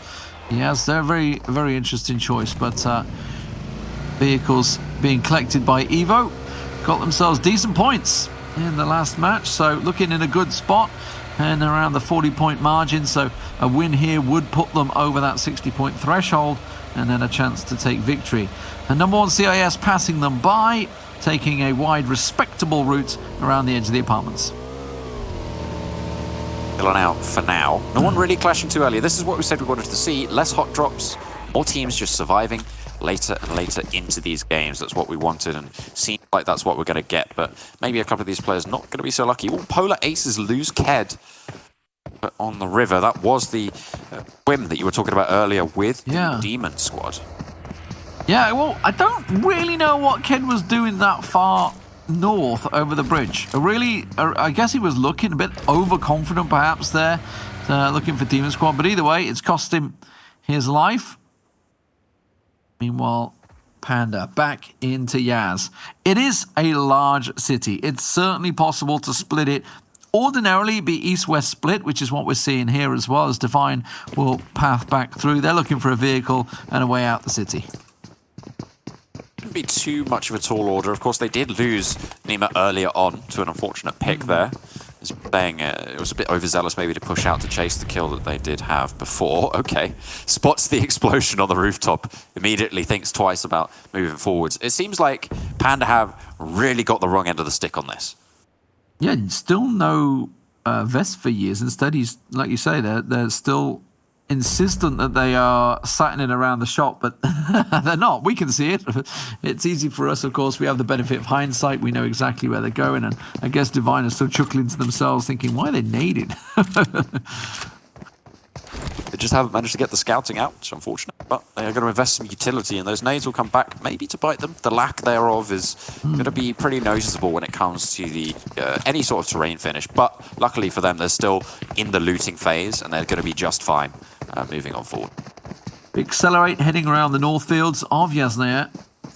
And they're going to go on a wide rotate over to the eastern side and probably down along the edge of the mansion. Meanwhile, everybody's starting to group up. Quite a few teams in and around that farm. I did say it was the central spot. Team Unique on the edges of Milta. I can't see who the other team. That's number 1 CIS. They're in farm. There they are on your screen. So they left Rozok pretty early on, and they got that central position. And the big boys, the bad boys, sorry, are going to be mounting up to cross the bridge. We'll see if they are able to make it. See, well, one of them hasn't, 2 of them haven't. Oh dear, Excellence guarding perfectly. Valentine does get shut down as well as Knight. Oh goodness me, that's just brutal. Try to cross the bridge like that, you're going to know about it with that many teams. Yeah, and interesting that they choose to go for it. I mean, they obviously dropped in over. They were the first out of the plane, so they could have gone across to Milta a long time ago. There was nobody there to challenge them. They've just left it so late that I'm surprised they're actually trying to cross now. It would be pretty tricky. I'm surprised they didn't go for maybe a boat rotation. That's it, yeah. Pick something up, or even just swimming simply under the bridge, or simply stay. Because at this point, the circle could still go south. If it does, they are going to kick themselves, quite frankly, because it would be disastrous. The next circle just about to pop as it comes in. We'll see if they were going to be denied. No, okay, fair enough. So it did end up going north. Very, very unlikely that it goes to the Sosnovka military island at this stage, but still possible. The bad boys in with a solitary chance, but very, very minimal there. Brings a big chunk of Potato Hill into the next circle, though, and all those little small compounds here, there, and everywhere in and amongst the hillsides. It's a tricky area. We're going to see Pain getting there first, as you see everybody slowly condensing their way and centering up. Don't forget about these teams, Divine and Panda, way up north. Demon Squad also very close, actually. And it does look like that Divine didn't have a vehicle, because they've moved their way up to that petrol station still on foot. Able to get out of it on foot as well, because whilst it is a strong position, there's a lot of open ground, and if there's any teams nearby, it could prove tricky to actually get out of there unscathed. We'll have to wait and see if they're able to make that push, but with the teams heading south, they should be relatively uncontested on that rotation. But they do want vehicles. You see, vehicles at this stage are going to be so important. The fact that they don't have any under their control will probably prove vital in these coming circles.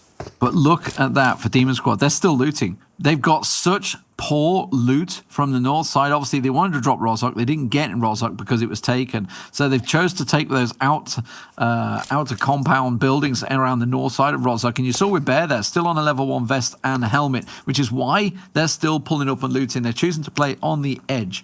Meanwhile, this, obviously, the standoff. Excellence keeping Bad Boy away on the bridge. Everybody else has actually sort of started to center up. Looks like number 1 CIS has stayed in the farm. Royo has managed to center themselves up. Payne got a great position early on with those strong compounds.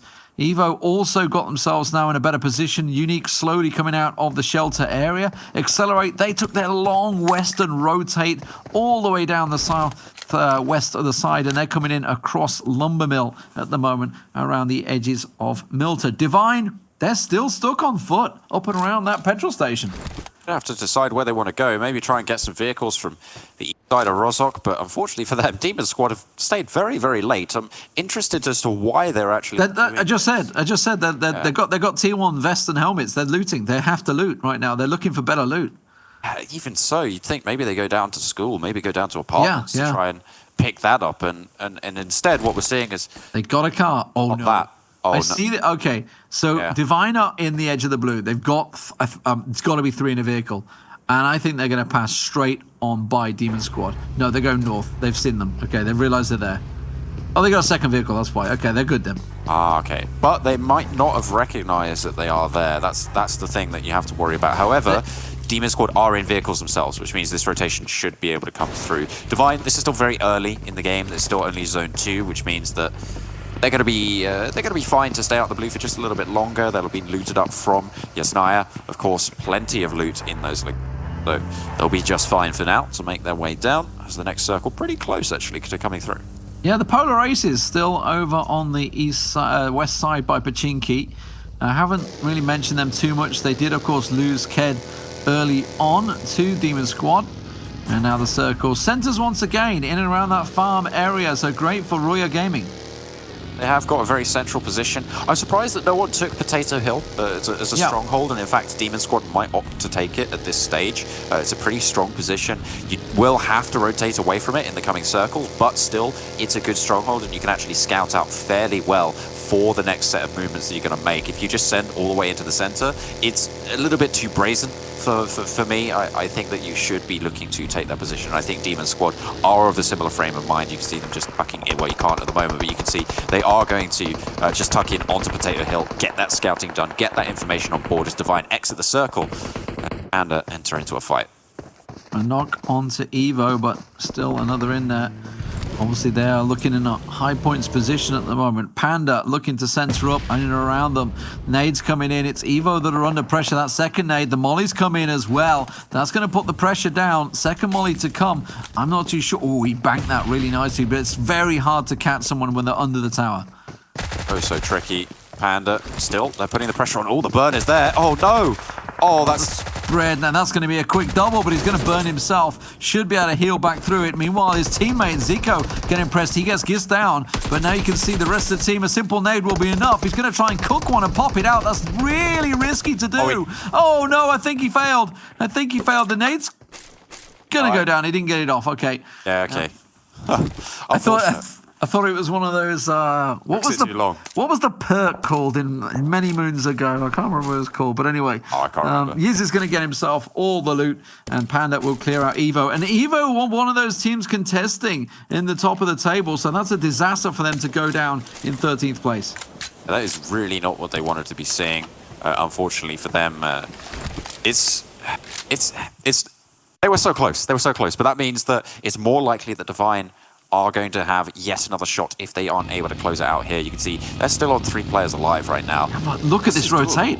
Look at the rotate. Divine and Polar Aces are going to clash with one another. They're both rotating around that side of the hill, and obviously Polar Aces is one of the teams that need to take Divine down. Divine, they've lost one player so far. Obviously, we saw him go down. It was Nima in the hills. As Polar Aces take a couple of shots, and well, Divine are just rotated around. They're going straight back towards the compound just south of Potato Hill. That's really good discipline to just be able to immediately call, you know what, we don't need this fight, let's take it somewhere else, let's go back to where we know is safe. And they actually find themselves a very decent spot here in compounds, overseen by Demon Squad at this stage. They will be aware of this position now, so the question is, are Divine going to be aware of it themselves? Next circle just about to come through to see where the shift ends up. Bad Boy are having one of those games. They're not happy right now with life. Oh no. Swimming along. I mean, in fairness, I thought they'd scouted XL actually leaving them, but no, they've chosen to have to take the swim route. And you can see the circle. Well, it's been very nice for Divine, hasn't it? I think the compound that they're in right now has almost secured them a top 5 finish. Potentially, but they don't need a top 5 finish. They need the win. They need the win. That's what they're going for, right? It doesn't matter now if they finish 5th or last at this stage. They do need to be playing for that chicken dinner. And quite frankly, this time around, they have been playing a lot more passive. They have just been rotating away, not taking these fights, playing it safe. And this is the sort of changing gameplay that we said we might be seeing coming through from some of these squads. And it seems to have opted to go for the more passive route. Accelerate down to 1. Ducks on the last man story. Tell a lie. Tamiko is actually over in the farm, but they are very much split. And that was another team with a chance to reach that 60-point margin, and it doesn't look like it's happening. Now XL pulling up on G25, manages to get the one knockdown of Verox, but Verox gets revenge on him from Nightmare up on Hell. Stereo still down. Anton goes down. That leaves Ross and Stereo, the last two for XL, trying to breach out with the nades. Oh no, Nightmare. He managed to let Ross pull out the gun, but they're still dueling around. And he gets the final lick of damage. The AKM and G25 hold it down. Try not to shoot each other, boys. Stereo still alive. I think it's a 2v1 that remains. Anton still down.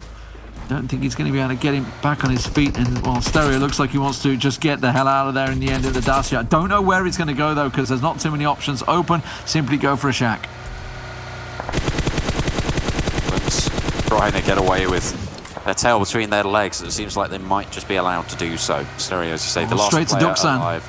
Could be interesting here. Both single players, essentially. I mean, of course, you said they do have Tamiko on the off angle, but very be expecting it. Just takes the time to heal up.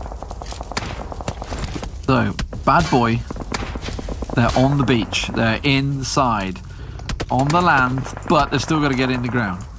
Duxan joined by Tamiko, so his teammate manages to get there.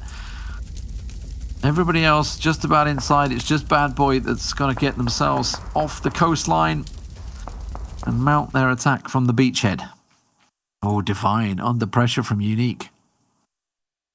This could be pretty pivotal here. Unique, this is only their scout who's right underneath this compound, so once the rest of Unique try to move down from Potato Hill, this is where things could start to pop off. Milky Way providing lots of valuable information here to the rest of his squad. A very, very good scouting setup here from Team Unique. Very impressed by it.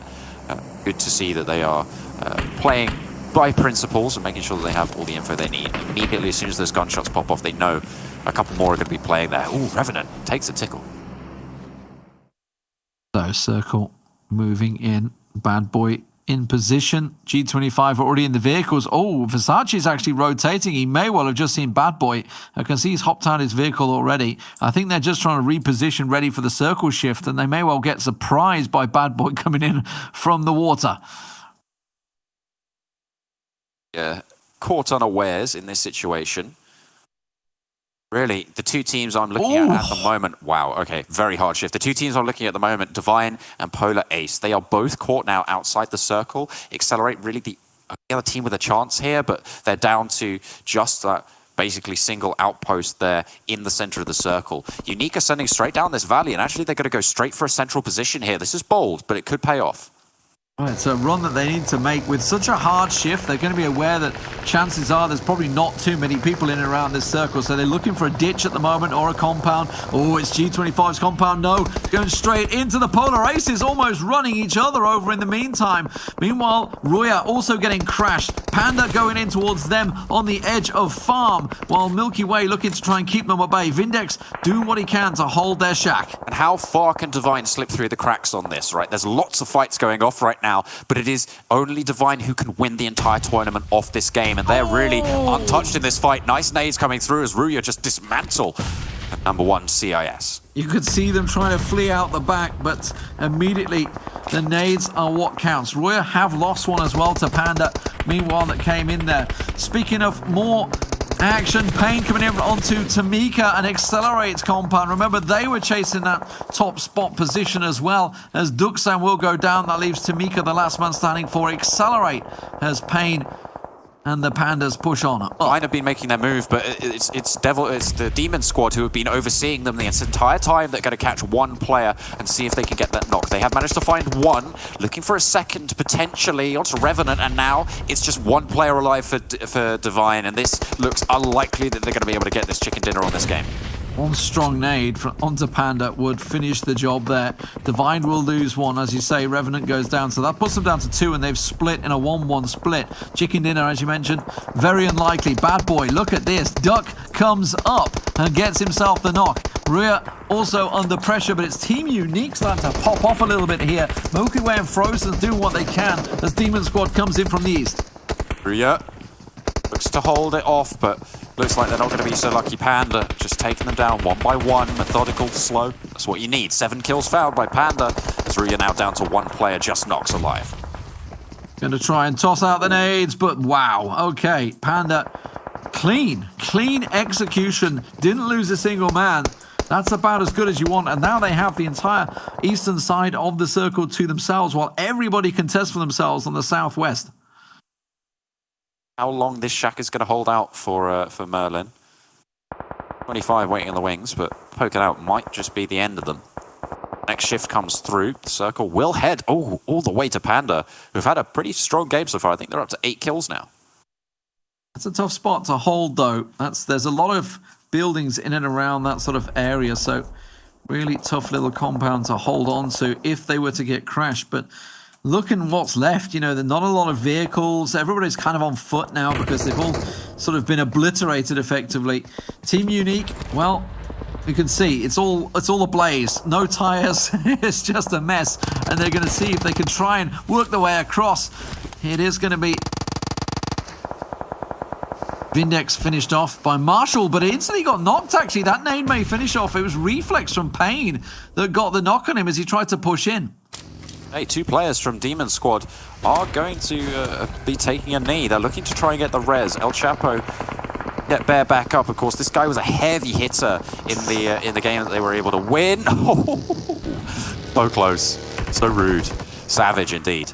Where's he going to go? That's the question. He's going to just try and send it. He's going straight into Panda territory, looking for one of those shacks. He may be able to get in safely, but he should get caught in the back. He will from all angles. Chapo coming in. Make sure you don't run over your teammates, buddy, as they come. They tried to get the vehicle compound up, and it's just not working out. Pain gun them down from the hillside along with Unique, and everybody's falling. This is a disastrous circle for most of these teams. G25 still with 3 alive down there, all pushing in on Merlin. Do they know that Merlin's there? I think Merlin he's behind them at this stage. The nade gets popped and Versace goes down. Hang on a minute, G25, they've just been backstabbed.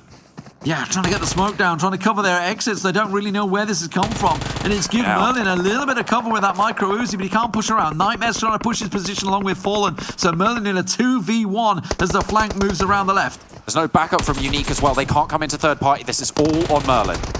Pops out the side, can't work out. It's 2v1 and Nightmare in the end gets it done. They should get the smoke down and get their teammate back on the feet. They are able to keep it on going, but we are going to be seeing yet another game. It is guaranteed at this stage. And of course, the other teams left in this not really up and close enough to be pushing over the 60-point threshold. So Divine might have yet another clear shot over on Sandhawk in the next game. 5 kills for Pain so far. Remember, Eranga was where they delivered most of their damage so far. This is a big map for them. And once again, they get the knock onto Fallen. He's done and dusted. More will fall. Reflex looking for another around the side there as Vic gets knocked by Unique. Players alive for Unique as well. They have the western side, but they are really down on their luck in terms of the cover that they have, and those nades are just forcing them into really bad spots. Look at that. Sterio's got a really great angle on Payne here. They don't know that he's just crawled in from the blue. They're focused on the Team Unique play, which is where the nades are going right now. Doesn't have any nades, unfortunately, so can't toss that straight in. That would have been a triple kill easy on Payne. Oh, I tell you what, he has. He's got one. If they are able to get a knock. Is he going to bank it on the tree? Oh, it hits. It's just a small splash damage, though, so it wasn't ideal. They're going to be thinking outs from Unique. It should be. The question is, how much further can Stereo go? Because he's got to go quite a way away for the circle. And it's Panda really dominating this zone right now. Yeah, that's gone right onto Panda's compound. They've really got a strong position for this one. Payne, though, it's a tough ask. You can see it's an open road, open field push with, well, this snake coming in behind them. That's what he's able to execute on. Excellence. Trying to rack up as many points as they can. I think he might just be going for the heal off. He's got the stims on board to be able to maintain it. 1 point, looking for a little bit more. Needs to finish it out, and will be able to do so. Stereo looking for a run, but no, gets shut down, and it's Unique to pick up the point.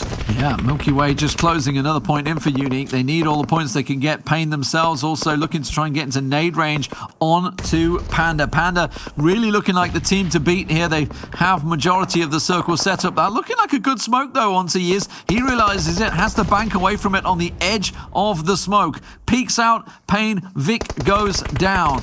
Tries to push on through. Milky Way also still causing more problems for Team Unique from behind, and Panda now have this one to win. Yeah, they shut him down finally. Milky is going to fall. And actually, hang on a minute, it could turn around. Panda down 2. One of them unresable at this stage. Payne out in the blue. Could this be G25? They've got a chance because they're watching this all play out with the smokes down there. Oh, that Molly so close to catching Vic just off to the side. He's going to get on top of them. They push in. Lubomir with the flank works out well. Gis goes down. And now you can see G25. They're playing with that ridgeline. They've got to heal up first, though. Oh, that's a brutal spot and Payne. They take a tumble. G25 now, though. They're against 1. It is 2 versus 1. And in a cracking turn of events here, G25 have the advantage. Well, Nightmare's watching Yiz and Versace's unsure because they don't realize it's down to 1 because of when you're in such a dangerous situation, healing, watching the smokes, you don't really catch the kill feed to see exactly what is happening. Nightmare concludes the kill on Lin. And now Yiz, with 5 kills so far, certainly got it doable in a 2v1. Nades and mollies going in. 25 need to just spread out and play this one smart at the moment. It is just Yiz in the zone to try and maintain a little bit of cover. For G25, I don't know how many kills they've got, but I got a feeling this might be enough to get them over into that 60 threshold. They were certainly up in and around that top 5 area. They've had some good finishes already. It is an 8-kill game already. Would be a 9-kill if they were to take it. So certainly, most likely put them in that 60-point scenario alongside Divine. They're on 26 at the start of this game, which means that they would need... not quite enough. Yeah, they would need 34 points on this game. A little bit less likely now. I don't think it's going to be possible for them to get all the points here, but this is a very, very good start and sets them up nicely for Sandhawk if they're able to close it out. Of course, now in a 1 versus 1. They've gone for the split as well to try and work it. Really nice, just edging that grenade. Not quite got the legs on it, though, on Versace, and he's getting pressured around the side. Big hit goes in him. Nightmare has to try and get in to give the information in the 1v1. He is just about using his first aids, but the blue on his back. And it's just being popped for Versace at the moment. It has got the cover of the buggy. Has to deal with Nightmare. He's scouting him too much. His teammate. Has to deal with the blue as well, actually, here. And this is a really tricky spot. Needs to just stand up, go for the fight, try and make it work, and will not be able to do so. Nope. A 2v1. It comes through. It is made to happen, and Panda take the chicken dinner. Yeah, and a nice game from them. Obviously, they were the ones that pushed. They took the ballsy play effectively to get in to flush out both number 1 CIS and Ruya Gaming from that compound. They came out 4 men standing. It was brilliant for them and obviously gives them that 12 kill chicken dinner. G25 in second place. They get themselves their 8 kills. Pain, another good performance for them on Erangel with the third place finish. 9 kills for them as well. And Unique, well, they were just the thorn in everyone's side, weren't they? 7 kill finish in 4th place. Fantastic stuff, John. We're going to go to a break. When we come back, we'll break everything down on Erangel and move on to Sanhok.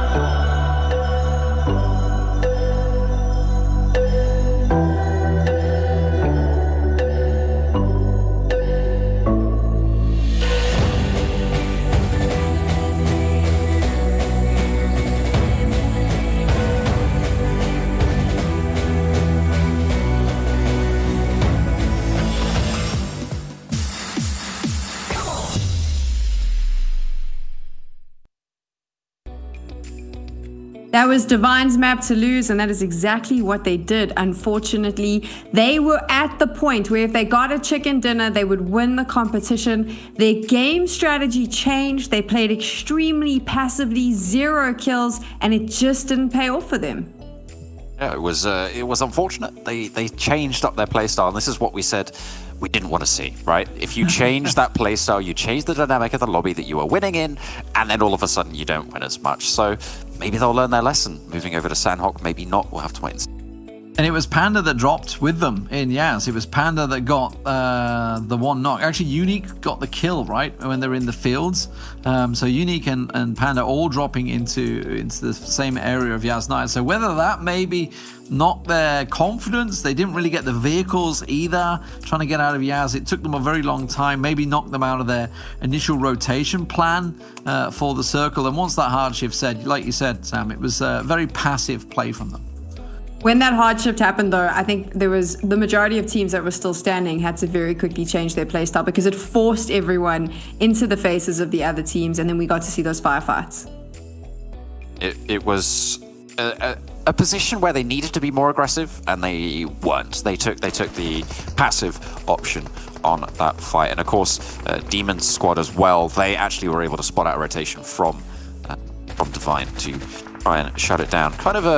Kind of a nice little juxtaposition there. Demon squad taking out the Divine players. It's a nice one. It's a really tricky circle, though. I mean, we've all seen games so many times in that sort of same situation that it pulls there. You know, in fair play to Panda, you know, sometimes aggressive play just doesn't work out, but they said, no, we're going to send it into that compound. We're going to crash it through. And this is the start of it here. You can see, obviously, they were split with Ruya Gaming also involved along with number one CIS. So they managed to push in and fight for that compound. You know, when the aggressive call came in, they made it. It paid off. They kept all four alive, and that's what gave them the big chance, because it ended up going down to a 2v1. You know, they had four alive, and suddenly they were dropping like flies.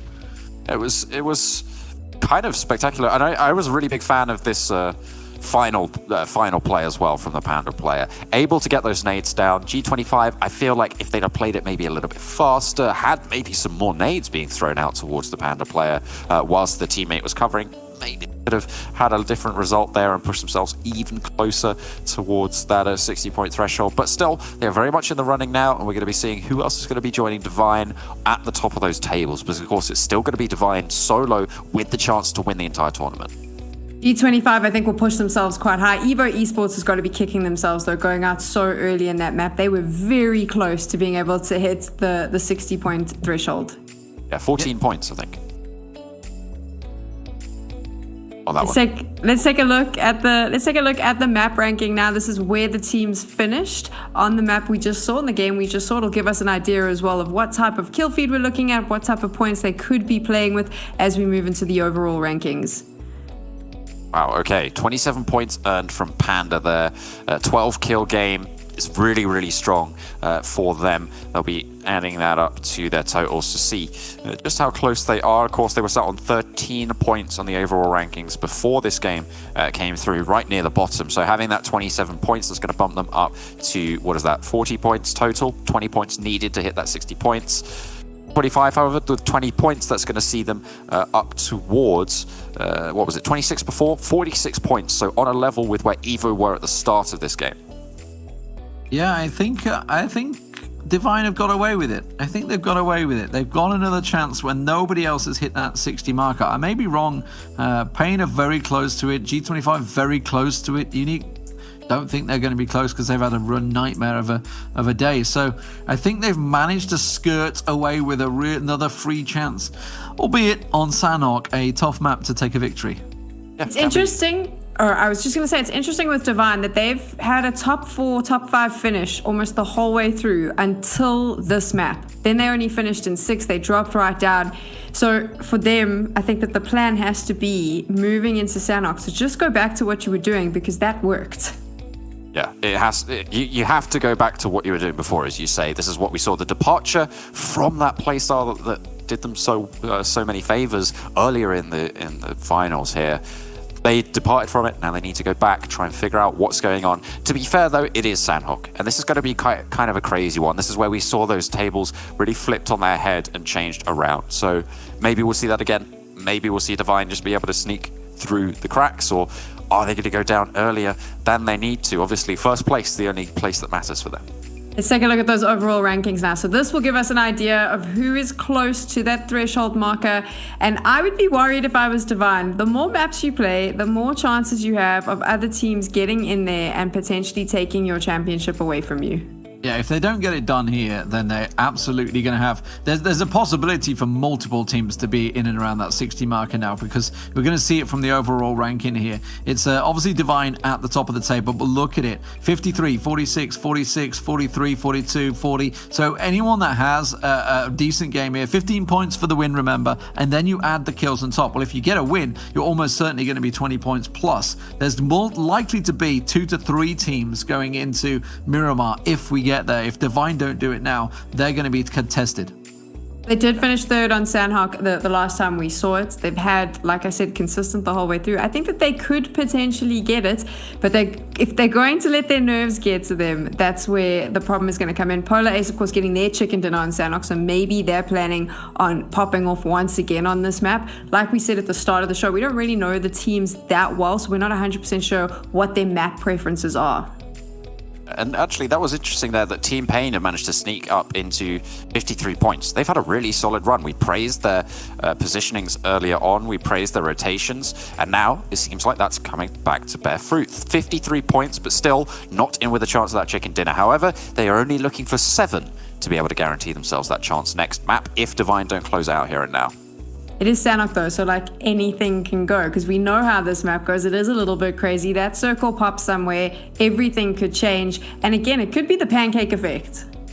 Yeah, it could absolutely be that pancake effect that I spur of the moment decided to name it that, which I'm quite happy with actually. I'll keep it rolling. But yeah, absolutely, it can be that the bottom of the tables can start to jump up, and actually the fact that the top of the tables are so close, that could be pretty brutal, and in fact give Divine even more chances to get a free attempt at a chicken dinner. But we saw it in auto chess. It's the same situation. You know, if you don't take that chance, it's going to bite you in the ass. And absolutely, if Divine don't do it here on Sandhawk, they're going to be looking at multiple teams on Miramar. A much harder map to try and do it on, I would say. Albeit, Miramar was where they got their chicken dinner with a great tactical play. It was where they got their chicken dinner, but again, I just think we saw it with auto chess. This particular format, no matter the title, if you let that gap get bigger, if you let more teams in, your chances decrease. So if they want to win this, now is their opportunity. When we return from the break, we go to Sandhawk and find out if Divine can do it.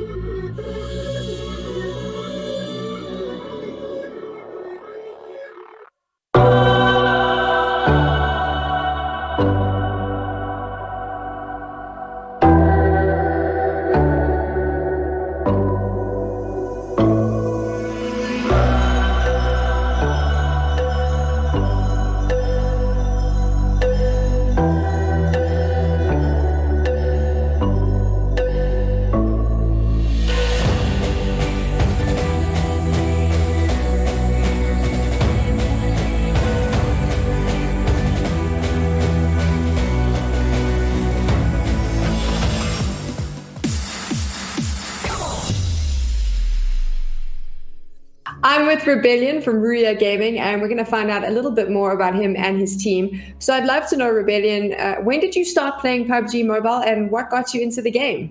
Ya önceden PC PUBG izlerdik Steam sürümünü. İşte mobile çıkacağını görünce direkt başlayalım dedik yani arkadaşlarımızla beraber. Ondan sonra işte e-spor biraz daha favorileşmeye başladı. Biz de e-spora girişmeye başladık. Bu şekilde.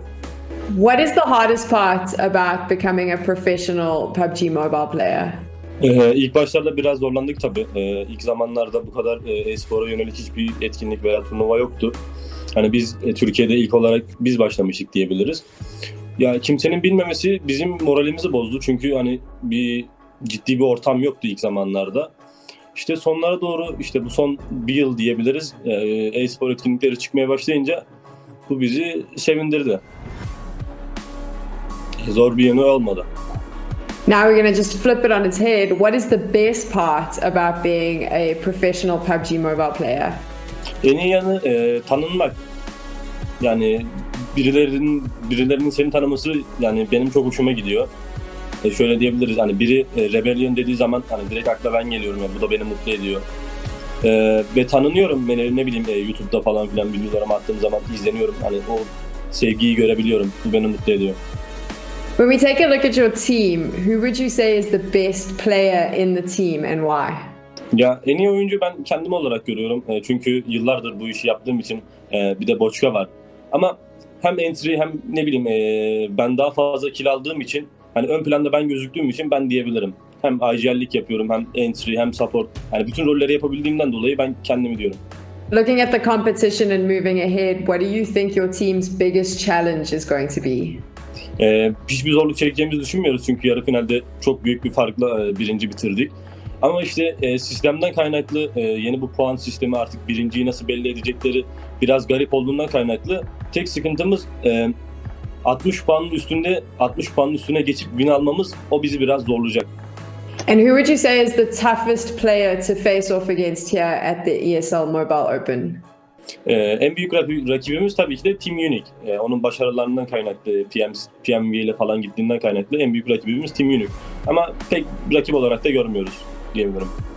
How did you prepare for this specific event? Takımca şöyle hazırlandık. Ya ilk başlarda elemelerde pek şey yapmadık. Hani bütün performansımızı göstermedik. Elemelerden çıktığımızda beraber kendi arkadaşlarımla, takım oyuncularımızla beraber çalışmaya başladık. Şu an final içinde Gaming House'dayız beraber. Finali kazanacağız. And what is special about competing in the ESL Mobile Open? Tabii ki bizim için özel bir şey var. Biz Vodafone Mobile Open'ı İtalya'yı kazanmıştık. Yani o yüzden bizim için büyük bir yeri var ESL'in. Ya ESL denildiği zaman bir mutlu oluyoruz. Ama daha çok turnuva olmasını bekliyoruz tabii ESL'den. Can you share with us your team's drop spots during competition? Farm ve etrafındaki kamp outları alıyoruz. And if you win this tournament, what's the next step for your team? Öncelikle hep beraber bir kutlama yapacağız. Ondan sonra belki bir tatil, bilmiyorum. Daha onun şeyini yapmadık, hazırlanmasını yapmadık. So possibly an unplanned celebration for Rebellion. Thank you so much for chatting to us and good luck in the competition. Welcome back, ladies and gentlemen. I wasn't sure for a moment there, but we are back. There we go. John is joining me once again as we move on to Sanhok, and there is still only Divine with a chance of taking victory here. Yeah, it's just them over that 60-point threshold. Of course, you've got the team Pain on 53, so not quite there, but they only need 7 points of this game to be in with a shot. But only if Divine don't win it out here and now. Absolutely. So, I mean, they're going to be kicking themselves. They were here very much going into Erangel with a real big chance. They played passively. And I just wonder if it's just like that. We got to win the game, guys. We can't just think. They got third, they got first, they got fourth. Just carry on doing what you're doing. It's working. It's absolutely working. But it's so hard to keep that mentality. And now on Sanhok, this is going to be a hard one to win. Like, this is probably the hardest one to win, I would say, because in terms of tacticalness, you're generally on foot. You're going to get shot from multiple different angles. You don't really know if there's a team over there, there's a team over there. You go over the ridge of a hill, there's another team in front of you. Everybody's holding crossroads. It can be very tricky, and the flight path is not exactly helping. Oh, to be fair though, it is Sanhok. So it is Sanhok, yeah. It is going to be okay. You know, no matter where you want to go, it's pretty accessible. It's just a little bit mildly inconvenient if you want to be going to somewhere like Tambang or even, you know, Camp Alpha is a little bit out of the way, but certainly is droppable in these spots. So we have to wait and see who opts to go where. That ends up going. Divine on the map, not quite seeing them just at the moment. We'll have to wait and see where they do end up dropping. Oh, hang on a minute. I think I've caught sight of them down on the south side near Quarry. Yes, they're in that bundle with Accelerating XL. And, ooh, it's a south circle over on the western side. That is going to pull almost certainly over towards either the Ruinsy area or it goes up to the north towards Camp Alpha hillside, which can be such a horrible ending by anyone other than Team Unique, who are going to be holding that ground. Yeah, they were pretty chill on that Northwestern Island last Sanhok game, and it looks like they're going to repeat that performance. What they did was land in a similar location and actually send up towards the top of the mountains, towards the temple. Be a little bit more hotly contested potentially on that position, especially with Panda in that location as well as number one CIS team playing around there. But Divine, they've been eked out of Painan as Ria Gaming seem to be taking that spot for themselves. You can see they are currently split across the river, and actually Zenitsu going to have to swim across. Without Hotline in the lobby, nobody's gone boot camp. Boot camp completely open, which is a big surprise. Nobody choosing to challenge for that. Challenge we did have before, obviously, was Demon Squad. They have got Kampong for free this time around. Ruya Gaming, as we saw earlier on, do drop in Painan area. Last time they chose to rotate up to the area where number one CIS are. Now, it is a possibility, actually, that corner is a very strong position from this circle because we don't know whether it's going to go to the north or the south island yet. Not quite sure, but could give teams plenty of time. I mean, as we said before, it is Sanhok. It's very rotatable, and given that the teams on the eastern side are very spread out from one another, there's not going to be too many choke points. The only one that I'm potentially looking at is just south of Quarry, where both Demon Squad and G25 will have to compress if they want to move directly west. But that's assuming that G25 don't grab a boat, go all the way down around south, and head over to even Tambang as far as they can get. Go for that full Pirates of the Caribbean experience and head out to the western side. And, well, the rest of the team's pretty dispersed and spread out, so a lot more passive at the start of this time, Sanhok. But this also shows how good it is to get out the plane quick and early. Payne been through Paradise Resort, looted, and already on the way, while Divine and Accelerate still just arriving to get their looted begin. So Payne well on the way down south. I think they're going to be heading towards either the hillside by Bootcamp or the edges by Painan. Wait and see where they want to end up, but there is a surprising number of teams still on that northwestern island. I mean, to be fair, they did all drop there, but they are starting to get closer and closer together, so the fact we haven't seen them clash yet is pretty interesting. And there we go, that is going to start to pop off, of course, with two of those teams on the eastern side. There is just not enough space for them all. And don't forget the likes of Team Payne with 53 points chasing it. Number one, CIS getting taken down here, it looks like. Although Ked hasn't realized he's going to move in and get the knock. It's Dream up on high that's trying to keep the Dream alive, effectively. And, well, they're not going to be able to flush him out from that position. You may as well just ignore the guys up on high, because unless they over-peak it, you're not going to get the knock. Yeah, two players on the top of the hill. They just fall all the way back. No point challenging. And that's Polar Ace, who just cleaned them out, by the way. 43 points on the cards for them, which means that they just added 2 to that tally. So up to 45. 15 points more needed this game to break that 60-point threshold. So Divine have got themselves the crossroad. So if the circle pulls south, which is a possibility, there's two possibilities. It goes to the north or the south. If it goes south, they have the perfect crossroad setup and a really nice, strong position. Of course, Roya looking to try and mitigate that. Dream, well, he's simply running the hills at the moment. He will have to drop himself down, and he'll get himself out and down to the west. Team Unique actually up there as well, so he's got to be careful. He's seeing him right here. Hallelujah is trying to find him. A bit low on loot there. Didn't have a helmet even for Team Unique. So whilst dropping early and being able to get out and spread out pretty fairly, it doesn't have a helmet on, which is not an ideal situation at all. We'll see if they're able to find something else and get that sorted. Ruya moved up north from Painan, as he said, on those crossroads. Will be a very important part of the map for this coming set of rotations. Yeah, they've pretty much got the central marker as best you can, other than sort of going into the river, basically, which would not make any sense. Team Pain still happy just south side of boot camp on that hill edge. Bad Boy, who dropped him up in Tatmok, they are working their way across to Hatin, along with Evo, actually. Evo just got a single scout there, and the rest of the team are a long way away, way back towards Paradise Resort.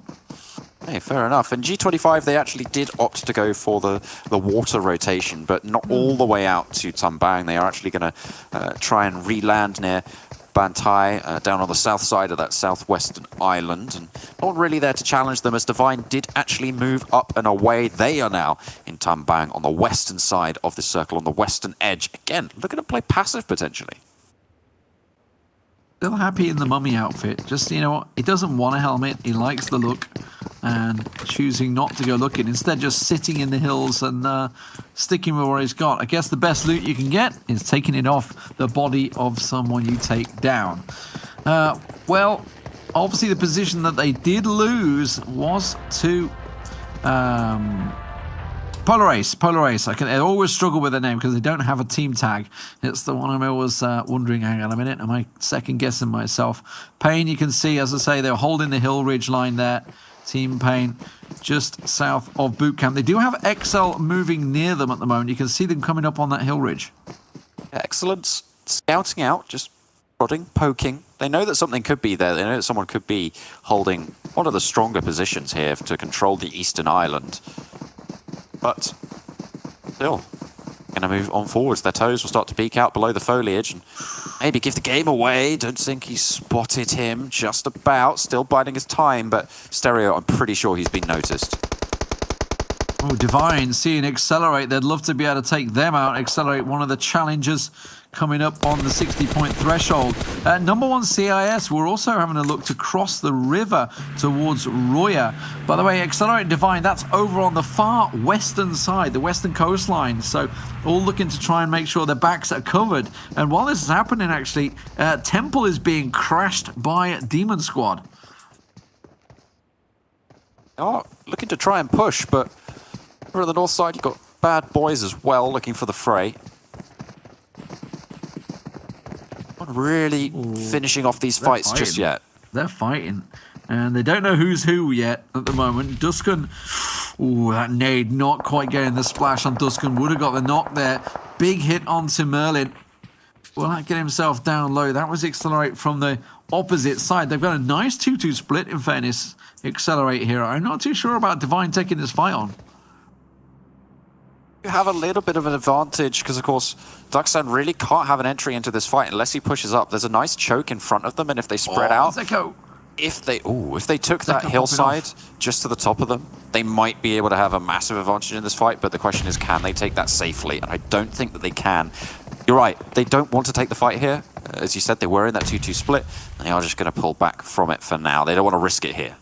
Evo crashing in on the north. Zeko was that lone scout, already taken down one of the Bad Boys, and you can see the rest of Evo arriving. That's all up on the north side. We're waiting for the circle to shrink down to see, will it be the north, will it be the south, where will we go with the circle? If it goes north, it's looking fantastic for Team Unique, who hold that high ground. It's so hard to push up for all the teams, but no, it splits the difference between the rivers, and we still don't know which island it's going to fall on. Yeah, the north side is proving really quite treacherous here, as Evo still locked in combat. Evo on 46 points right now. At the start of the game, that's where they were anyway. Got a couple kills, maybe they got a few more, but Bad Boys try and stop that dead in its tracks. Knight takes half HP. Both tossing the nades back and forth inside. Oh, Knight realizing there was a nade trickling through, so he manages to push on out, but Lazy will find Duck. Now Knight, does he bide his time correctly here? Going to get the bandage off And Bad Boy slowly falling to Evo, a team that really would love to get the points here. They're not too far away from that 60-point threshold. They had a poor performance in the last game, which certainly cost them. They could have been there. 46 points at the moment, though. Any kills here would be great. Nice nade actually sending just to the other side of the door. If there's anyone waiting around the corner, they would have been caught unawares. Unfortunately for them, no one found, and actually really rubbles one through that doorway as well. They're just breaking out the doors to prevent any cover, and maybe actually going to be able to pop a nade through. Nice to hook it up through the door. Not going to work out for him.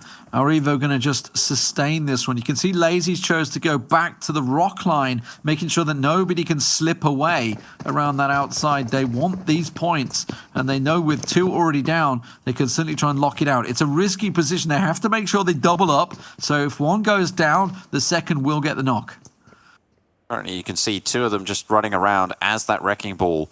If they step into this compound, they are done for. As soon as Rudy sees them, Knight swivels to the left, and they just shut them straight down. So that would be a risky play, but actually, I kind of like the play from Evo here. They've already got what they need. They've got 2 points. They don't want to risk any more because they've lost a player already.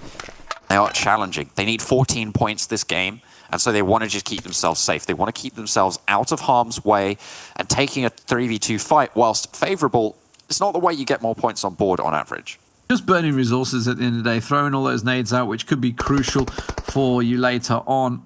Well, if they do push around the north side, they're going to be bumping heads with Team Panda. If they were to go directly south, they're likely to meet certainly the scouts of Unique, all looking down from the Hill Ridge line. Accelerate did separate from Divine. Accelerate there. They chose to go towards the bridge and try and cover that and split the difference for them.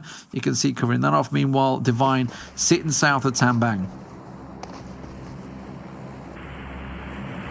Biding their time for now.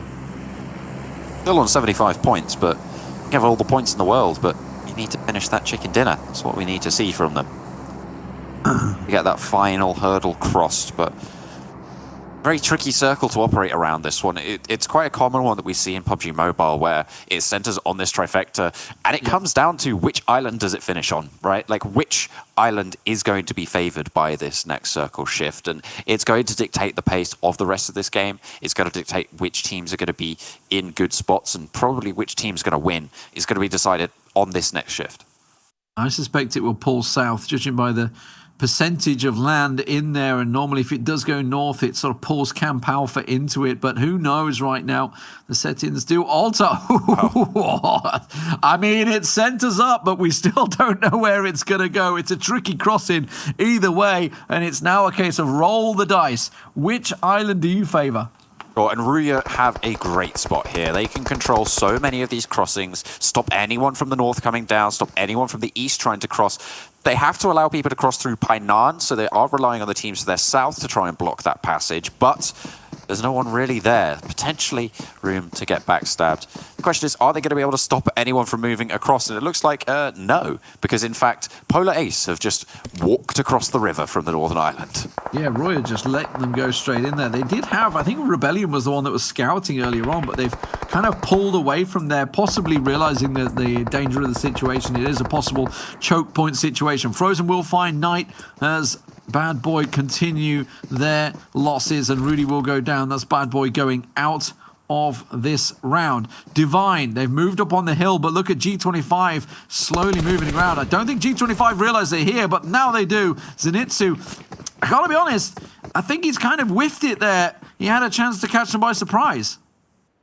Potentially. They might have spotted this Divine rotation earlier on. They have been in Tambang for quite a while, and G25 have been sat south for quite a bit. The fact that they've moved first is really, really good for G25. It means that they are now ahead of Divine on this rotation, playing into that passive play style, and it's working out well for them right now. They've got the ridgeline south of Ruins, and it's a really strong position around there. They can move around to the compound, and basically they're safe, unless Divine have to rotate right through G25.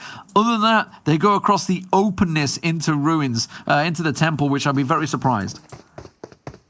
Take a look across the rest of the map as well. Team Pain, very, very isolated right now on the eastern island at the moment. Only one other team, and they're a little bit further south. Excellence, just outside of Painan. So not really too many teams vying on that eastern side. The compounds around the river, around that confluence, the trifecta there, is going to be basically occupied by just one team, and that's going to be Polar Ace. And the hillside up the hill going to be controlled. The sight lines Worked out. Merlin trying to get the shots off, does get caught tagged from above, actually. Fallen, I don't think he realized Fallen had the flank position on him, and now he's effectively taking this on. He's on his own. Nima's miles away. His other two teammates are in the ruins. They just took the pressure. I thought this was a great rotation from Divine. They were using the chance to just scout G25 and push in onto the ruins. Instead, he chose to take the fight. Curious decision-making there coming through from Divine, but they still have 3 players, and this is Sandhawk, where 3 players can be as good as any other number you care to throw out there. Of course, it's very, very wayward, very with the wind, this map, so we'll have to wait and see what more they can do. But they are still playing split right now. Nima is all the way on the back foot. The 2 leading players are going to move straight into 2 players from Ruya as the circle centers on the southern island, so they are there, but they need to make sure that they have some sort of real estate, because this next circle is going to be tricky for the Western teams. I think Nox just saw them come in. Revenant cooking the nade to toss it over. But that's a really hard nade to land. Yeah, up on the top of the hill like that. But actually, they did manage to get a knock. Well, saying that, Nox will find one down. Revenant, oh, he just got the tag and it hits the frag as well. And now it's all on Nima for Divine. And it's not looking good for them. Oh my god, look at this cluster coming over on the north side of Ruins. 3, 4 teams all coming in on one another. Demon Squad, Accelerate, Evo, all with a chance, by the way, of getting some high point scoring here. But they're just going to knock each other out. Oh, goodness me, they're playing spoiler. Accelerate 39 points. They need the strongest finish here of 21 points on the game to put themselves over that 60-point threshold. Looks like they're starting off well, though. Got the Demon Squad still entering into the fights, but as they start to pop off, it's going to be Revenant falling as well, and Ruya are going to eliminate Divine. Well, one of their players anyway. I think they still have 1 player remaining. Team Unique have snuck across the river unseen. I don't know how that's managed to work out. Fallen sees one of the Ruya players up on high. Boschka goes down. E25 also trying to continue into the circle. While this is happening, Excellence are sneaking in over from Painan as well. And they're going to be getting involved in this battle at the moment. They're the other side, the left side of Nox's position right now. So many openings that should be shut being left open right now, and all these teams from the Northern Islands, from the Eastern Islands are just allowed to move through. But this western clump of teams is so dense right now. This push is brutal for anyone caught in that fray. That is massive. Nima got the revive on Zenitsu. Oh, and then instantly takes a bullet to the dome from the backside by Panda, who are looking to continue to stretch the lead. Zenitsu, the last man standing for Divine. And that is a tragedy for Divine once again, as they become the target for everybody's wrath. Demon Squad still with 4 alive over on the west side. They've engaged with Accelerate, and they're down to 2 as well. It's really only G25 at this stage who could actually find Zenitsu in his current position, which means that it's likely Zenitsu will be able to get towards this top 6, top 5, potentially, if he plays his cards right. But Ruya have just been dominating the hillside that is the majority of this zone for the last... Well, they moved north from Painan in circle, what, 1, 2 almost? And right now, they just have so much control over the area. Oh. Look at that. You can see the spread, and it goes their way yet again. The thing is here, though, got Polar Aces. It's Polar Aces, yeah. Polar Aces, remember? They won last time on Sandhawk, and again, it has worked out their way. Now, they've rotated into this one. They've worked for it. There's no doubt about it. As we see Panda in all sorts of trouble. They're getting picked off. They still have Gist alive over on the north side, but he's next to Team Pain. Team Pain are looking to cross that river in towards Ked of the Polar Aces. Meanwhile, Unique and Demon Squad clash on the river edge. G25 looking to move across. They have Excellence in their way. And Zenitsu from Divine is still alive. Still hanging on in there with Accelerate ahead of him, moving in on Roya. Team Unique at the moment, 42 points on the board, and they're on the northern shoreline. 2 players alive, I believe, for them. You're not really challenging for one of those 60-point crossings right now, so... Though the points going their way might just be a little bit disastrous for the teams closer to the top, but really Team Pain are the ones I'm looking at this stage. 53 points at the start of this game. They needed 7. They needed 7 points total, and they're getting closer and closer as teams start to drop. But they're locked out by the Polar Aces. They just took down the final member of Team Panda, and that's give their position away, so they're well aware of it. Ked's got the support of Will as well as they try and get across. Lubomir's going to try and swim across. He's going in towards XL. Oh, no. As G25 toss the nades. Nox is in trouble. A 4-man push onto Nox's position. Zenitsu down low. He gets picked off. That's Divine also going down as well. So no win for Divine this time around. The circle shifts up towards the Polar Aces once again. One player now left for Ruya. Once Kings atop the hill, they have been dethroned, and at this stage, it's anyone's game. Who's going to try and take that push forwards? G25, again, another team that we're looking at to try and cross that 60-point barrier. 46 points at the start of the game. They have been fragging out their mines on the south side of the circle, but that nade might put a stop to it. Mishi going off from Accelerate, the last man standing as that windows slam. The wind picks up and the damage comes through. G25 are gone. Michi with a big play for Accelerate, the last man standing, wiping them out with the nades. Just me, that is not what you want to see for G25. See if they're able to get a couple more points on board, but right now, it's the Polar Aces, again, continuing to strike out. They were on 43.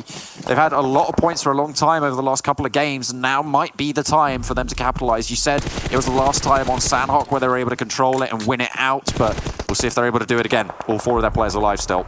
Mishi finally goes down, but he's caused so much damage. Team Pain were also picked off. The Polar Aces looking great here as Demon Squad clash with Roya. It is just Dokuma just sat tucked away up on high. They know that he's here, but they have to press in on his position. It's going to be Bear that leads the charge. The man that got 7 kills over on Vikendi gets his first heal, but the blue right on top of them. He's going to get the knock. No, we got the heal off just in time. There, though, going very low. How has he managed to survive that? That's nuts. Well, unfortunately for him, there's plenty of players waiting in the wings to just take those kills, and 3 teams remain. Polar Aces with the dominance force here. Unique as well, making it late into the game. 3 kills for them, and they had 42 points at the start of this, which means that they needed 18 points total. Finishing in a second place means that they would need 6 kills on this game, so it is not enough even if they finish 6th. The Polar Aces will be crossing over that 60 marker, though, because they have been clearing teams out. It's looking like a win for them here as well as they look to finish things off. Marshall for Demon Squad and Frozen for Unique. It's all that stands in their way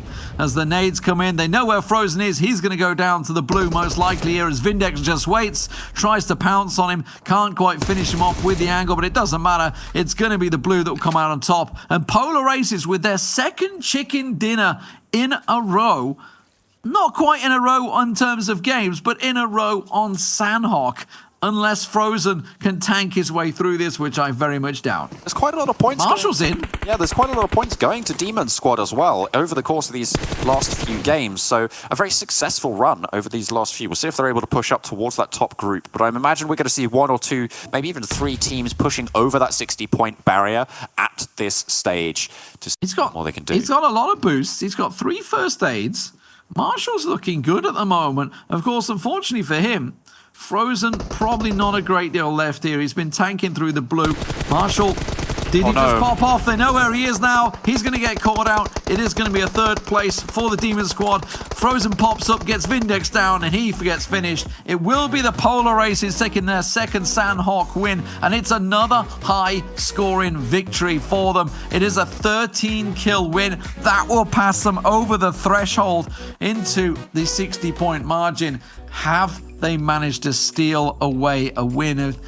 I've got to be honest, Divine, they've been playing passive. This may well cost them. Well, it was Miramar the last time they were able to win it out on the chicken dinner, so we'll have to wait and see if they're able to repeat that performance. Let's go to a break, ladies and gentlemen. When we come back, we'll break down all the action and how the points currently stand.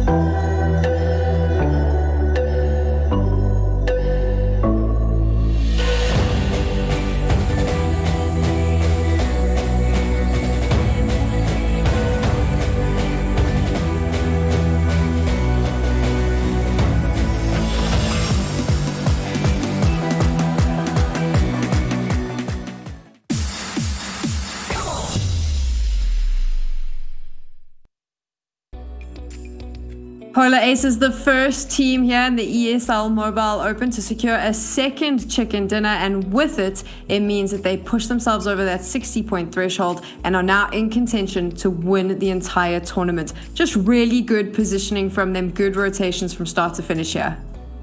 Yeah, absolutely. I mean, I don't know about good rotations. I mean, they came down and they crossed the river, and Roya basically messed up. I think Roya got drawn to the amount of action that was happening to the southwest of them, that they pulled players over there to sort of watch it.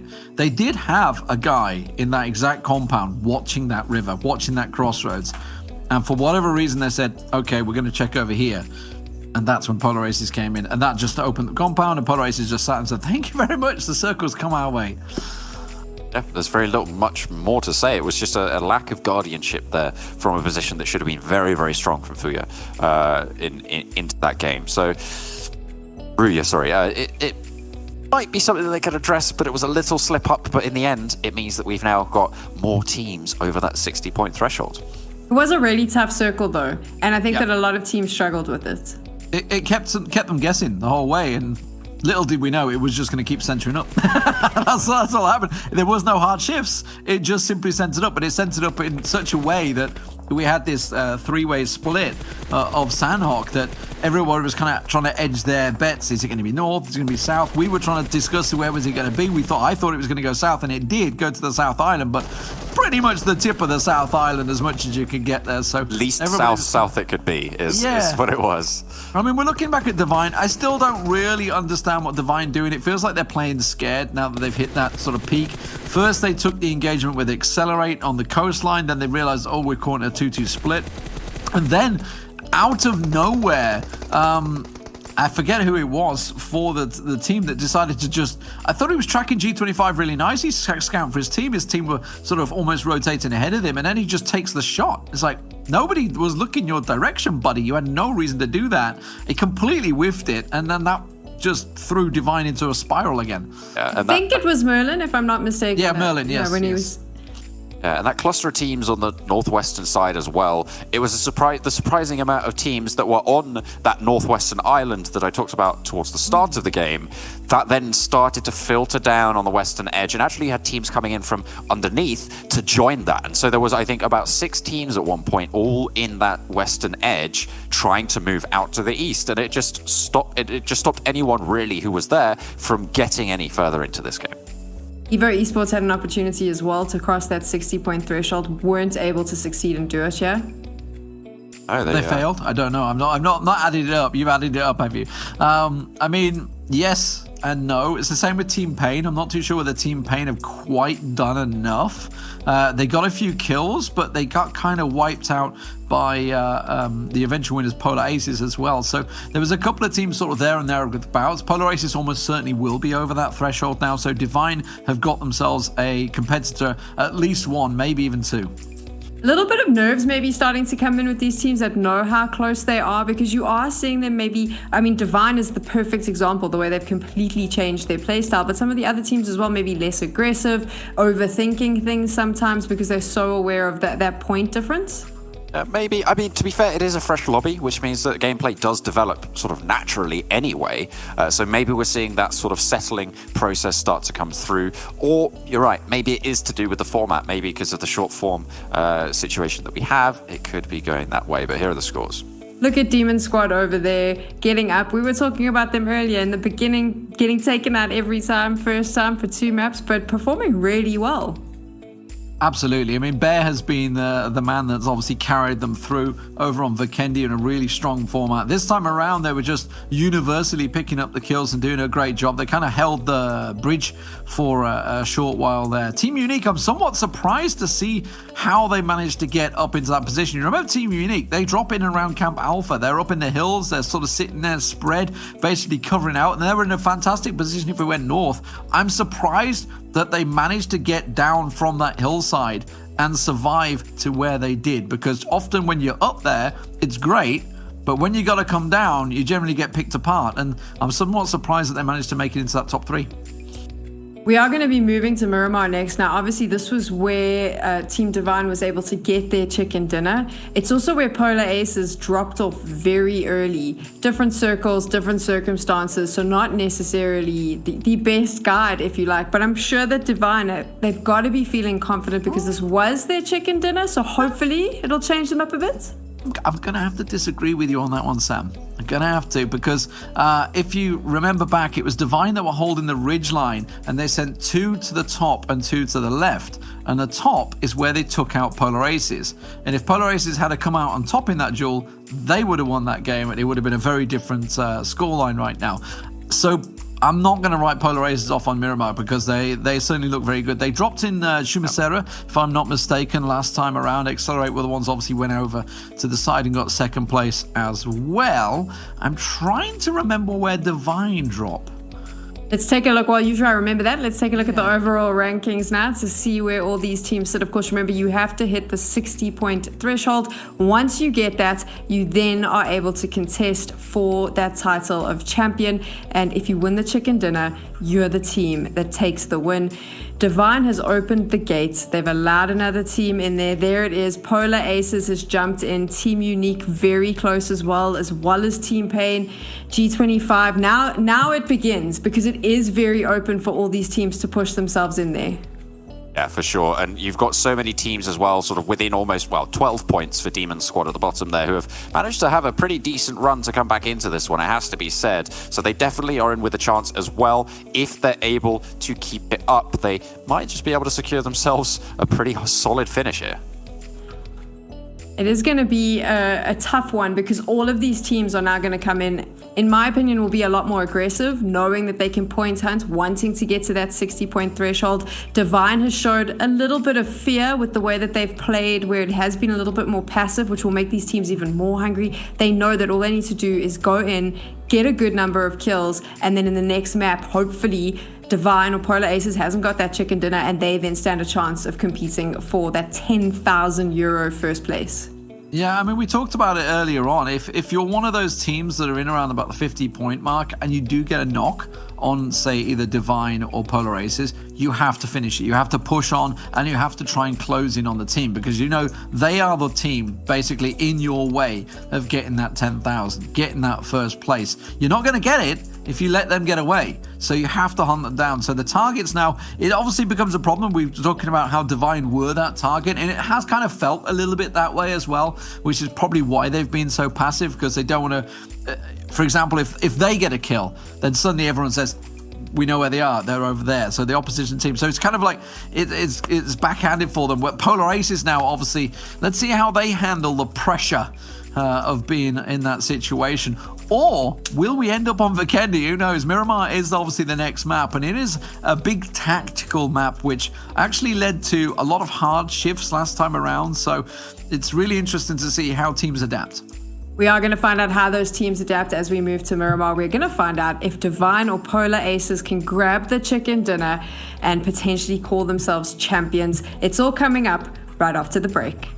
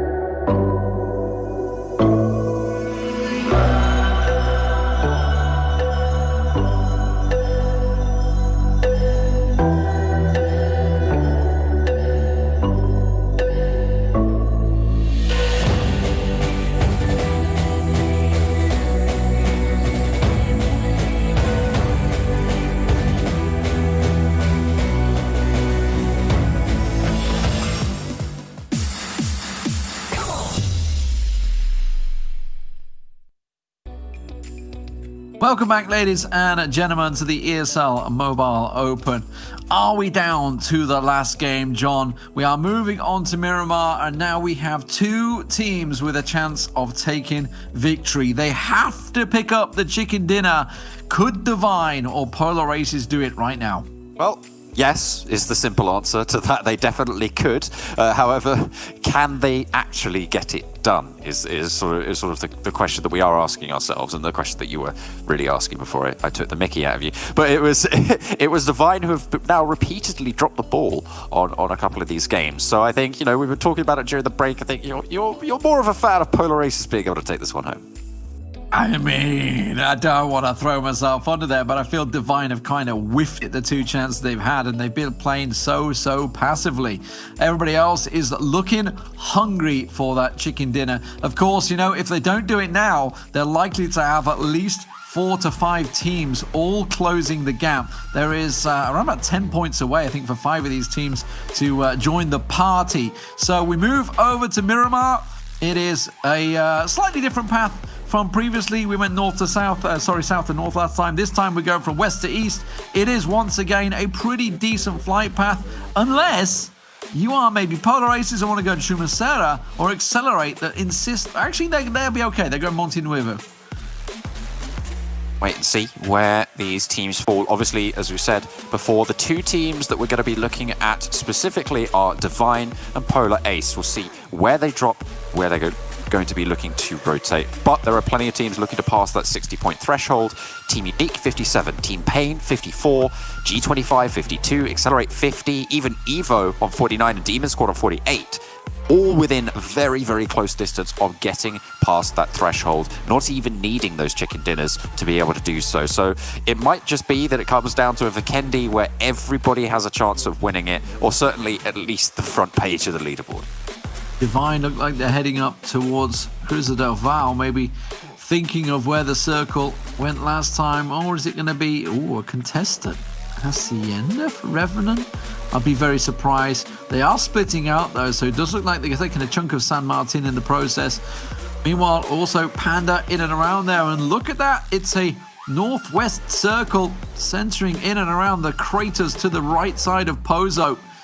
That'll be very interesting with G25 already in and around that spot. Team Pain, they were a team that really could have passed that 60-point threshold, but were unable to do it. They have the #1 CIS team alongside them around Pozo. It's a big old city, plenty of space to share. Well, Accelerate starting off strong, able to get a kill onto what I believe is Ruya over on the south side of Monte Nuevo, or certainly a knock.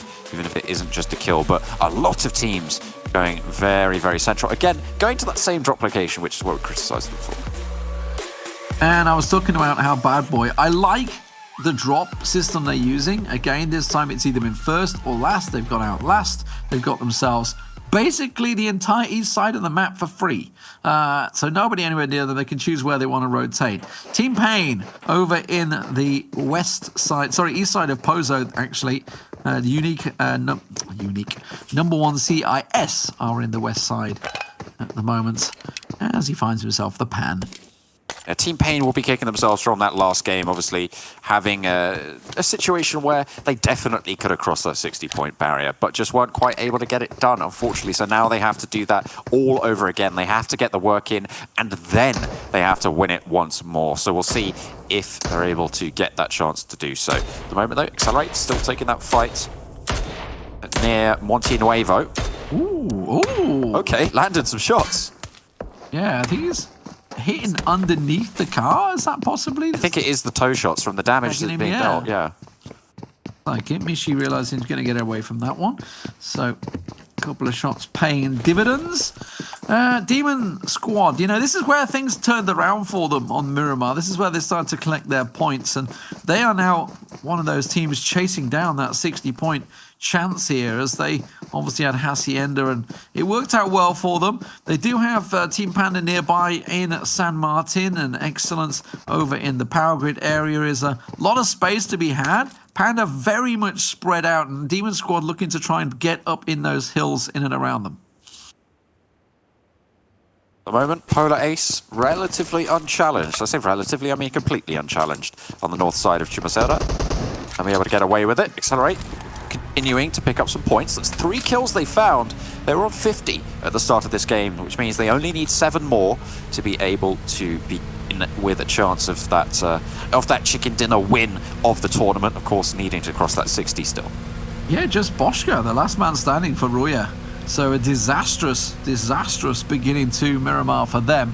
They've done the damage, and off they go. We'll collect. Wouldn't have got too much loot from Roya, because Roya didn't have a chance to loot. They were being hounded from the start. Here's Divine Upper in Water Treatment. They are the current leaders, but only just. Polar Ace is hot on their heels, both with a chance at taking the victory here. If you're unsure what we mean, it is down to passing the 60-point marker, and then you have to win a game to take the championship. And that's what's been stalling Divine out right now.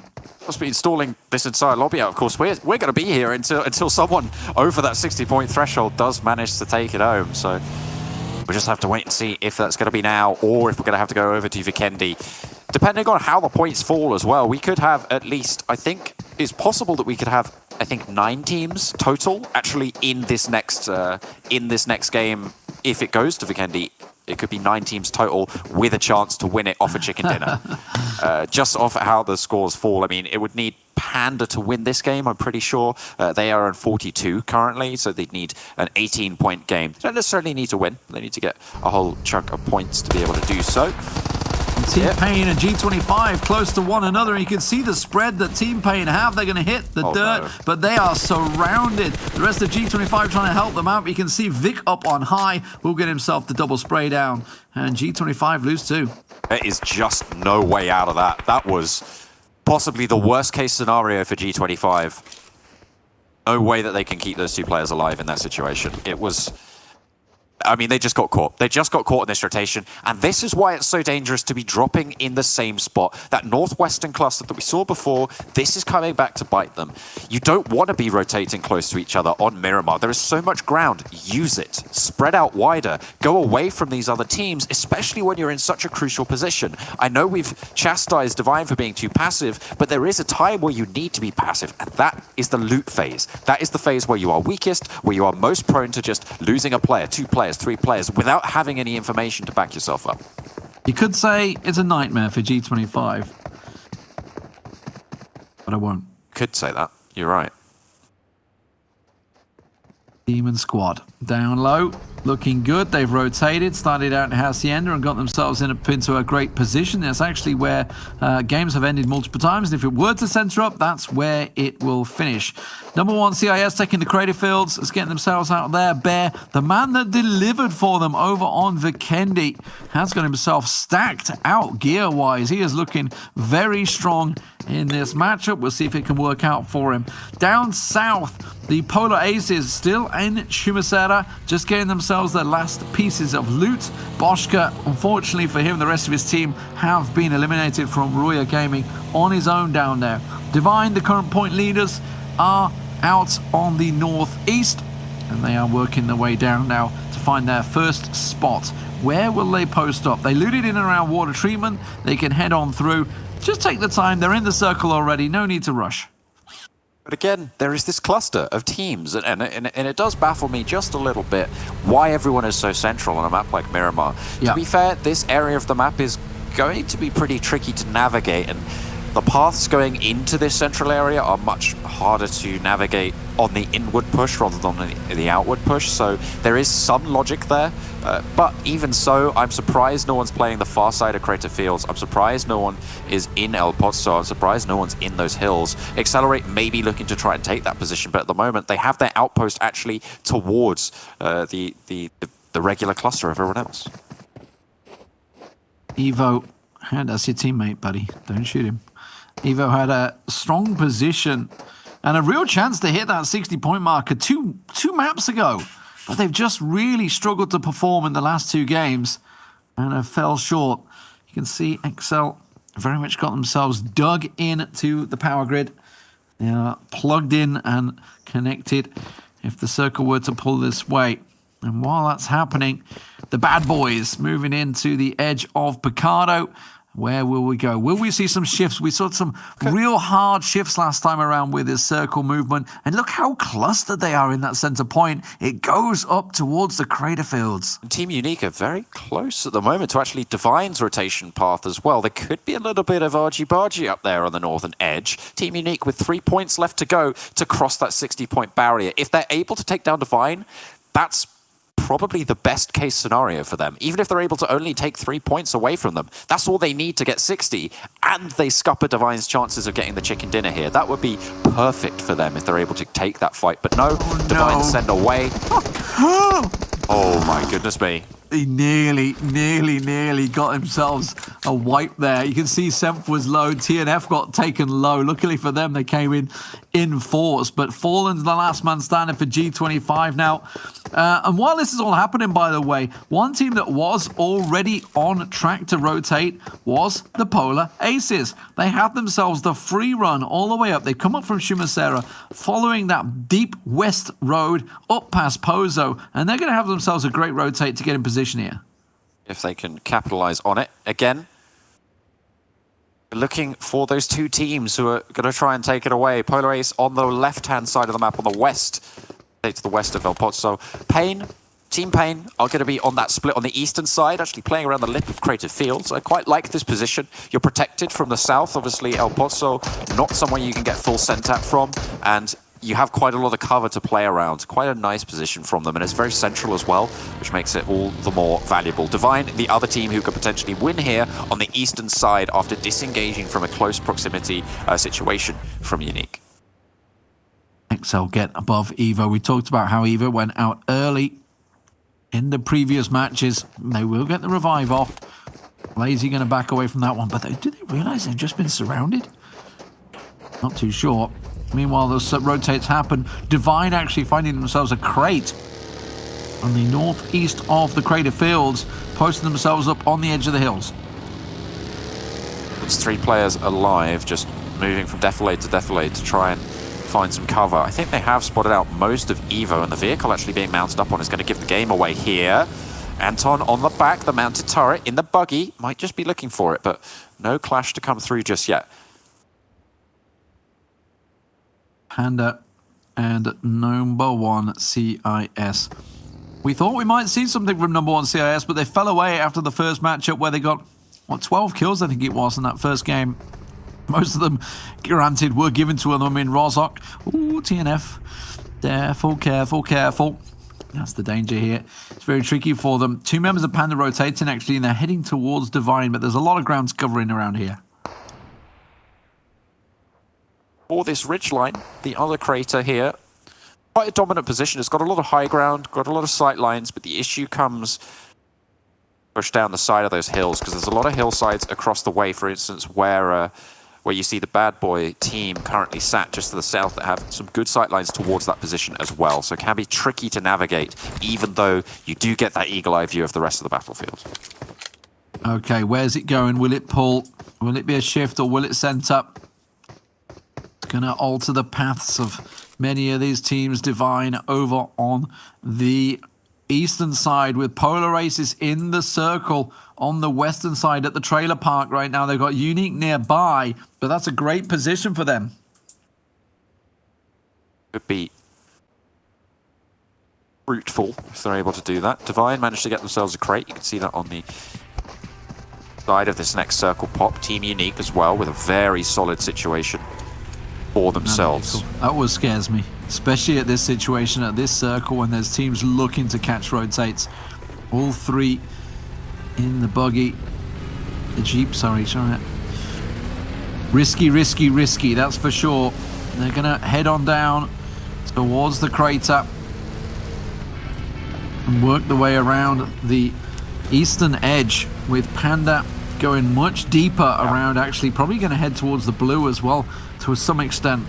Now, I'm looking at the teams on the south side and wondering how they're going to make their way in, because at the moment, Demon Squad are the closest outside of the circle to be able to look to go in, and they might just crunch on up with this set of teams on the northwestern edge if they go that far. Nice shot. Yeah. Nailing it for Evo, but this western side is going to be very, very tricky. If the teams on the southern side all opt to go for that western edge, it's going to be very, very tricky and clustered on that side of the map, which is bad for Polar Ace. They are currently on the north side of that. They might be able to stay out of harm's way given that they are at the top of that pile, but it's going to be more teams in their area, whereas Divine, they are alone.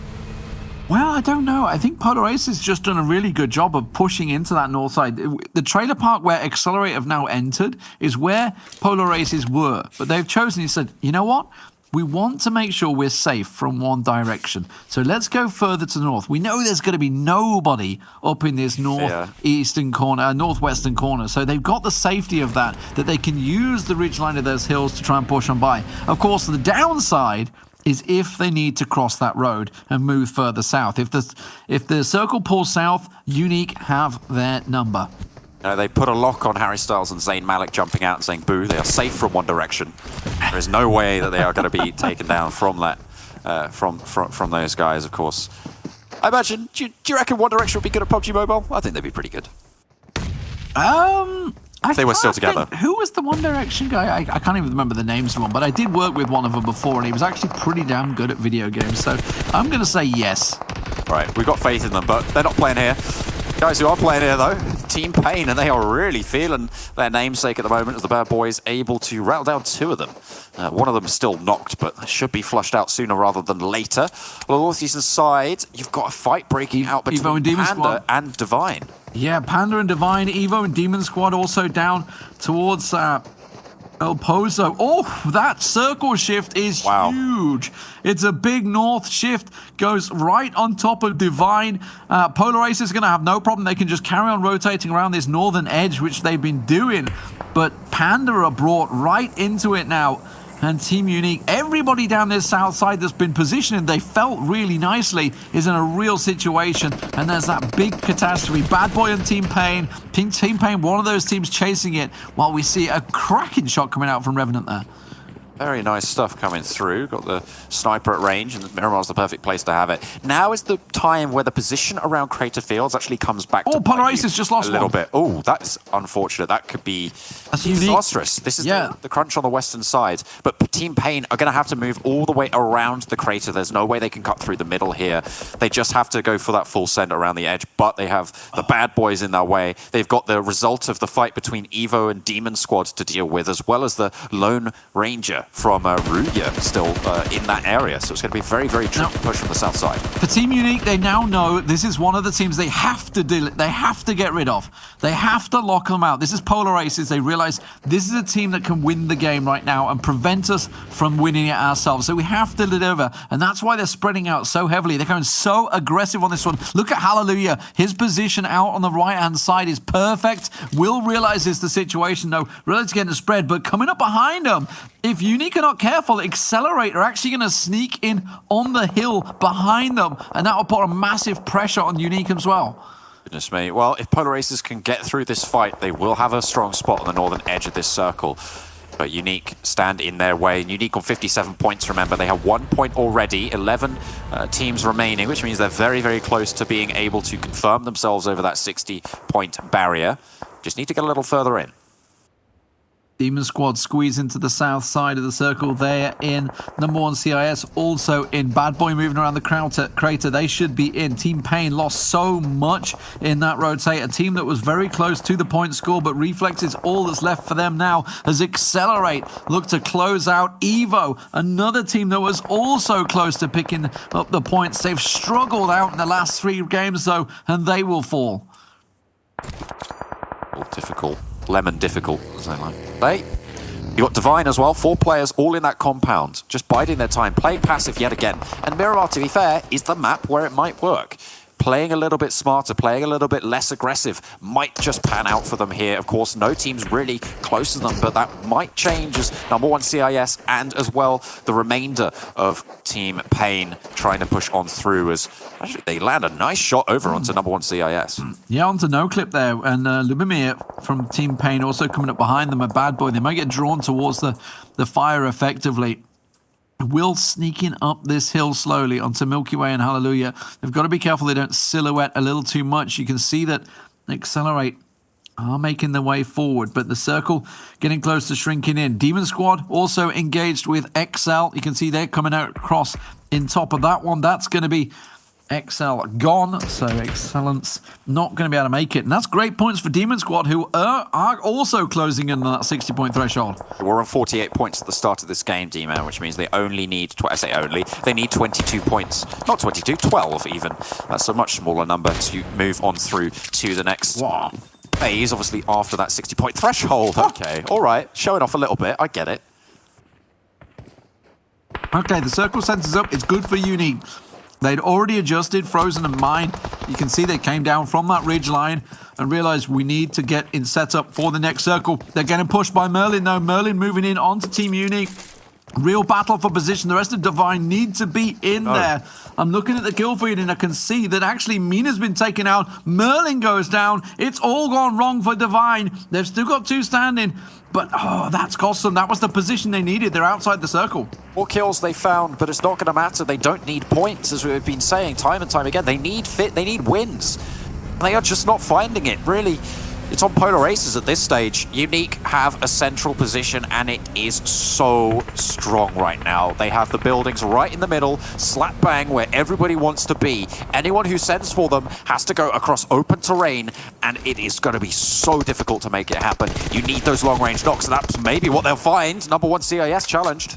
Not going to work out for Bad Boy there. Accelerate and Polar Aces on the north side are also looking to clash. Polar Aces are going to pull away from that one, but as you say, Unique. This is such look at the field ahead of Unique there.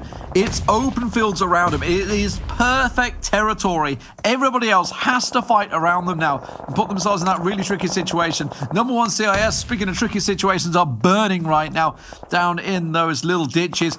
Demon Squad also getting involved in this fight. Marshall trying to toss over what he can as Dream desperately tries to find Duck. Not only that, but Divine might start to chime in. You can see Revenant and Zenitsu on this eastern side of the fight. Panda's got on the north side behind both Accelerate and Polar Aces. They're going to come over the ridgeline and catch Polar Aces off guard. Well, they've got the vehicles, so the noise should give the game away. Hopefully, Polar Aces have their wits about them to notice. Revenant sees Duck, should be able to land the shot. We've seen him hitting some bangers so far. Doesn't quite make it nailed this time. TNF actually goes down to Duck, but it's going to be Polar Aces. They're getting crashed in the north side by Team Panda. I can see it happening on the minimap right now, and you can see it in the kill feed. That's going to be Polar Aces falling at the moment. They're in all sorts of trouble. Will go down. This is one of the teams that can take the tournament right now. Are getting flushed out, and Vindex is the last man standing. I'm not even worried about the push coming through from Panda. It's Accelerate, waiting in the wings. All four of them still alive. Oh, Revenant, he's got a bead onto the Unique players on the roof. Looking to try and get those knocks, but only damage done.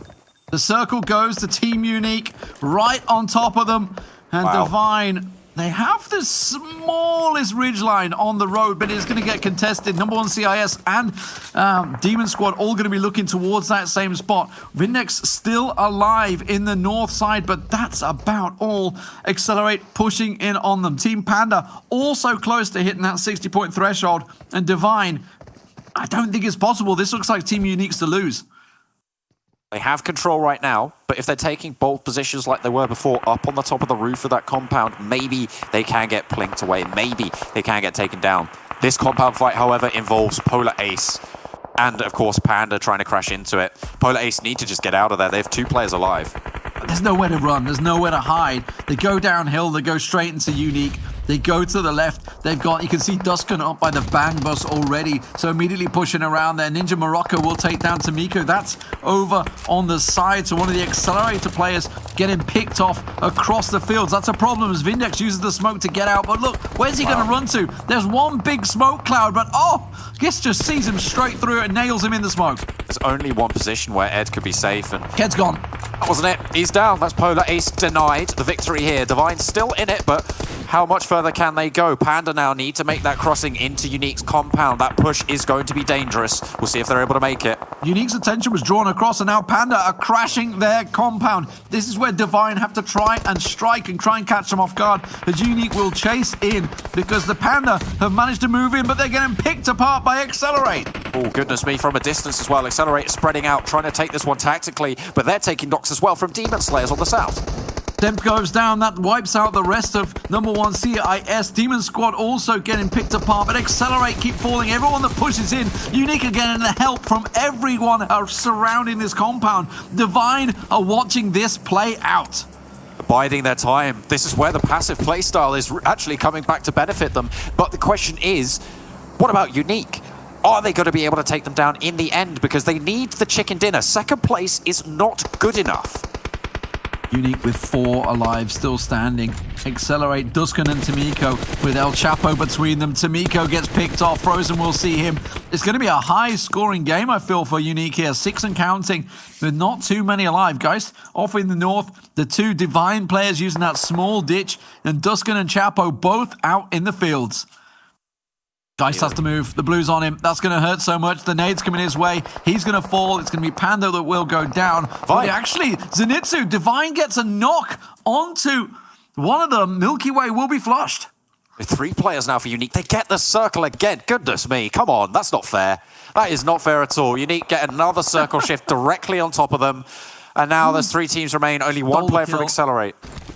Chapo drops everything, but Zenitsu will find the kill. And you can see 7 kills for Divine, but that doesn't matter. Points is not a thing. They need the kill. Can they see Mind up in the distance? Frozen got a little hop skip there, and Mind realizes he might need to smoke his position because Divine have the angle. Duskin could play a big part in this because he's the one on the off angle at the moment, preventing Unique from pressing on Divine.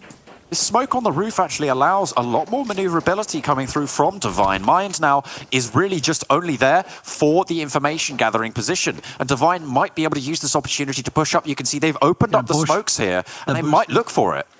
They're boosting. They're going to get in the vehicle. They're going to try and make that approach. They're going to use the smoke. It's a 3-on-2 effectively. Will Duskin get involved in this one? They drive in and get in cleanly. One on the roof, though. Frozen putting a lot of damage down. Will get Revenant picked off. Comes around. Zenitsu goes down. And Divine will not take it this game. We're going to be moving on to Vikendi. And it's all on Duskin at the moment in a 1v3. We'll see how many teams actually manage to make it into that 60-point threshold as well, because there were plenty of teams very, very close right at the door. But my Team Unique able to close it out in the end with a really strong performance despite only needing 3 points to hit 60. It was the team that you called out right at the start, Team Unique. They do get themselves a 10-kill victory. Granted, it's one of those games, the circle just keeps going your way. We saw them locking out their little battle in the north, and they wisely chose to keep 2 there and cover their position for the next circle, and it absolutely paid off for them. They will take the victory. Divine, much closer this game though, get themselves that 3rd place finish again, their third place so far, and Accelerate, they're also going to be pushing over that 60-point threshold. It is going to be lots of teams contesting in the next matchup. I also think that it's Demon Squad who have just managed to eke themselves over 5 kills, 4th place. They might have just done it. We'll have to take a look after the break when we come back for Vikendi.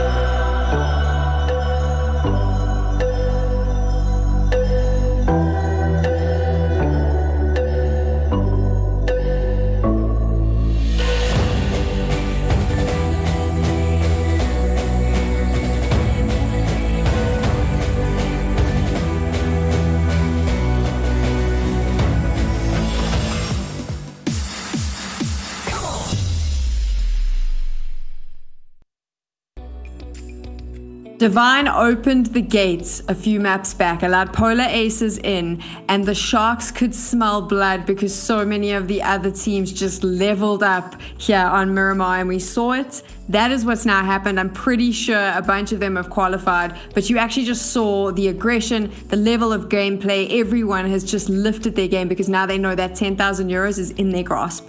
Yeah, and while the circle certainly went Unique's way, they played it well. You know, they engaged in the right ways. They realized they were the ones that got the first knock on Polar Aces in the north. They were running parallel. They immediately pulled up and said, okay, we need to take this fight.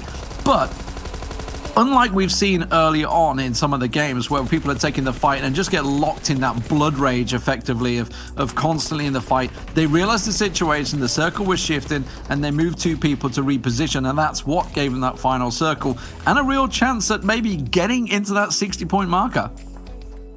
Definitely a real possibility, definitely a real chance. We're going to have quite a lot more teams now with a chance actually at this chicken dinner victory overall for the tournament coming into this one, as several teams did manage to push through. I haven't got the exact count for you, I haven't seen the overall standings yet, but it's certainly what a way for Team Unique though to push past that 60-point barrier. They'll be really unhappy that they weren't able to get it in the last game. That would have been quite the way to finish it out.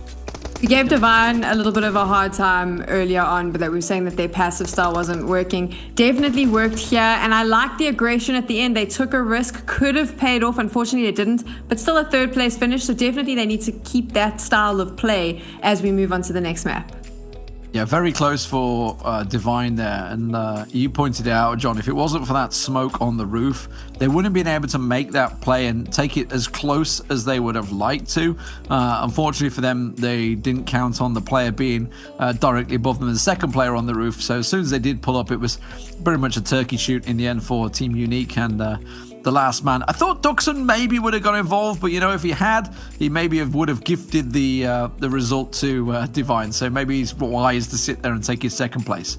Let's take a look at the map ranking now to see where our teams finished. Duxon as well, Accelerate. I thought it was clever. It was a lesson in patience to just hang out, let them fight it out, knowing you could then push yourself to 2nd and get more points. Isn't that exactly what they did last time at Miramar? They got the 1 kill 2nd place, the classic. Is that what Accelerate are looking to do? Well, it got them to 20 points and almost certainly will push them over that marker in the 60 points squad. Demon Squad possibly also their team Pain 4 points. Didn't they need 6? It did, yeah. So they're not quite there. Human Squad's had quite an impressive turnaround after those first 2 maps where they were the first team to get eliminated. They have been steadily climbing that scoreboard again, finishing in the top 5 on nearly every map. So I'm sure they're really happy because if I'm not mistaken, they'll probably be in contention as well now. Yeah, who'd have thought, Absolutely. You know, you're not getting hot dropped, you're not dropping on somebody else. You actually do well. You finish well. I remember back in map 2, when back in days of yore, when I said, that sounds like Quitter talk when you guys are talking about hot drops. They have committed to their drop spots, I have to say, several different times. And I'm happy to say that it's actually panned out quite well for them. So on Vikendi, we'll see if they're able to try and turn it around. Obviously, being in the running, they started the game on 48 points before this. They got 13. They needed 12. And as we all know, that means they're on 61 right now, which means they're in with a chance of winning. And Evo, another 2-point score. They've been so close to that 60 marker and they're just limping now that they've reached it. G25 as well, they're also in a chance of reaching there, but I think they fell short as well. We could certainly have at least 4 teams over that marker, though, as we move over to Vikendi. It's interesting to watch how these teams handle the pressure when they get close, where it's one map that they just need to finish in the top 5 and they tend to fall short. Polar Aces as well, this was their opportunity to finish 10th and they had quite good positioning mid-game. They were doing a decent job. I'm not quite sure what went wrong for them that they ended up getting themselves taken out. As the north side, it was so difficult of a push to move away. Obviously, Team Unique, I have to say, leapfrogged them in terms of their location. I think if Polar Ace had been a little bit more aggressive in that situation and taken the compound that Unique ended up in, they might have had a better chance. But the thing is, the compound that Unique took was a risk. It was a big risk, in fact, because they moved into a compound that was right slap bang in the middle of a desert, right? Nothing around it, really, that would allow them to leave. And they chose to take it a little bit earlier than they were guaranteed to get that shift. The fact that they were in there in the final circle obviously meant that they had a really great spot to win it, and they in fact did, but the choice to go there in the first place, I would question. If you're going for that chicken dinner, they only needed 3 points, so maybe they were just looking to be those turrets and pick off people in the open plains as they tried to cross and make sure they had those 60 points. But now it comes down to needing to guarantee that victory. That choice might not be made again. Let's take a look at the overall rankings now to see which teams have crossed that 60-point threshold. Remember, once you hit the 60 points, the next map, if you win a chicken dinner, you become the champion. So that is what's to play for now. Everyone wants that top spot. They want the win. And if you take a look there, look how many teams have just made the cross. Demon Squad with their 1 point as well. Oh, Team Pain, though. They just needed the 6 points from that game. They've been in around the 50-point threshold for so long, but now we have a 5-way race. Divine, Unique, Polar Race, Accelerate, and Demon Squad. Now, 3 of these have already taken victories themselves. And now as we move on to Vikendi, I'm trying to think, it wasn't Accelerate, was it? Who was it that won here? I'll be able to tell you, I'm doing the flick. It was actually Evo that took Vikendi down. Yes, and Evo have actually dropped off the top 8. They've been close to 50 points, but they've fallen short the last 2 rounds. Evo took the chicken dinner, but Accelerate came second the last time we saw Vikendi, Demon Squad third, and Divine fourth. So they'll all be feeling pretty confident going into this that maybe it is a stronger map for them, obviously. So hopefully that'll give them a little bit of an edge. But if you take a look there, Evo dropping right down as well. They're not going to be happy about that. Still on 51 points, though. Still with a real chance of obviously hitting that 60-point threshold. But their percentage chance of winning has dropped considerably now that the 5 teams have hit that chicken dinner status. Yeah, it's going to be very tricky to make that push. At this stage, we have 5 teams, which means a 5 out of 14 chance. I can't run the numbers in my head that quickly, I'm afraid. But that is a significant proportion that we are going to be finishing. And you have to remember that that's weighted because these teams are the best performing teams, right? So they are the teams that have been doing the best and are therefore most likely to win anyway. I'll be interested to see how the pace of the game changes now. Is it going to be really aggressive? Is it going to be a little bit more strategy, a little bit calmer, more passive? Is everyone going to be a bit nervous? Are we going to have a mix? Are we going to have the teams that cross the threshold trying to be passive, whereas the other teams that aren't there yet getting aggressive? I'm really not sure how any of these teams are going to handle it, but if I was in the top 5, I'm presuming you guys would agree with me. Consistency, just keep doing what you're doing because it's obviously been working. Well, I mean, consistency is great. But 3rd place every game isn't going to win you this tournament. That's the thing. And so I do agree that consistency will get you there, but it is those pop-off games that need you to push you over the line. It's teams like Demon Squad that have those pop-off moments that we've seen, and they're now in with a chance. And we know that Polar Aces only ever win on Sanok, so, right there, man. Wow. But yeah, I mean, honestly, there is a chance for anyone. We got very lucky last time at Vikendi. The circle's pretty much centered up the whole way through. Maybe if we get a harsher one, we could see some real moments here on Vikendi. Polar Aces, if we're still going when we hit Sanok, then maybe you stand a chance. That's what Demon was saying. Now, we're just kidding. Everyone can play today. Everyone can pop off. Maybe when we get to Vikendi, one of our 5 qualifiers will. We'll get back after the break and jump into the game.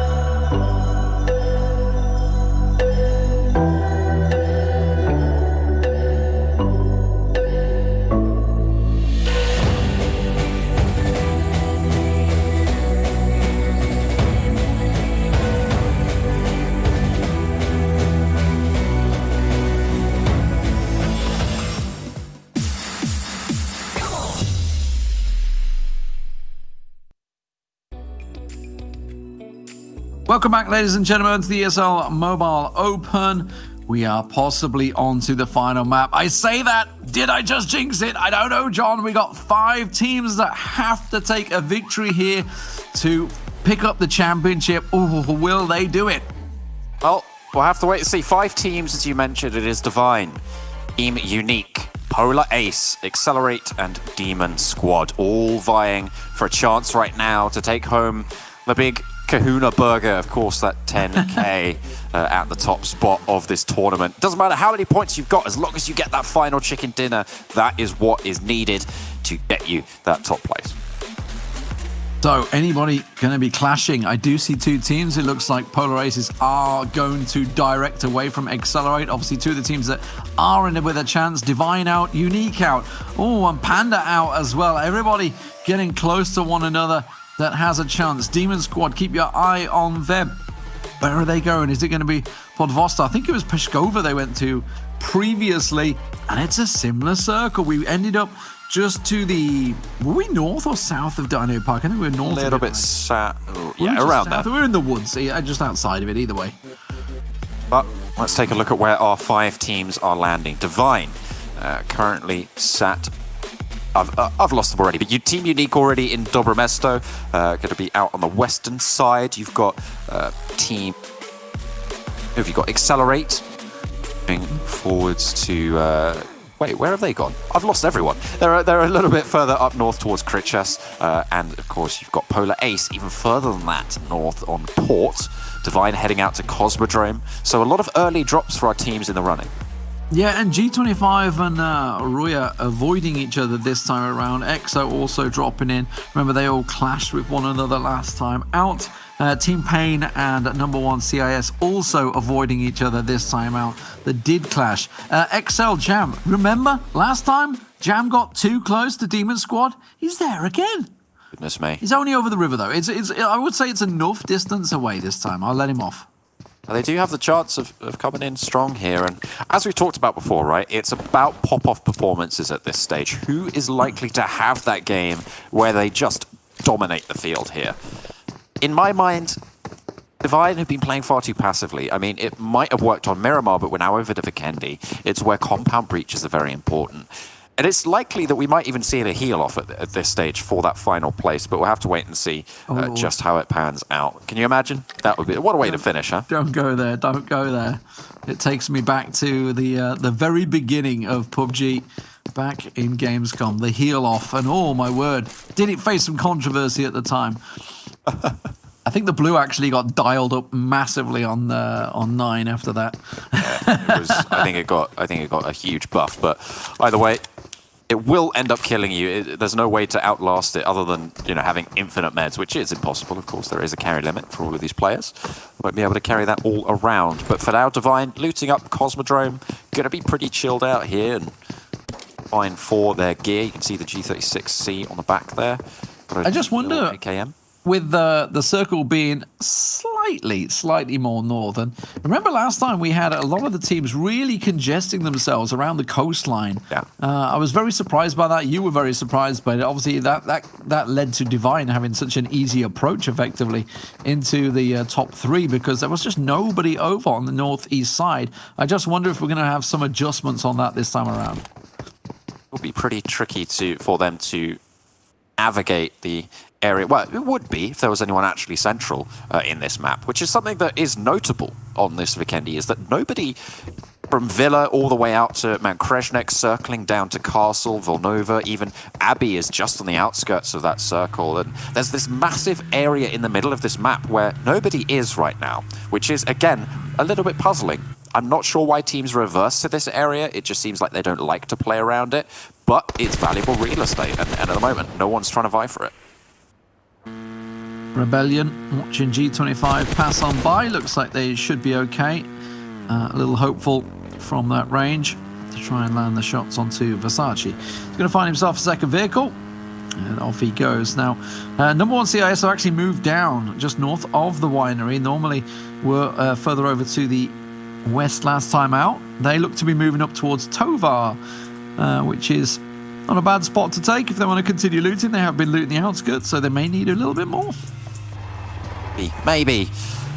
At the moment, though, you've got Polar Ace on the northern edge moving down. No one really central. Again, early rotate from Panda here, by the way. If Panda came down, they were up further up into Dobromesto, and they've come very early down, along with Team Unique actually about to pass by north of them, which is why they've probably just turned around here in the vehicles coming.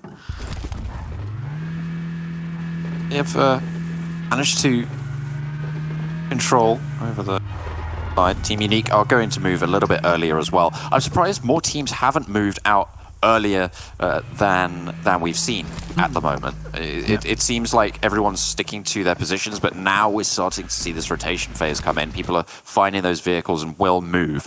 Will that center of the map start to fill up? I imagine it will. G25 seem to be trying to move in there. Team Unique have some control in a little bit more of a central position, and teams in the north will start to move on down. Yeah, Panda in the compound, scouted it, checked it's free, happy with what they've got. And they're going to get a little bit of free more loot in there as well. As you say, Team Unique just got themselves positioned north of Dino Park.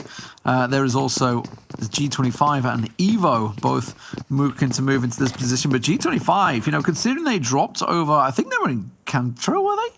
I feel like they were over that way somewhere. But either way, they've got themselves a great position because the likes of Roya, who really should have been in position a lot earlier, they're still yet to rotate.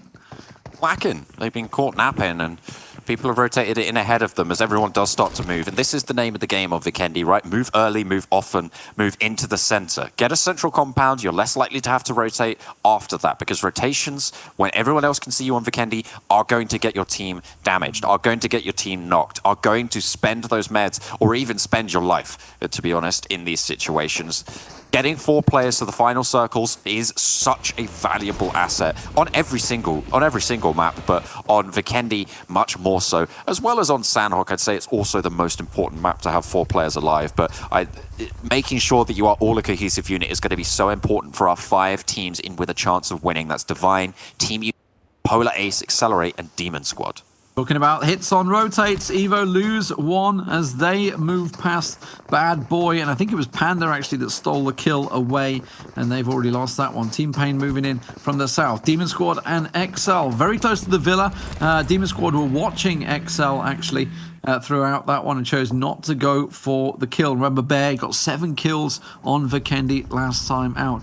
Bad Boy up on the hills there. Valentine keeping an eye on Evo as they realize this is probably not a safe spot. It was more just a recovery. They want to get a little bit more central, but I think they've left it too late for this. Maybe, but there are still plenty of compounds. I mean, it is Vikendi after all. Yeah.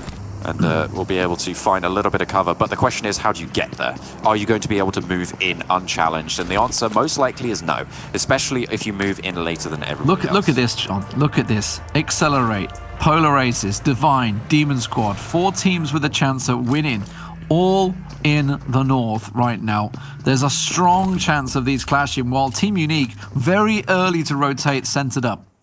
Yeah, they started in Dobromesto, they moved down. This is exactly what won them at the Miramar game, is moving early, right? Is just making that decision, making that call, and throwing themselves to it. It's commitment, and you love to see it.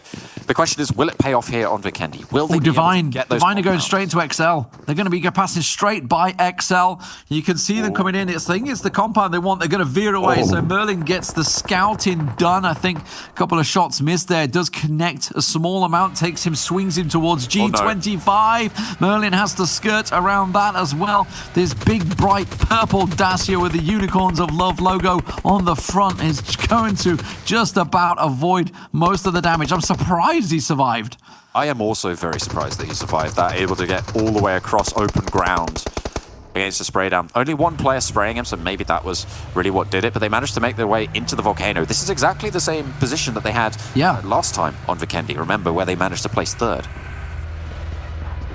So MENA in his car ready to go, all lined up, ready to go for the quick evac as and when they need. Everybody inside the circle, and last time we had some very comfortable circles for the teams. They were centered up throughout, very easy for them to line it up. Try not to run over Merlin there as he comes around the back of the vehicle. Should be all right. Just giving it a little bump. A love tap. Yeah, exactly. That's what we like to see. Friendly. Accelerate have actually gone back to Dobromesto. They moved back to Dobromesto, realizing it's like, you know what? We're not going to get center. There's way too many people ahead of us.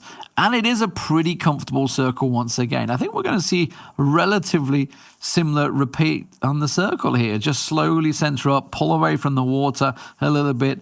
And this time it looks like it will be just slightly more northerly of Dino Park. No. It's going to be Dino Park. 100%. It's Dino on the park, circle. is it? There is no way that it finishes anywhere else. That's how I want this thing to finish. I think there's no other way that I'd prefer. Jurassic Park music kicks in. Absolutely. Well, I guess Panda will be happy if it does, because they're one of the teams that are outside the 60. Very, very close to reaching it, though. And they're looking to stop all of these 5 teams posted up from that victory. They're looking to push it to 9 games on the series. How many more teams can enter the fray next game? But still, very difficult to get past these 5 juggernauts in this lobby. I mean, I haven't actually added up the number of chicken dinners that is inside and outside the top 5. That would be an interesting stat to have to sort of know how likely it is. I mean, we know that Evo won last Vikendi, if I'm not mistaken, but only one other team has won 2 games in this. Yeah, you've got Unique, Divine, and Polar Ices that have won 2 as well. Okay, fair enough. So we've got actually 6, at least, probably 7, I think, wins total in that top 5 position. Wait, that can't be right. No, because Evo won, they're not in there at the moment. And Panda have won, and they're not in there at the moment. So we'll have to. So that must be 6 out of 8 in that top section for the chicken dinners. Okay, no, it is. We've just had word from Sam that it is 4 chicken dinners, in fact, in this top 6. 2 to Polar Ace, 1 to Divine, 1 to Unique. So that is going to be the distribution there. And then I believe the other 3 are going to be falling outside of that. So it is actually fairly likely that this chicken dinner goes outside of these top 5. Yeah. There's a strong possibility. Divine have number 1 CIS right on top of them here, moving in towards that volcano, just having a little peek, and it looks like TNF is already backing out, probably caught whiff that there is somebody there and decided probably not where we want to go, just going to sit on the south side. For now, as the circle continues to shrink, Accelerate continuing on their looting, by the way. They're thinking, you know what? Nothing's happening. We'll loot. Let's do what we can. This is the thing, though. They've got Duxon in that forward position. If they were all in that compound, that's still not a bad spot at all. Yeah. And the fact that no one's challenging, no one's going to be moving out their way. They're just going to take that time to get more vehicles, to get more loot on board. I actually really like this decision. Oh, Roya running the gauntlet. Where are they going to end up here? Past the Demon Squad. Both 2 other members of Roya. I think they're just scouting out here, but Rebellion, oh no, vehicle on fire. What's he going to come from this one? Stereo's not going to be the one that will cluck it down. Nox also off his vehicle as well, making sure he avoids the damage, but I think he's just about survived. Oh no.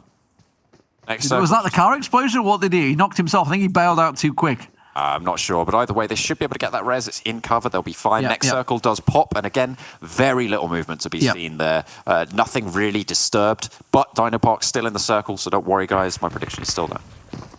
Yeah, I mean, it's pretty much what I said. North, just slightly north of Dino Park, the center point right now, where Unique is still sat there, still very comfortable, looking very good for everyone. This is what you get sometimes with Vikendi, especially when you have a repeat circle, effectively. Everyone will be thinking back to that first game on Vikendi, knowing exactly how it played out, thinking of just slight changes they can make with positioning. Obviously, everybody's kind of taken the same route as well. Number 1 CIS actually working their way back around the south, so they've almost gone back to where they dropped originally. Just revisiting their old friends, their old haunts. Maybe going to the local gymnasium, making sure that they're getting their old school workout in. Ooh, Accelerate, moving down the west side of Movatara, and they're going to bump straight into Team Pain here. Misha, remember Accelerate? They're at a chance of winning the tournament if they get to take the chicken dinner. Misha's going to pass on by, but I think they're going to light up the rest of the team as they try and come through. Now, where are they going to end up? Because they're going past Bad Boy next, then Vic further ahead. I don't think there's anywhere for them to go. They're going to try and get in this compound, but that's gone straight next to Evo and Bad Boy. Goodness me, what a tricky path they've chosen to take, but But now, the two of them are going to be okay. The other two out down the south side are going to have to figure out how they're going to try and get in and regroup, because this is not an ideal situation at all for Accelerate. You can see they are split right now, really very, very heavily. And the regroup needs to come through because they need to try and capitalize on their position. They are in a heavily populated area of the map with a lot of teams who want them to not make it any further. You have to remember, I think every single one of the teams in close proximity to their spot right now is actually, yeah, they're not in the top 5, which means that everybody wants them to lose this game, basically. Well, Valentine from Bad Boy was separated from the rest of his team. He's been taken out by number 1 CIS. The Polar Ace is actually looking to slowly move south, so they're obviously feeling perhaps something could come from this one. Ruya once again rotating. You remember they were having a little peek towards Divine at Dino Park. They've decided to go a little more north. But look at the south cutoff from all these teams. One team in the northern half of the circle, all the rest in the south side. Well, I mean, the team in the northern half of the circle is laughing right now. That's Polar Ace, one of our teams that can potentially win it. So fantastic news for them, fantastic news for that squad. And we'll see if the circle does favor them on the next shift. You've got Team Unique as well, very unchallenged right now. Look at Ked. Ked's scouting out for Polar Aces here and is like, guys, there is nobody up here at all. Nobody at all. We have the north right now. And getting that pre-scouting just as the circle's about to hit, it's another pretty centered circle, the north side of Dino Park. I hate to say I call it and blow my own whistle, but I absolutely did. I should be a coach for one of these teams. Which one? Which one would you like to coach? Well, not Divine, because they were looking golden, they were looking confident, and they seem to be panicking right now. I think Polar Ace is probably in their best situation, as it were. Okay, you're coach of Polar Ace, so we'll give you that one. There you go. Unique as well on the northern side of Dino Park should be able to guard anyone moving in from the south. The question is, do they stop the tide of people moving in around the sides? Can they break that wave? And I don't think they're in a spot to do so unless they move out. But again, on Vikendi, not really wanting to do so. You've already got a position that's relatively central, relatively strong. You don't need to make that move. Big storms hitting Cologne. Meanwhile, big bullets hitting Accelerate, losing people in rotates. Just about the worst thing that can happen to you, but we do question their initial rotate as it went down south, and this time around, it has cost them dearly. Down to 2, and you can see Bimba stuck in here with the bad boys. They're going to be pretty difficult to make it out of that one. You've actually got Tamiko on the south side for Accelerate, the only other player alive who is not in the circle but is very close to 2 squads actually who are taking a fight right now. It's Evo. Evo pushing in, not too sure what he's going to be able to do from this one as he tries to get around. That's a good shot coming out from number 1 CIS Dream. TNF managing to survive. Sem comes around, who's impressed me so much throughout this one, and Evo obliterated. I'll tell you what's really very interesting about this dynamic is the fact that all of these teams on the southwest are not in with a chance of winning. Means that when they fight each other, they're all just going to kill each other, which is so good for these top 5 teams. But correct me if I'm wrong, isn't that now the 4th game running where Evo were in and around the 50-point marker and have bombed out first? I think you might be right, actually. It's not been strong for them as a set of games, but it looks like they're not even going to be able to push past the 60 point for the next game either. But as I said before, all of those teams on the southwest are going to be increasing the chances here that we see a finish to the tournament.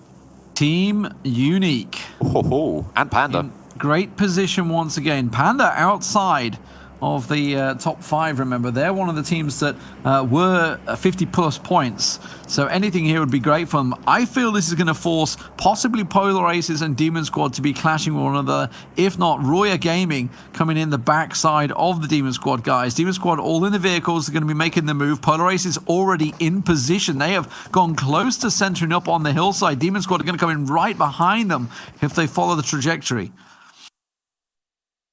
Could be tricky to deal with. I think Bad Boys know that Bimba is still around. I think that they know that there's still a player here waiting in the wings because look at how they're moving. They are clearing right now. They are checking all these angles, even with the lean peak there. Bimba goes down. The last player from Accelerate is nowhere nearby, but the knock might prove to be a little bit too scary for Bad Boys to make a solid, strong move here because they know there's still another player around. Now, how did Divine deal with this one? Number 1 CIS are moving in onto Divine. Remember, they scouted them earlier on. They're going to connect, make contact. Divine under fire from number 1 CIS as they try and rotate around. They will get no clip caught out on the side there. He's just going to have to back away from this one and try and crawl away as Merlin sees the second player. Goodness me, what a pickup there, but hang on a minute. Turns around and actually Zenitsu gets knocked on the back and taken down very low, flushed out as well. That's a really big pickup coming through. Demon Squad and against XL are Divine. also clashing over on the eastern side, so another one of the number 1 teams' chance to take the victory. Also, very much in a fight here as MENA goes for that run. And Unique have taken a knock as well, right in the center. I think that might have been a self-explosion, maybe a nade cooked too long, and you can see off in the distance there on your screens, they are managing to get him back up. Still though, Divine with 3 players, plenty of shout into this next one. Polar Ace though, I think, is really the favorite at this stage. Well, they've got to deal with Roya on the high ground above them. Of course, that compound offers so much cover with the walls that they have. Tamiko actually just sitting north of them as well, but Ked's watching it all play out here from Roya. Goodness me, the next circle goes straight into the middle, and this is zoning onto Unique Polar Ace. A standoff between these 2 teams would actually mean that we're guaranteed to finish it right here. Just who is going to be able to take that victory? And where did Demon Squad go? Just off to the east of them. Team Pain are going to move in on the west side. Bad Boy are going to have to push in, it looks like, into the back side of Panda. Tamiko, really nowhere for him to go other than south, straight into the rest of the team. And Roya, well, unfortunately for them, Polar Aces have been staring at them. So as soon as they move on this rotate, they are going to get clocked. They might get clapped as well if they're unlucky about it. They might have to try and send out right wide and go for a little bit of a swing, but then you've got Demon Squad. Demon Squad are going. Side. Yeah, they certainly are. They're sending straight into... They're crashing. Oh, they're crashing into... Not only are they crashing, they're crashing into Polar Ace. Yes, they're crashing into Polar Ace. It's Bear that's going to lead the charge. The nade from Vindex. It's not going to hop over that wall. He's going to have to cook it to perfection. But Bear already over. Just baits it over. No way. A beautiful little push. He does manage to get the knock onto Vindex. Pushes around the side, but he can't make it work for him. He will go down. Where's the rest of his team coming in? Marshall and Damage just too slow to the party. Well, if you wanted a finish of the tournament, that's not what you wanted to see. Demon Squad, less power now, meaning that they are less likely to be able to move in for the final. Below there on the leaderboards. 5 kills total. They have 2 players left standing. Ruya now going for the push. They're coming in around the backside, seeing the damage, seeing what's going on here. Dakuna holding the angle. Ked peeks around, but takes a massive hit for his problem. Oh, this is going to be a beautiful little peek from Savage, but he couldn't make it work. He tried to go for the lean, couldn't get the angle on the backside of Rebellion. Rebellion, meanwhile, will get Tamika down. That's Accelerate out. That was one of our teams that were the potential. Savage goes for another lean peek out of the window. Can't quite make it work on Takuna, but he's got one knock. The rest of the team should push out, and they will. It's going to be Rebellion going down, and Vindex finishes the job. Hang on a minute, where did Divine come from? They've just sent all the way around. I think they're right in the center now. In a 3-player split, 2 of them are downed, and now the last player's just crashed straight into Unique. Yeah, that's not going to work out. Don't like it. And Payne just took him out. Divine go down. Divine out. Another chance goes missing. Team Pain, well, they only needed 2 points to cross that 60-point threshold. They will be there if the game were to continue onto a 3rd Erangel map. It is going to be Panda down on the southeast side, southwest side, that have number 1 DIS. They've still got 4 alive, and look at that center circle. Nobody with any cover at all. There's nothing in there. Nothing at all in that center point. A couple of trees. Well, maybe if you're lucky, if you're good, if you behave yourself, I'll plant a tree in the middle for you. But there's a crate, and that actually might prove crucial. It favors Pain just a little bit, but if Polar Ace are able to sweep that northern side and actually use that to their advantage, maybe, just maybe, they'll be able to use it to theirs as well moving There could forward. be a few vehicles. Remember, Divine just drove there and died there. There could be a few vehicle cover as well. So a couple of points for them. Team Pain moving in on Polar Ace's compound here, rock to rock, tree to tree as they work their way through. Who's going to get in towards that central point and get the cover first? Panda a little slow to decide whether they should move. Unique are getting ready. I can see they're in the vehicle, so they want to make themselves a makeshift compound with those cars. And don't forget about Demon Squad here coming up behind the Polar Aces. 3 of the teams remaining are in with a chance of winning the tournament here. 3 of them are not. They want to try and extend this. One of those teams who isn't is number 1 CIS with only 1 player remaining. The more teams go down that are not in that top 5, the more chance that it's going to finish right here, right now on Vikendi. Damage is choosing to tank out the blue. I feel when he's in a position of winning it, he should really be looking to try and fight it. Milky Way goes in the vehicle, sets himself up the start of a compound with that Dacia. Team Pain looking towards Polar Aces, and you can see they want to blow up these cars and get in as close as they can. That was Milky Way's vehicle. Meanwhile, Team Panda move on down. 2 of them will get there, but there's a knock immediately on one of the players. That's on one of the players who did send on forwards. Is Milky Way making Marshall with a knock on the back of Will. Gets inside there. That's one of the Polar Aces players. So Marshall comes out from the Demon Squad. Demon Squad with a chance of winning it. Looks like Damage is going to tank it through. Reflex will go down from Pain as well as he pushes on down the hill. Team Pain look to be falling. That's number 1 CIS going down. Team Pain as well going very low, trying to tank it out in the blue. This might just be the battle between Unique and Panda, but there's only 1 player for Panda standing as well. Could it be a possibility for a back-to-back for Unique? What a story that would be as Unique look to try and kill Panda as they move from tree to tree. It's not quite enough. Vinnex pushes out. He sees one of the Panda players and he manages to strike on him. The circle, though, goes to the north side, to the Polar Aces, if they can survive. They go down, they go out, they've been eliminated, and now it's just Unique left in the circle against 2, from Panda. You can see Frozen's already been knocked. The blue pushing on their backs. I don't think they're going to be able to get him back on his feet. Lubomir and Damage, they're just tanking out with meds. No, don't think there's going to be anything for them. Unique with a strong chance, but Milky Way goes down. That's Damage dropping. That's Demon Squad out. And now really, it's all on Panda to stand for Unique. Panda with all... just 2 alive as well. They're straight 2-on-2, but there's no cover for either. This is smart from Unique. They have gone for those reses. They know that they need to just be overwhelmed with numbers. There's no way that they can lose this if they just play together. If they play this smart, they know where Panda are. They have the advantage of the circle. The question is, what cover can they leverage there? Can they take that position and force Panda to take the fight in an unfavorable spot? 5 first aids for Lubomir. That's ticking on down. They're going to try and go for it. Panda doesn't work out. The vehicle will drop. I don't think there's any smokes left. I think they've run out of smokes as well. This is surely Unique's to have. Has he got any meds? He's got 1 first aid, so he can't even tank it through. This is looking like Unique will take it here and now.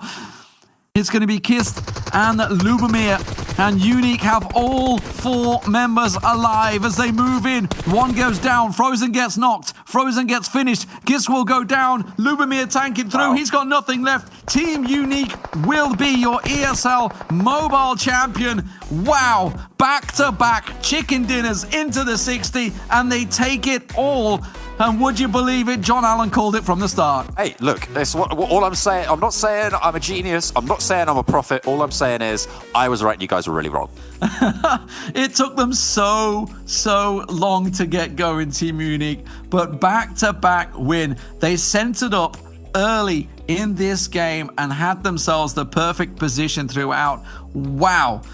Unbelievable. All the other teams going to be kicking themselves. They've allowed Unique to sneak in the back door. We're going to a break and we'll break down exactly how they did it.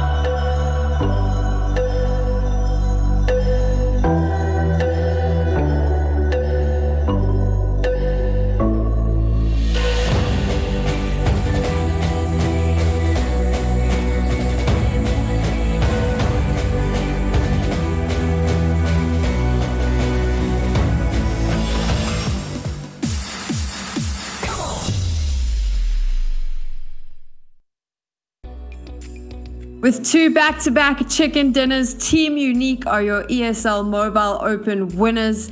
That, gents, was a lesson on how to use momentum to take you across the finish line first.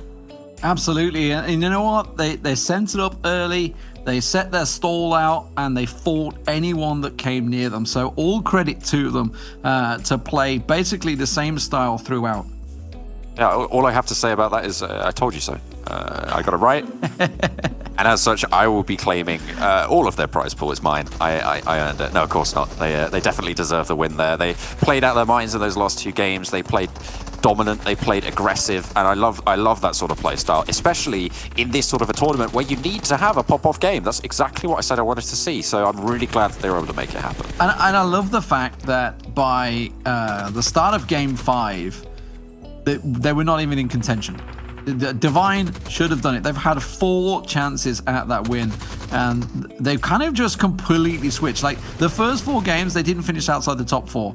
As soon as they locked in those 60 points, they didn't even get close to the top 5. It's just a complete switch of play, of mentality, perhaps a little lack of experience even.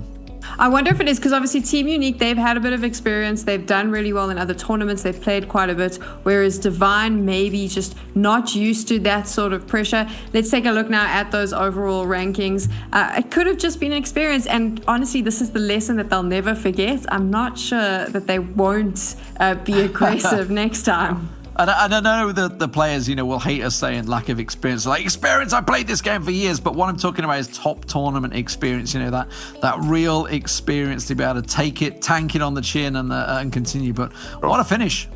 Yeah, look at that 4th. I just want to point out 4th place goes to Demon Squad, who... We weren't exactly very nice about them after map number 2, and look at that. They pulled it back into a 4th place finish. They're going to be really happy with that. Well, they were last place in the first 2 games, so I'm not too surprised. I mean, but you know what? Who knew not hot dropping worked? To be fair, the consolation prize for Divine is the fact that they get that 2nd place. Yes. Which means that's still a very solid chunk of change, if I'm not mistaken. I mean, these guys, they have played well today. Let's not forget that. They have, even though towards the end they played a lot more passive, a lot more backseat, they just were able to be consistent. And that's generally what will see you to the victory in a lot of tournaments, but not here in the Mobile Open. No, we want to see you win in that final game, and that's exactly what Team Unique were able to do. F in chat for Evo Sports as well, because you know what? They were 45 plus points by game 3, if I'm not mistaken. Actually, no, it'd be game 4 because they won on Vikendi, right? Yeah. And it was just like, okay, they're going to be in the 60-point club. But no, they went last for the next 4 games. I mean, we talk about pressure for Divine, and like, what happened there? Yeah. Team Unique, though, Season 2 champions, and what I really liked about both their last 2 maps where they got those chicken dinners, not afraid to move early, not afraid to force themselves into the position they wanted to be for the end game, or where they might have presumed the circle was going to end up. Yeah, it's a bold play. Again, it's the same thing that happened on Miramar, right? They went center, they managed to get a central compound, and actually the circle gave them really the victory there in the end. This time around, though, it was a little bit more hard fought, I have to say. I think that, whilst they did have a strong spot, it allowed them into those final circles. There were still 6 teams vying for the push. And remember, like, none of those teams were in that center circle towards the end of those games, which is and I want to point really out strong as well, for them. the end of that game, they were down to a 2-on-2, and there was still a Demon Squad player and a Team Pain player away. They chose to tank the meds. Now, if that Demon Squad player would have got involved, he had a clear angle to take down some of those players and perhaps prevent Team Unique from winning it, but instead chose to med up. It was obviously a call for the team, because I think he got dropped all the meds from the rest of his teammate to try and hold on for as long as they can. But they were down to 2 players. Instead, Unique got given the time, got the res off, and they played it really well. Let's take a look. Your Season 2 champions, the amount of money they get to take home, 10,000 euros is their reward for 2 back-to-back chicken dinners, keeping their cool, continuing their playstyle, and ensuring that they could win that final game. able to drop down there. You can see they were able to get that top spot. Divine in second place. They halve that number and will be walking away with 5k. And it will descend as you go further down. And Demon Squad with that final heal off, able to keep themselves in that 4th place. Again, credit to them for really picking up their feet towards the end of the day. What did we think of this format, though? I mean, I think that it obviously, it does go on a little bit longer, but it allows us to see the teams that are the most consistent, that are able to have a large their map pool, that they don't have a specific favorite map pool. They're able to play consistently on whatever we throw at them, and I really felt like it was a good way to see who the strongest teams in this group were.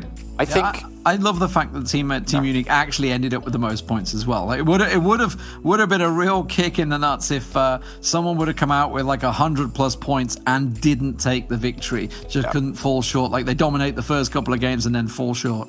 Yeah, and not only that, I mean, you're right. They were the top scoring team as well. Not only did they win that final game, but they were able to at top. So fantastic stuff from them. I really like the scoring system. I think it's good fun, but I think it's limited to being a single day format, I have to say. I feel like, that's where it sits, but it performs admirably, as you say. It really draws out the best teams in the lobby, because you can't just sit in third place and play